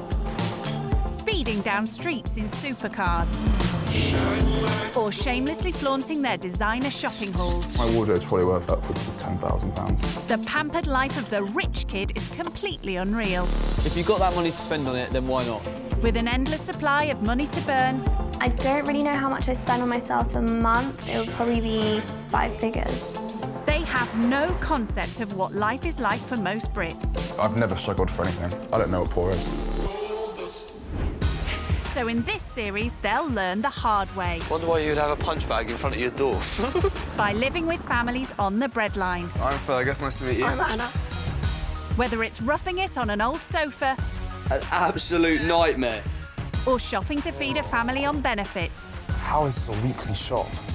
They'll come face to face with those on the opposite side of the wealth gap. I'm not a big fan of housework. Only then can they realise the true value of money. That watch is worth 6 months of me working. When rich kids go skint. Just start crying, give him a tissue.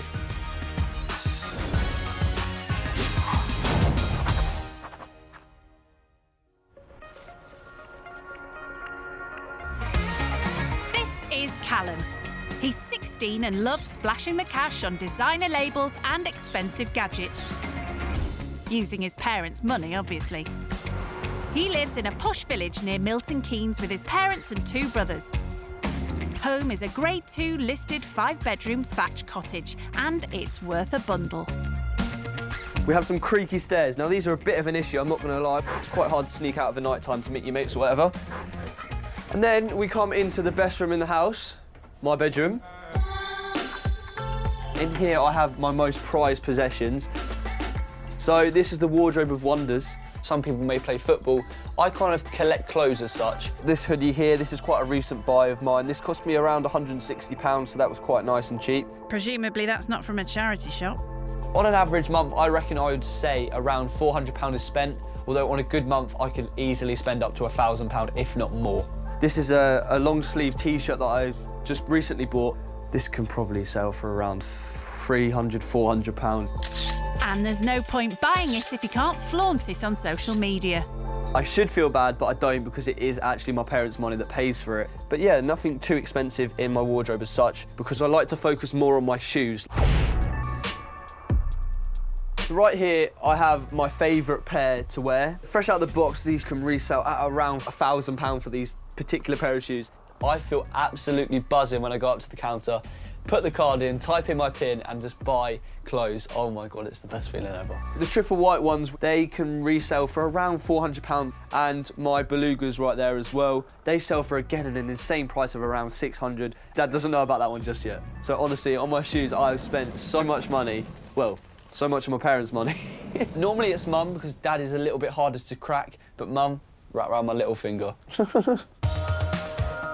When he's not out spending cash, he stays in to make YouTube vlogs with his plush video equipment. We do this nearly every week now. Ben, you ready? Yeah. I have around 35,000 plus followers, which I'm very grateful for. Yo guys, what is up? It's Callum here and I'm back today with a brand new video. Right, rinse that up. Mum's always asking us to help out, but to be honest with you, I just can't be bothered. Oh, wash it up, lazy. It's fine. It's not fine, just wash Mum, it do you know where my phone charger is? Yeah, there's one in. If Mum does such a great job of it, she obviously enjoys it, and what's the point of me getting involved just to make things worse? 3 kids, 4 dogs, I'm not mad. But Mum Therese is worried she's overindulging him. Honestly, it's probably my fault, because I do everything for Callum, and I give him far too much money because I don't make him do any chores for it. So he gets money for nothing, so he doesn't appreciate the money. He just thinks money grows on trees. She's decided Callum should stay with a far less privileged family, start pulling his weight and go skint. I just feel he needs to understand the value of money, to see how other people live, to make him appreciate me a bit more, to make him try and appreciate how much he gets. I think this whole experience would be a really good thing for him. Surprisingly, he's up for the challenge. I know I take a lot from you and Because you don't appreciate me. The chances are that they'll have a nice house. Hopefully. You don't know that? Well, who knows? What It might about actually if be you have to worthwhile. hoover and make the beds and cook? It's a and normal wash? house at the end of the day. Yeah, They well, will- those sort of children do stuff in the house, Callum. No, they'll still have someone there that will do the cooking and cleaning. No, they won't. You might have to do that. Do you know, it sounds really bad, but I hope you appreciate me a bit more, because I do absolutely everything for you. Well, I don't think that might not change. It makes me sound really bad now. It makes me sound like I do nothing. You don't do anything. No, you don't. This is Deal, one of the poorest areas of Kent. Over 2 days, Callum will be living here with single dad Luke and his 3 sons, Owen, Levi and Cody. I bet you can't throw further than me. Luke's been bringing the boys up on his own for 8 years now, after a breakup with his ex. And it's meant a massive change in his life. Oh, that was rubbish! I used to earn a fair whack, but since having the children and I've had to accept a lower income, I think I've been happier. Obviously, the boys love coming down to the beach. We live so close to it. Why not take advantage to it? And what free entertainment there is, throwing stones into the water. Levi, I can't throw it further than you.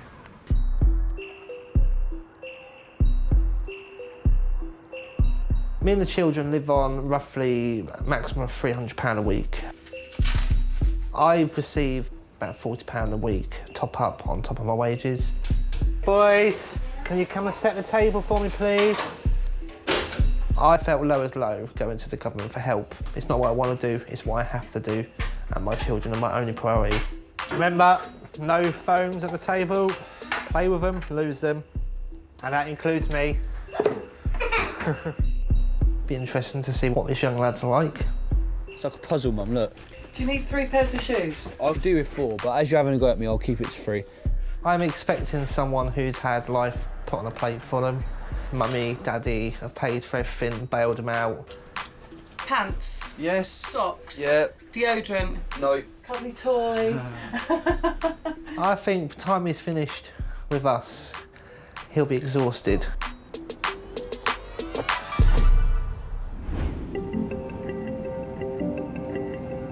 I'm feeling very excited about this little trip. I'm also a little bit nervous at the same time, but other than that, it's going to be great fun and I can't wait just to get there really and see what it's like. I have a little concern how he will view us as a family. I'll let you know if I regret it later. Yeah, the area seems quite nice actually. All I know about him, he's rich. That's all I know. That's all Dad's told me. I feel happy about him coming because then he gets the experience of what it's like having no money.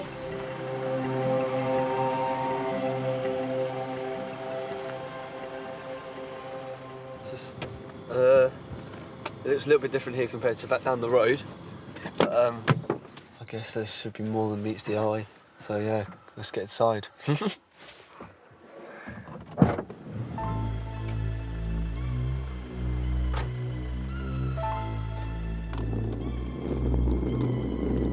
Yeah, it's a little bit different here. There's a punch bag over there, look. Wonder why you'd have a punch bag in front of your door. To be honest with you, I don't know how I'd feel here over night time. Uh-oh, moment of truth.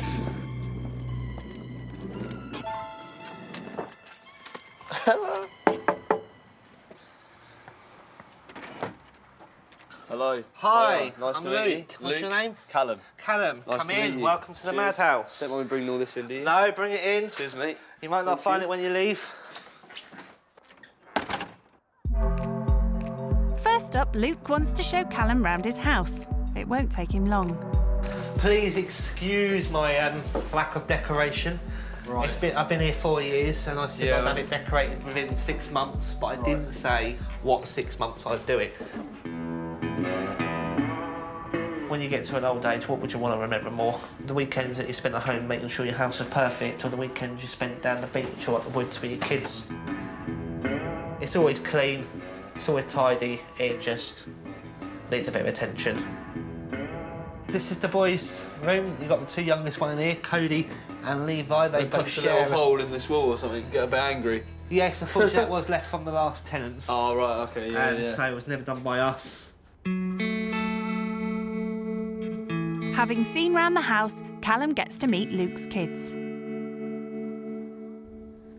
Hi, boys. We have got Cody, aka Ginger. Ginger. And we've got Levi. Levi. And we've got the eldest, which is Owen. He's coming to stay with us for the weekends. And we're going to show him what the real world looks like. And Luke's real world means not having your mum to do everything for you. All right, today we've got a football match first thing. We'll be heading round to the field. Get yourselves ready. Cody, make sure you've got all your kit, please. So come on. Cool, boys. Come Chip then. chop. Get ready. I'll follow you then, I guess. Yeah, follow me. For Luke, football means a cost-free treat for his lads, providing he organises everything himself. I can't pay for help, so I'll be expecting Callum to earn his keep this weekend by helping us out around the house and doing some of my chores. Right, we'll put the nets up first. Callum's completely unprepared for any type of work. I haven't quite got the right shoes for this. I have to tell my children, preparation, make sure you've got everything prepared. Run! Well done. Right, that's the call of flags. Callum, off your phone. Yeah, sorry, one sec. Not here to gadget. Right, Callum, if you come over to the technical area, this is where we have to stay. OK. Not allowed to pace up and down the sideline no more. Right. No pacing. That suits Callum. Means he can get back on his phone.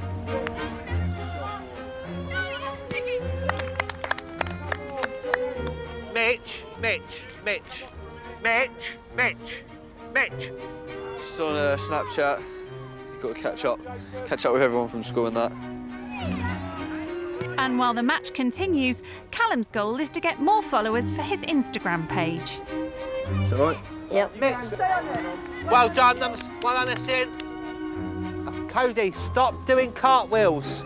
Get in your goal on the line. Great goal. goal, Jacob, well done. Oh, I missed it. Great goal. Yeah, we all enjoying ourselves down here, sunning ourselves, boys. Yeah, we're having a good little chat. Yeah. All right, don't worry. How are they playing? Good? Well, yeah, if you're watching, you'd have found out. Great save, Cody. Great save. Unimpressed with Callum's enthusiasm, Luke gets him packing everything up at full time. Callum, I would like you now to put all the cones into a pile. As every bottle needs to be emptied. Whee. He's hardly broken a sweat, but Callum is ready for a long break. Luke, however, has other ideas. We're going to start some lunch. You made a sandwich before? Yeah, I can do sandwiches quite well, to be fair. It's like a lock. What do you do for your mum, though, around the house? Do you do any chores? Not really, to be honest with Nothing? you. Sometimes I'll pull my curtains. Oh, you know, spoil your mum, then. If I'm feeling nice. Otherwise, Mum does do a lot for me. Right, if you want to give the boys a shout. Come on then, got lunch. Feel like a waiter, a cook, and everything. There you go. What's in it? Put your ham, is that all right? Right, you'll want melon. Right. Getting in the right mess. That's all right, you'll clean it up. There's 3. Make as much mess as you want. Oh, blimey heck. Do you have to wash up all your dishes and stuff then? No dishwasher? Yeah, we have a dishwasher. It's our hands. Oh, right. Tell me when. That's enough. Don't want to waste it. We're washing up, not washing the world. Should I use this? Yes, mate, yeah. Cool. Nice clean sponge. I'll just put it on the dryer. Yeah, put it on the drain board. So you thought you'd leave me all your washing up then, yeah? Yeah. Little treat. You should have said you'd like doing it, because then I left some more for you. But don't worry, there's always dinner tomorrow. Luke is gobsmacked to learn what Callum normally does for lunch. My parents would normally give me, like, I don't know, say, here you go, have 50 quid, you can buy yourself some lunch and something, like, nice to wear or whatnot. 50 quid just to go out down the shopping centre with your friends? Yeah, to be honest with you, it's sometimes not even enough by the amount I spend on my clothes. So Wow. I have to dip into my own Not money. even enough. Oh, you have to dip into your own money? Yeah, that won't even pay for a pair of shoes, that won't. Wow. So, yeah, an average pair of shoes for me is going to cost around 300 quid. In this house, that would involve nearly enough a whole year's work. And no one's a stranger to work in this house, so Callum has to make his own lunch. I might just have a jam sandwich. Is that A right? jam sandwich? I don't think I'm going to bother with a plate. 'Cause I feel Yeah, like you're going to save yourself washing up, are you? that's what I'm thinking. If I just go like... Yeah, that's cool. So it's a busy morning. How you feeling? To be honest with you, feeling like a slave. Like a slave? Mm-hmm. My heart bleeds for you. Welcome to the world of being a parent, I guess. Yes, I'm glad you're getting a taste of that today. After lunch, instead of spending loads of cash shopping, Callum has some free time. One last whip. But Luke's about to be a spoilsport. Well, as much fun as this is, boys, this ain't getting your chores done. If you want your pocket money, you get it done. Right, Cody, come here then. Can you go and make sure your bed's stripped? And I want all of your washing downstairs. Yep. Don't be long. I'll do my bed as well. Yeah, talking of beds, I'll go and show you where you'll be sleeping for the night. Come with me, young man. Yes, Callum, you're sleeping here tonight. All right, mate. As you can see, you're going to be sleeping on the sofa tonight. I've slept many nights on there. He can't get too cosy, though. Luke has other plans. Yeah, it is comfortable, but unfortunately, you'll find out later. We've got lots of housework to do, so come on, you. At least Callum's not having to clean the loo. What, do you just want them all neat? Yeah. All right. Do you do chores often? Yeah. So how much pocket money did you get, say, last week? £5. £5, and you do chores how much a day? Mostly this, because this always Gets them all messy and stuff. because people climb on it. I've got to be honest with you. I don't think I've done chores like this in a while. Or any chores ever? Oh, tired already. All right, Cody, here's your bedding. Do you do your bed? It's normally Mum that does it for me. I'll do it once in a blue moon. All right, ready? Little shake. All All right, make sure it looks tidy as well, please. Well done, mate. Right, come on. We've Yeah. still got another bedroom to do yet. Did you expect it to be this hard, or was you expecting it to be easier? Well, I don't know, really. I wasn't really expecting any chores, if I'm honest with you. I guess because I'm doing 3 lots of stuff, it seems a lot harder than normal. Doing it 3 times over all day. It does make you tired. I've got to be honest with you, mate. I've got really achy legs. With all the work you're doing today, I'm pretty sure by tonight you're going to sleep really well. After the bedrooms have been tidied, Luke's girlfriend Chloe comes round to visit him. He's on top of you. Oh, he's behind me somewhere. So Callum gets a chance to chill out with the boys. Right, guys, can we put the computer away now, please? We are going to go out for food. We're going to go and get some burger and chips. Right, come on, all outdoor. As it's Cody's birthday tomorrow, Luke's taking everyone to a local cheap restaurant for a special meal. But it's very down market for Callum. Yeah, I'll go that side. It's the sort of restaurant he wouldn't consider visiting back home. Chicken nuggets! Chicken nuggets, yeah. Yes! So, how do you know about this restaurant? I've been coming here since about 13. I 13? actually worked here when I was 13. Wow. So, for the 5 of you then, how much is like an average meal in here, like when you come? About 40 quid. Right, okay. That does us all. Yeah. It's cheap and cheerful. It's good food though. How about you? What's your average when you go out with your friends or family? It depends really. Say last month, £400 on food for myself. Just for yourself? Yeah. £400? Wow.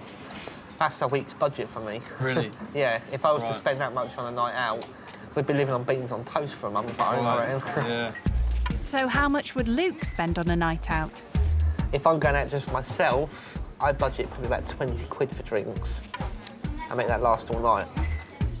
And I feel guilty spending 20 quid on drinks. If I had £100 to go out, I'd probably slaughtered.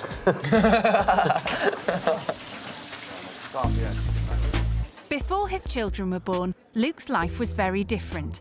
He had a good job and was well paid. But when he became a single parent, he had to give up work to look after his 3 very young children. When everything changed and put us in such a financial strain, you know, I was going from earning maybe £1,000 a week, depending on my shifts and my location, to earning probably about £70 to £100 a week. So all of a sudden, not being able to provide for my family, it put a massive strain mentally on me. Having to go to the government with my hand out and saying, I can't provide for my family. You know, we've all seen these shows on telly, how people are portrayed when they're claiming any Yeah, and sort to of be income. honest with you, that was my view. I was thinking if someone's on benefits, because of the media and the way it's portrayed, they're just doing it just to abuse the system. Yeah. They can't be bothered to get a job. It was once all 3 children were in full-time school that I was able to start my current job. And I've been happier ever since, mentally happy. Yeah. And obviously... Bit of a relief. Yeah, a bit of relief. And it was important for the children, obviously, to see that work ethic. Yeah. But by next year, I do reckon that financially we'll be well off again. And we're looking forward to actually booking our first holiday. We've never had a holiday. And actually give them something more to look forward to rather than trips to the local beach. Callum's had 3 foreign holidays in the past year alone, so Luke's revelations have got to him. I've got a lot of respect for you, thank you. Thank you very much. Jesus. You're going to touch me, what? Just start crying, give him a tissue. Oh, sugar. Right, boys, we're going to get our coats on. We're going to go home now. We've had our treat, all right? So we're going to make our way up home. I don't know, we'll watch a bit of telly. Let's see what we do when we get home. Last one out that does all the washing up. Go. Oh, looks like Callum's enjoyed his washing up today. Wants to listen well. I've done enough for one day. Callum's exhausted after doing chores. Callum. Hello. I'm going to take the missus down to the pub for an hour. At 9:30, the boys are to go upstairs to their bedrooms, where they have half an hour just to chill out. That sound all right? Yeah. Cushy. Right. Sounds all right for you, doesn't it? Cushy for me, yeah. Behave, look after Callum. All right? I'll see you very soon. If you need me, give us a bell. All right, have a nice time. Callum has had a good time with the boys, so he decides to do even more work by repairing Levi's scooter. Right, so we need one Allen key on this... Oh, you've got a bolt on this side. I've never actually done babysitting at someone else's house before. That is tight. Meanwhile, Luke and Chloe are enjoying a bit of time on their own for a change. So, what do you think of that Callum then? He's actually quite a real nice lad. A bit wet behind the ears, you know. Obviously, a typical teenager, taking advantage of mum and dad. I wouldn't say it's his fault.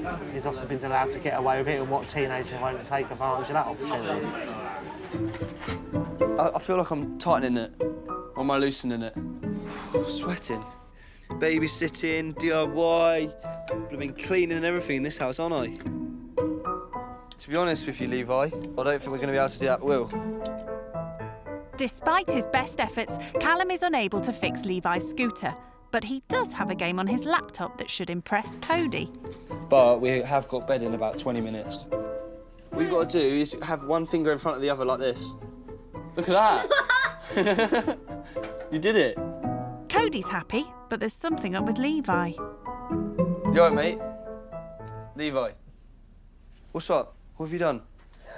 Levi. I want to go to bed. Why don't you want to go to bed? It's boring. You don't want to go to bed because it's boring.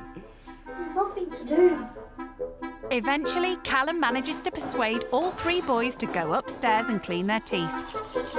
Oh, dear me. I didn't quite see this coming, to be honest with you. I've done everything today. Literally, I'm a parent for the weekend. Wow. I feel like a dad. Do you feel like I'm your dad?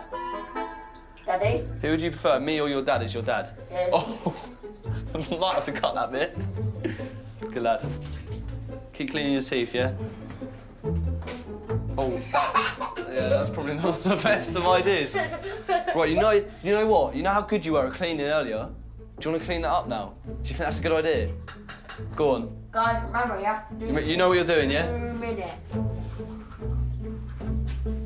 That's it. Go on, give that a little clean now. That's it. Maybe not do that again. Back in the pub, it's near the 9:30 deadline, but Luke's having another pint, buying Callum some extra time. Careful, careful. Yeah, be careful, though. Yeah, all right. I probably wouldn't go spraying it around too much, though. Spray your bed. Of course. It's now 20 to 10, and Luke and Chloe are about to head back. Come on, mate. Come on. Come on, we've had a good day.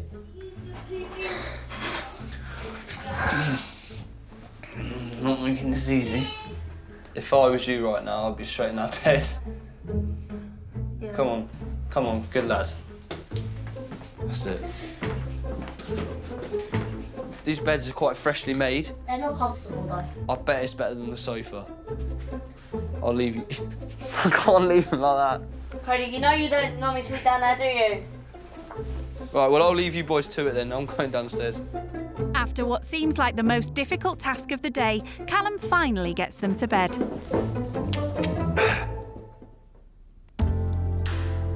Relieved, Callum decides to talk to his mum about everything that's happened during the day. Hello? Hello, you all right? Oh my God, it's been the longest day ever. Mum, you think you've had a long day? Oh my God. Mum. Come on, how is it? Right now, an absolute nightmare. Start from the beginning. I was at a football match this morning, then I did like the most amount of chores I've ever done in my life, washing up, blooming everything. No way. Yeah. What's the house like? I've got to be honest, it's like what you see on TV. There's no, like, the wallpaper's all being ripped off. There's, like, kind of, like, graffiti drawn on the walls and, like, spiders' webs. It's, like, loads of, like... Oh, I've got to sleep on this sofa, yeah? This sofa right here. Right. I mean, that says enough. Like, I don't know if you can hear that, but that's someone crying. What are they like? What are the people like? We were at dinner this evening. Like, you know them, like, kind of dodgy cafes? And I actually got a little bit emotional at the table. Why? Because, like, he was just telling me his story and I felt so sorry for him in a way. So, yeah, like, I honestly had a tear in my eye. But why has he gone out? Are you a free babysitter or something? Yeah, I'm babysitting. They're meant to be in bed at half 9. It's now 10 o'clock. Oh, my God, honestly, it's been a mess. Keep the good work up, work hard. I will. And try and come back and appreciate what I do. I will. All right, then. Speak to you later. See you later. Bye. Love you. Bye. At last, Luke returns, much to Callum's relief. You all right, Callum? How you survived? face says it all. It has been. I'm not going to lie to you. Mate, you look shell-shocked. It's been an absolute nightmare, if I'm honest. You've been having an hour. Well, I know, but I've had an hour of absolute stress. I mean, I do think I'll sleep well on here now. I really do. Well, now you've had a taste of my life. You know, that's just 1 hour. I do that probably 23 hours a day. But yeah, I can't wait to get to bed, actually, and I'll let you two get off as well. Good night, mate. Yeah. And, sleep well. Sleep well. See you later. Right, bed.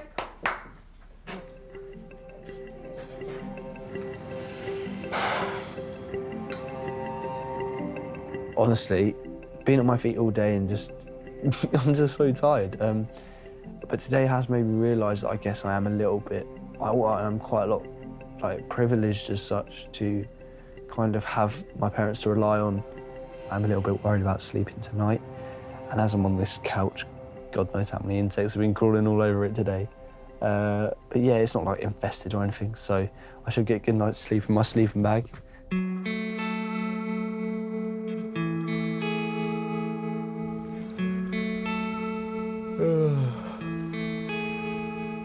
Last night was actually all right, to be fair with you. The sofa was comfier than I thought, and as I had a sleeping bag, I was all covered up, so I was all right. I can't wait to get home, but I want to see what this is like again for another day. Callum's final day is youngest son Cody's birthday. And Luke soon has Callum out of bed helping to prepare for present opening. If it's too perfect, they'll think I'm not a single dad. 9 today. Oh, what's Nanny give you? Oh, lots of... Hey, more sugar. I'll make sure he has at least 3 of them bags. Lever, did you give me this? No, it's his son, so have a guess. Dad! Well done. Oh my...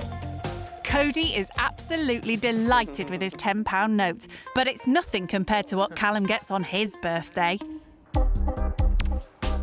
It might be Sunday, but this isn't going to be a day of rest for Callum. He's got breakfast to make.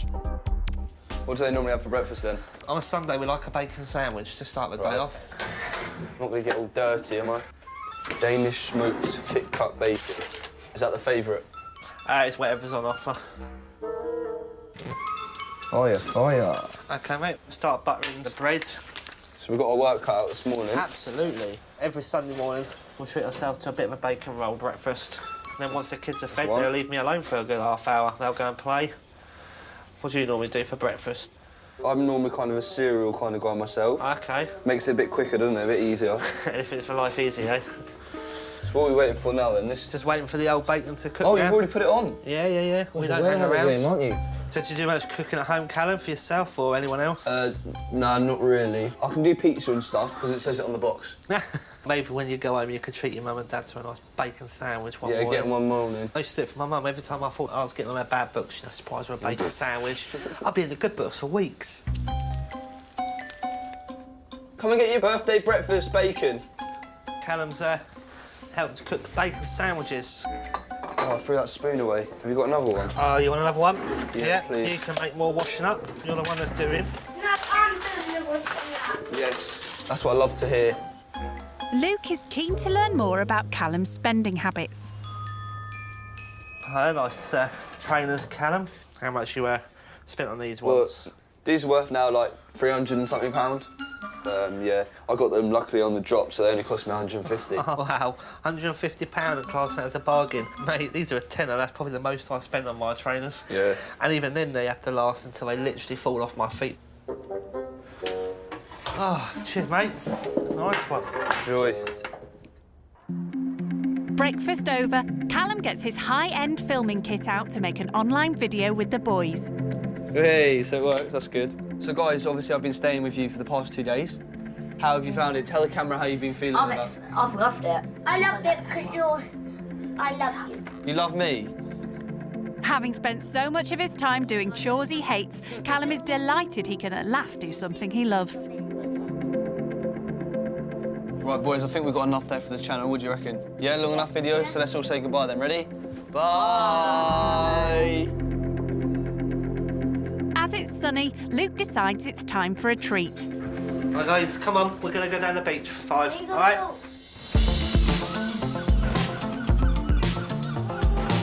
what do you do for days out, then? To be honest with you, I'm normally shopping.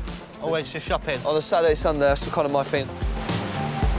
Come here, what, every week or so? As much as we can, yeah, at least once every other week. Yeah, it's a nice little area, isn't it? It's a great place to unwind. And normally, English beaches are a bit meh. But I have to say, it's a really nice strip you've got here. Luke and the boys may live in a house that's tiny compared to his, but Callum's discovering the area has got a lot going for it. I tell you what, let's see who can throw a stone the furthest. Come on. Oh, that sounds like that.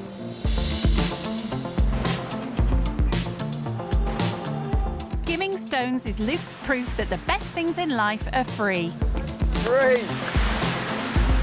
Whoa! It's not going to work, yeah, it's only a bit of water. Oh, sugar. Right, boys, come on. Let's go and have a cheeky ice cream.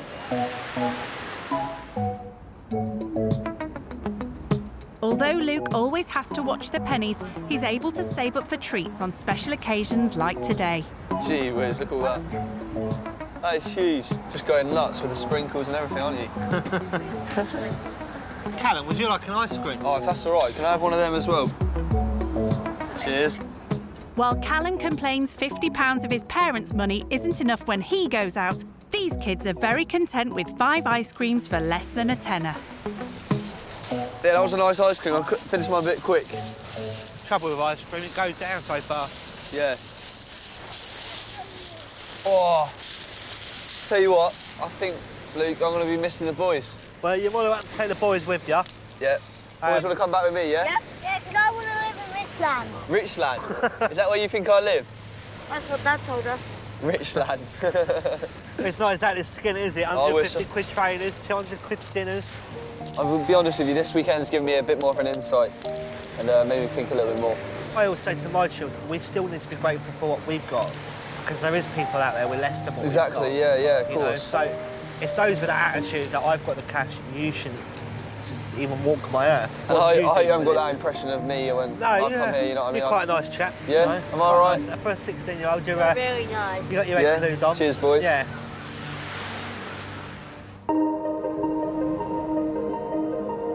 As Callum reaches the end of his final day, he decides to call one of his friends back home. Hey! Hello, you're all right? I just thought How was it? It's all right, it's nice-ish. Do you feel bad for them or? I feel sorry for him in a way. Like, he's a single dad with 3 kids. And obviously he's got, really? Yeah, he's got to try and work and all that kind of stuff as well. But like, literally, he's just living for his kids. That's so sad. So yeah, there's three younger boys. It's the little one's birthday today, actually. He was just opening his presents and stuff, and he got so excited about a tenner. Oh my. Like, it just makes you think a little bit, doesn't it? Yeah. But I've had to do loads of chores and that as well. What, they made you do chores? Yeah, I know. I had to cook, clean, and all that kind of stuff. You should have said you'd like doing it, because I'd have left some more for you. Oh my God, what have you been eating? You know them cafes where it's like you just wouldn't go in there? Yeah. Yeah, I had one of them last night. Scampi and chips. Oh, I couldn't do it. I couldn't do it. I could do all the other bit, I couldn't do the food. Yeah, I think the food's probably the hardest bit as well. Right, well, cheers for that. I'll speak to you later, yeah? See you later. Bye. At home, Callum's mum cooks everything for him or pays for expensive restaurant meals. But in Luke's house, there's no mum and no money. So Callum has one last chore, making dinner for the whole family. Look, I've cooked sandwiches, I've cooked You've bacon. cooked sandwiches? That's it, I'm done, surely. You ever cooked spaghetti bolognese? No. Well, here's time to learn, isn't it, eh? Although Callum has cooked pasta for himself, he's never cooked for 5 people. Oh, so we've got all the ingredients all ready. Oh, I need to wash my hands, don't I? Yes, please, vital. I've never washed my hands so many times a day with you. Just throw the mince in. What's that? That's That looks the- disgusting. Excellent. You break it all up, that's the best way. Smack it in. That's it. Do you want to open up the cooker top? And then you might be able to Oh, do you have to take that off? Yep, this is glass, this is protective. Oh, I thought you heat it up. Get the ignition.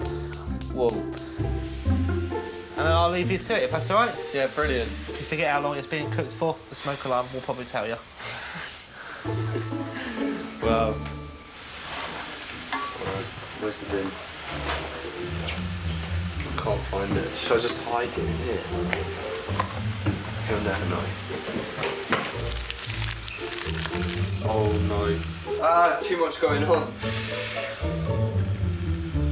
Oh, it keeps going everywhere.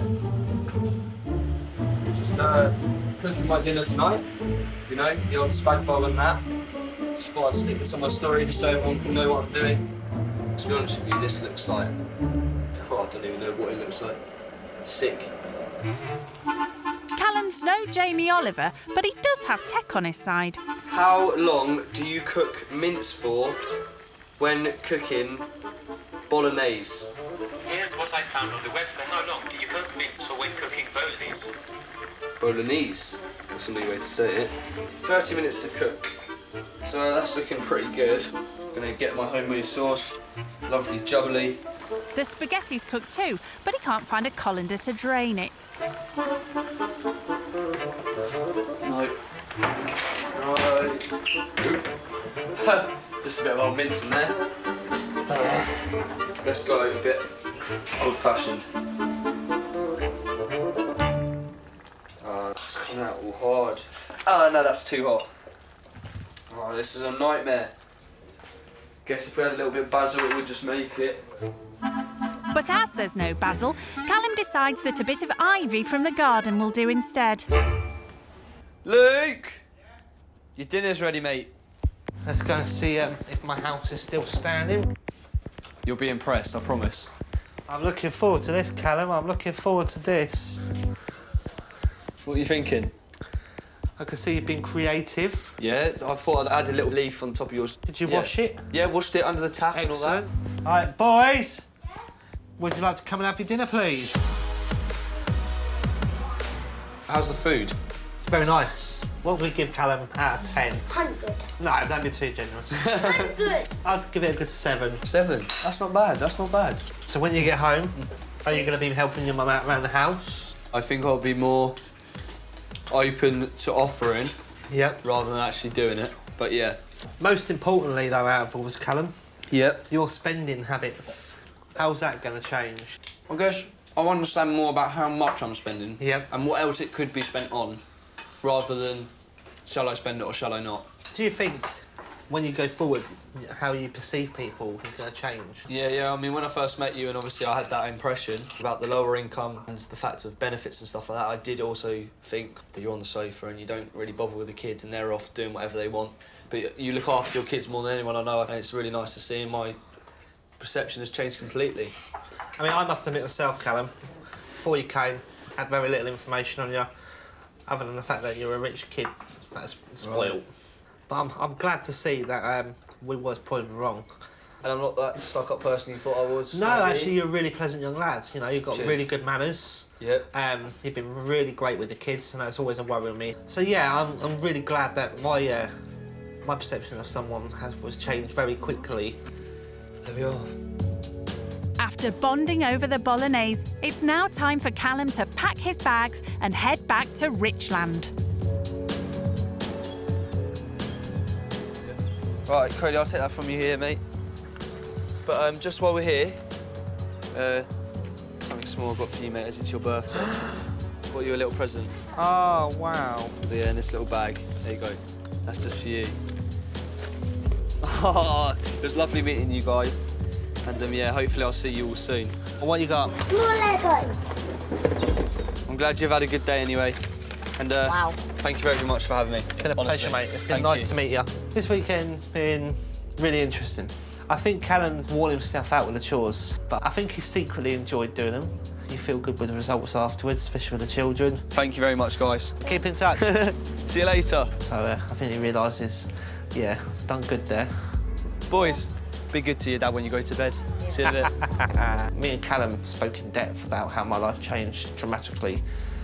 So hopefully Callum will learn that life can change for everyone within 24 hours. Doesn't matter who you are.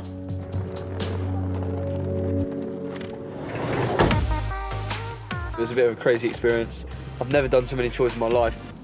When it comes to cleaning and helping out around the house, I don't think I'm going to be doing a lot more than what I already do, because I just think Mum loves it so much. However, I might ask every now and again if she wants a little helping hand, because I've realised what it's like to look after 3 kids for just 2 days, let alone 16 years.